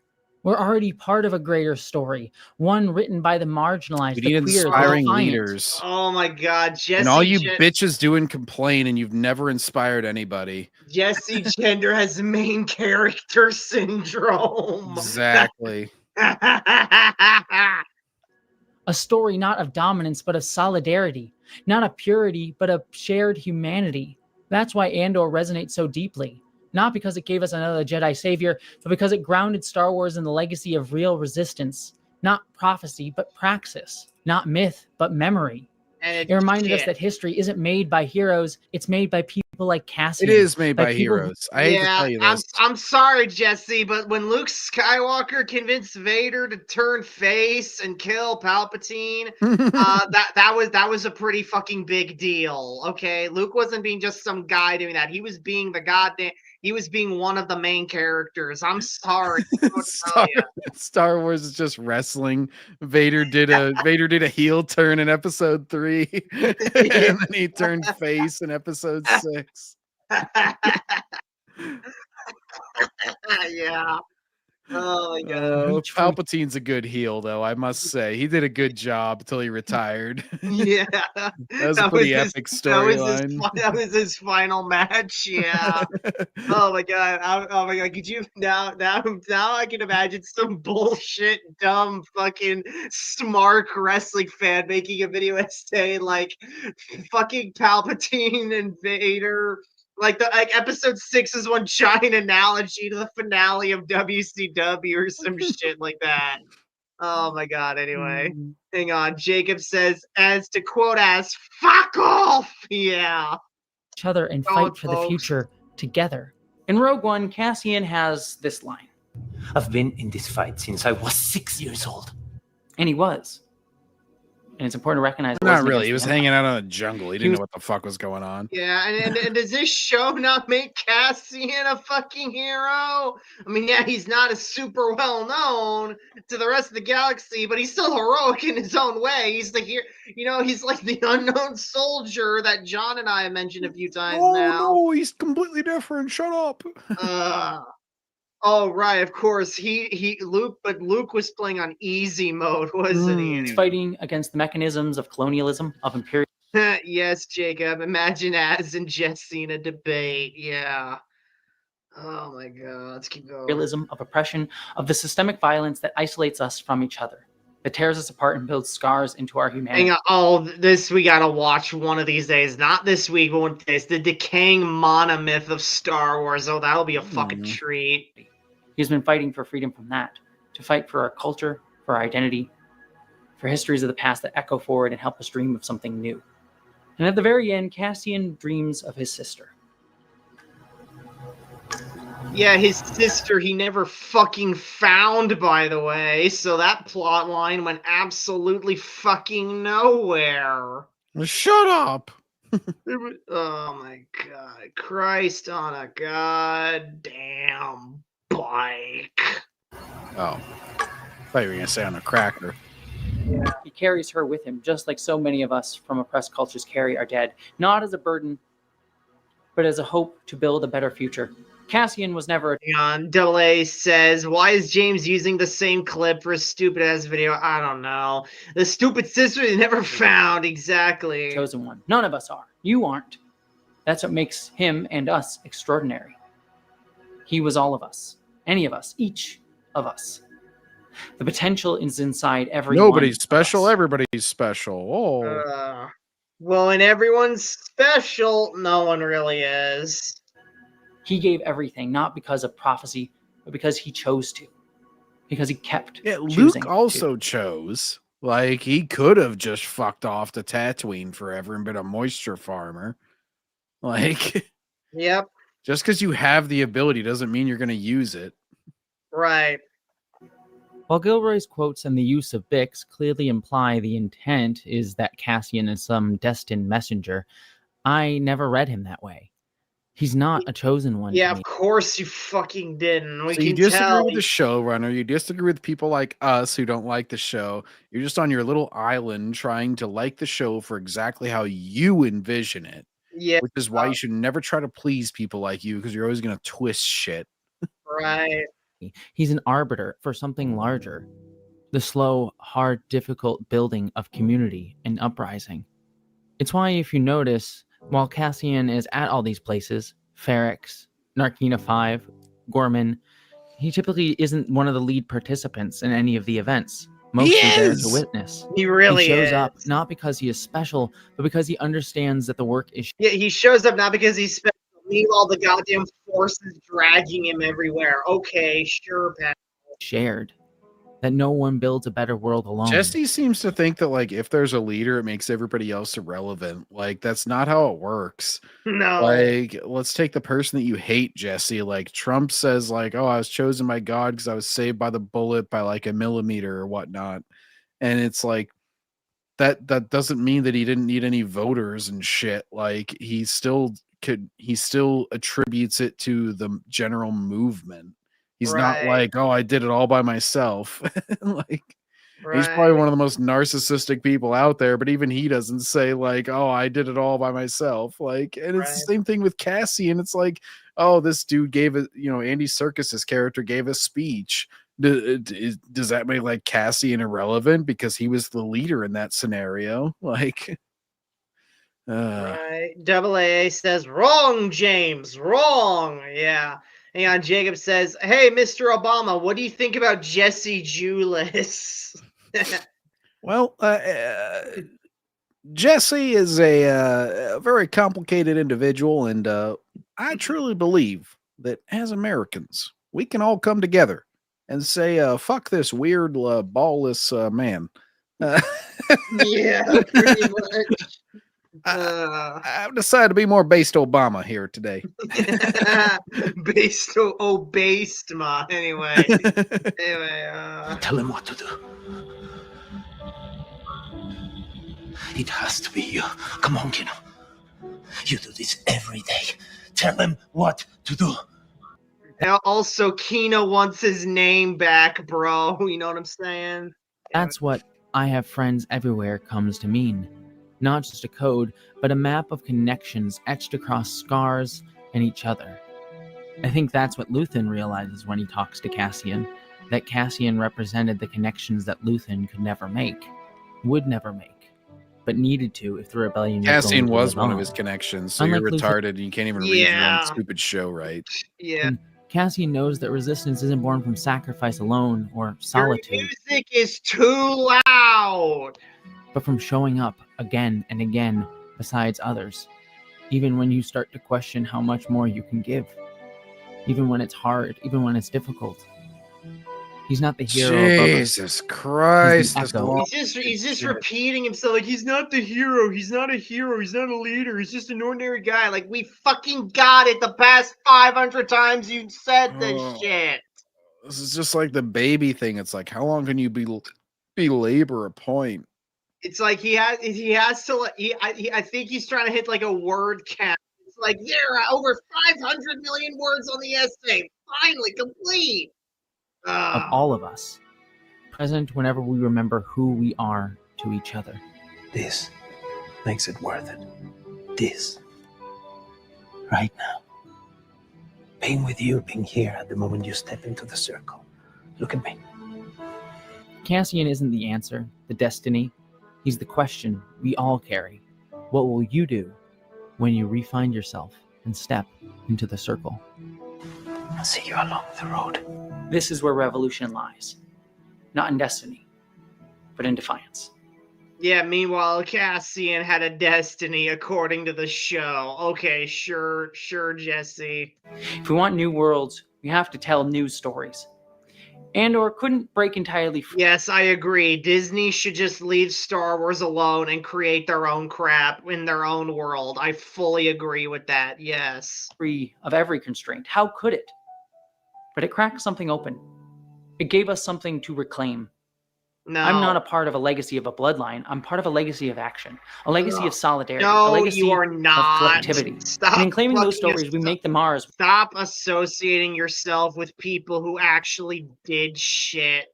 We take what wasn't meant for us and reshape it. That's like me saying, hey, my ancestors helped build this country, because they fucking didn't. So, you know how much of an arrogant ass I'd sound like if I genuinely thought and said that? Oh my God, Christ, the narcissism is insane on this bro. That is the work of revolution too. There's a line from the Gorman bellhop to Cassian. Rebellions are built in hope. It's the same line that Cassian will one day give to Jin, who gives it to the Rebel Alliance. Rebellions are built on hope.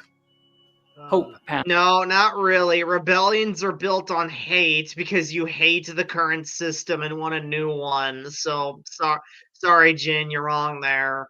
Hand to hand by those who will not always live to see its end, but it lives on. That's our legacy. And in the final moments of Andor, we see that. Quiet toast between Vel and Cassian. A list of names. Gorn. Nemik. Taramin. Cinta. The Gormans. Barracks. Your mother. I'll be worried about you all the time. That's just love. Nothing you can do about that. The Dons. That old bitch is one creepy ass broad, man. Yeah. Not a legacy of blood, but of shared struggle, solidarity, and remembering. Not in restoration, but in remembering those who fell dreaming of a sunrise on the horizon that we endlessly... Wait, not in restoration. So does Jessie Gender just not want us to rebuild anything? Okay, then. Reach for. We may never see it, but we keep reaching for it. I burned my life to make a sunrise that I know I'll never see. The rebellion isn't built by the chosen, it's built by the ignored, by us, by the people who are the friction in the air that explodes to make something entirely new. That's the sunrise I want to see. We have friends everywhere. Oh my God, so this whole video was just Jessie goddamn fucking filleting himself. Like, this is the future I want. That's all the build up to this crap, man. God damn, bro. How much more full of yourself can you get? And rebellions are built Your music is so loud, I couldn't hear what you're saying here. Rebellions are built on coat, I think, is what she said. This place behind us. If I could do it again, I'd wake up early. Oh, it's going to try and be profound. Yeah. From the start. You're here. You're right here, and you're ready to fight. The day will come when Speech that made no sense.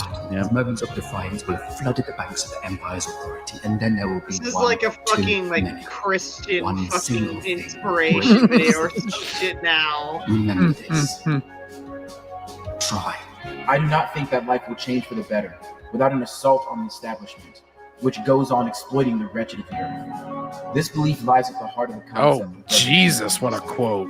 Oh Thus, my it is better God. to oppose the forces that would drive him to self-murder. Holy than endure fuck, them. it's still going. Although I risk the likelihood of death, there is at least the possibility, if not the Hey, probability, hey, of Huey, changing like, intolerable summarize. Oh my God. The summarize, it's a Huey P. Newton quote, and Huey P. Newton was a goddamn terrorist. Okay, bro. Oh, I'm skipping through this crap. We don't need to hear it all right out. Impossible. When reactionary forces crush us, we must move against these forces. even at Aren't the you a risk of death. reactionary force? We'll have to. Yeah. Nah, Black Panthers are pretty chill. In Wakanda. Black Panther. Hey, so this video, Okay, finally, we're done. Just fucking Ah, 8 you're more minutes. balding, Jesse. Oh my, yeah, Jesse's balding. Just 8 more minutes. All right, I'm speeding it up here. Jesus Christ. Now what do you have to say? You already did your big dramatic conclusion. I don't know, man. it was already way too freaking long, so I'll try to keep this relatively Exactly. To say the least. short. But I do want to explain a little bit about where I'm at and why this video is the way it is. Because quite Who honestly, cares? obviously this video was me using Star Wars Andor to talk about. Also, get that fucking N7 helmet off your goddamn shelf right there. Oh, don't you know Mass Effect is woke? Oh. A lot of very upsetting things. Most notably, what's happening to trans people in the United States right now, and especially what's happening to Palestinians. and most What notably- is happening to trans people? I still don't know what the fuck is happening to trans people. He said there's only 2 genders. He's pretty much killing us. in Gaza? I've been wanting to talk a lot more about these things than I have been on my channel, but to be quite You frank with seem all to of have you, talked about them for 4 hours already, so I think you're talking about them plenty. I've been experiencing a lot of burnout lately. Oh, please Thank retire. Yes, thank God. Please retire. We don't want to see you on YouTube anymore. For two But very everybody different pays so much attention to me, I can't possibly quit now. Yeah. reasons. One kind of positive, the other very negative. On the positive end, I've been very lucky that I've actually had a lot of projects come my way. For those of you who don't know, there was a short film called Long Away that I was a producer and assistant director and editor. Oh God. Oh well. Thanks for incentivizing me to never check this out, Jesse. Thanks. On, written and directed by the wonderful Tilly and Susan Bridges, who worked on Star Trek Prodigy. There are 2 trans writers. Oh my. Oh well. Now I'm even less sold on it. Thanks. No wonder I've Jesse. never heard of Star Trek Prodigy, so yeah, a bunch of trans fucking writers. Isn't that the fucking like kids show on Nickelodeon or some shit? Oh, they're just trying to indoctrinate kids. No Oh wonder. no. Who I really, really adore and am so honored to be friends with. So that's, just yeah. wrapping up. And then also I'm going to be directing an episode of a Nebula show. What? What? Why? Who is giving Jesse Gender all this crap? Oh my God, fucking Christ. You know, I think Jesse Gender is just a fucking grifter using his fucking YouTube channel to break into Hollywood. That explains everything.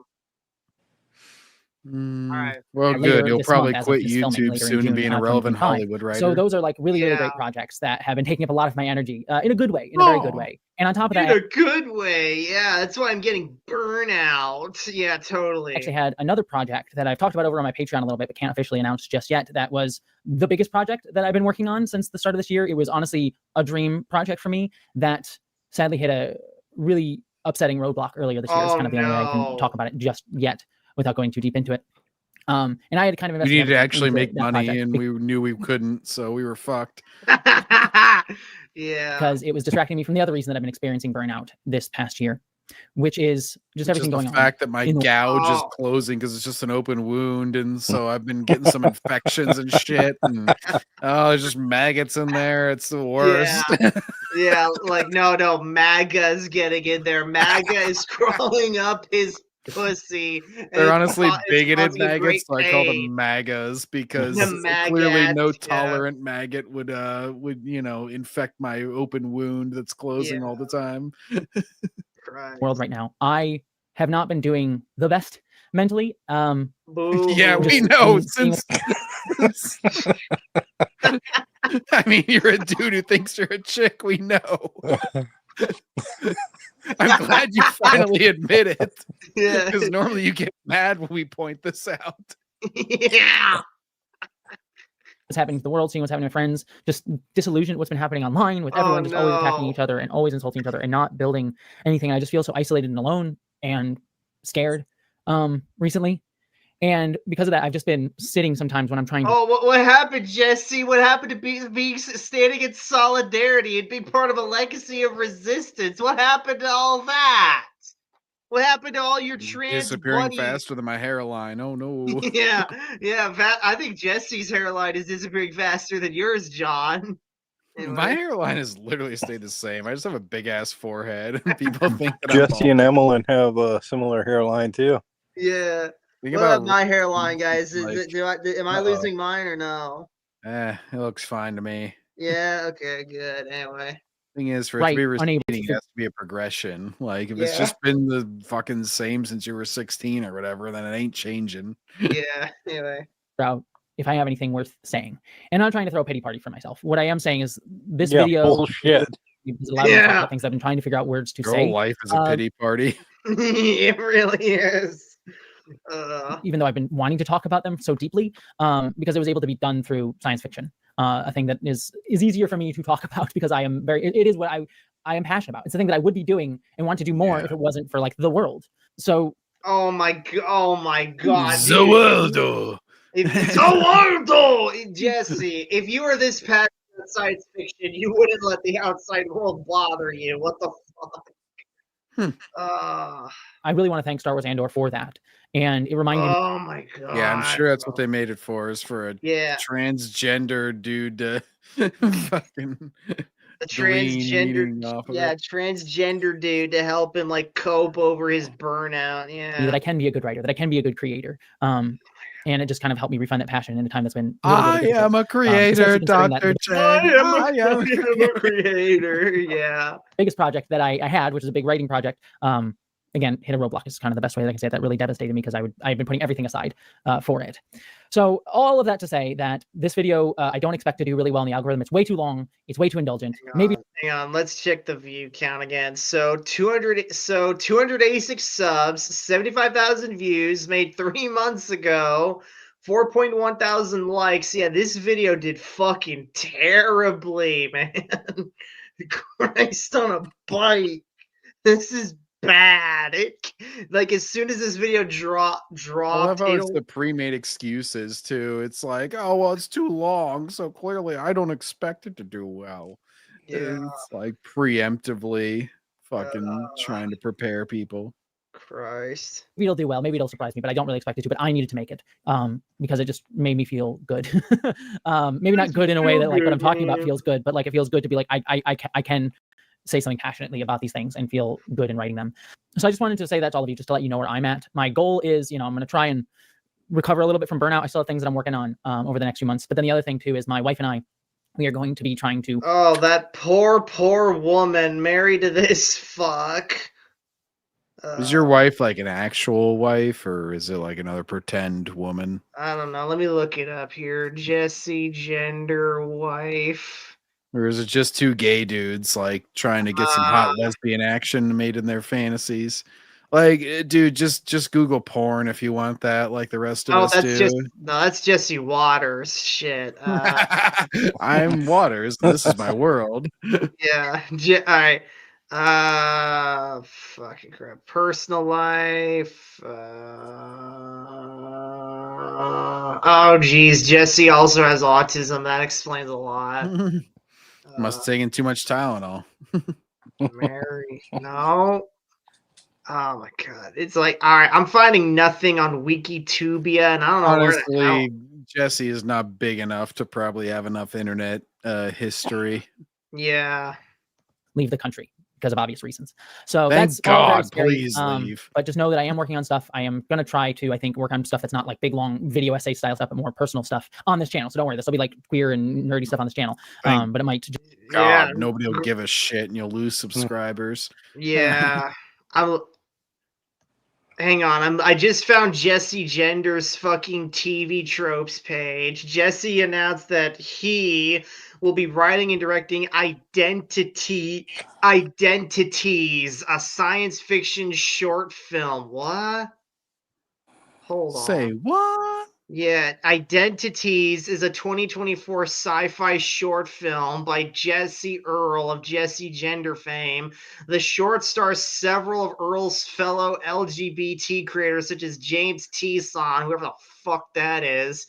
Oh, fuck, not Maggie Mae Fish. John, do you know who Maggie Mae Fish is? Oh, God. Is that that fat dude that we covered before with the Sailor Moon shit? No. Briscoe knows. Briscoe, tell John who Maggie Mae Fish is. She's some weird fucking I know her from like some reaction fucking video crap shit. She is she's interesting to say the least. Yes. She's a special kind of moron. Yeah, Jackie Cox, whoever the fuck that is. Abigail, oh no, Philosophy Tube is in it. Oh no. And John, oh, and what the fuck is John Delancey doing in there? He ain't gay. What the fuck? He's very supportive. They needed a token straight.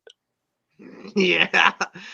It was released exclusively to the streaming service Nebula. So the plot is that two strangers, man and woman, wake up in a white void. They have no memory of who they are, how they got sounds there. like shit already. As the walls begin to break down, they learn more about the metaverse they've been trapped in.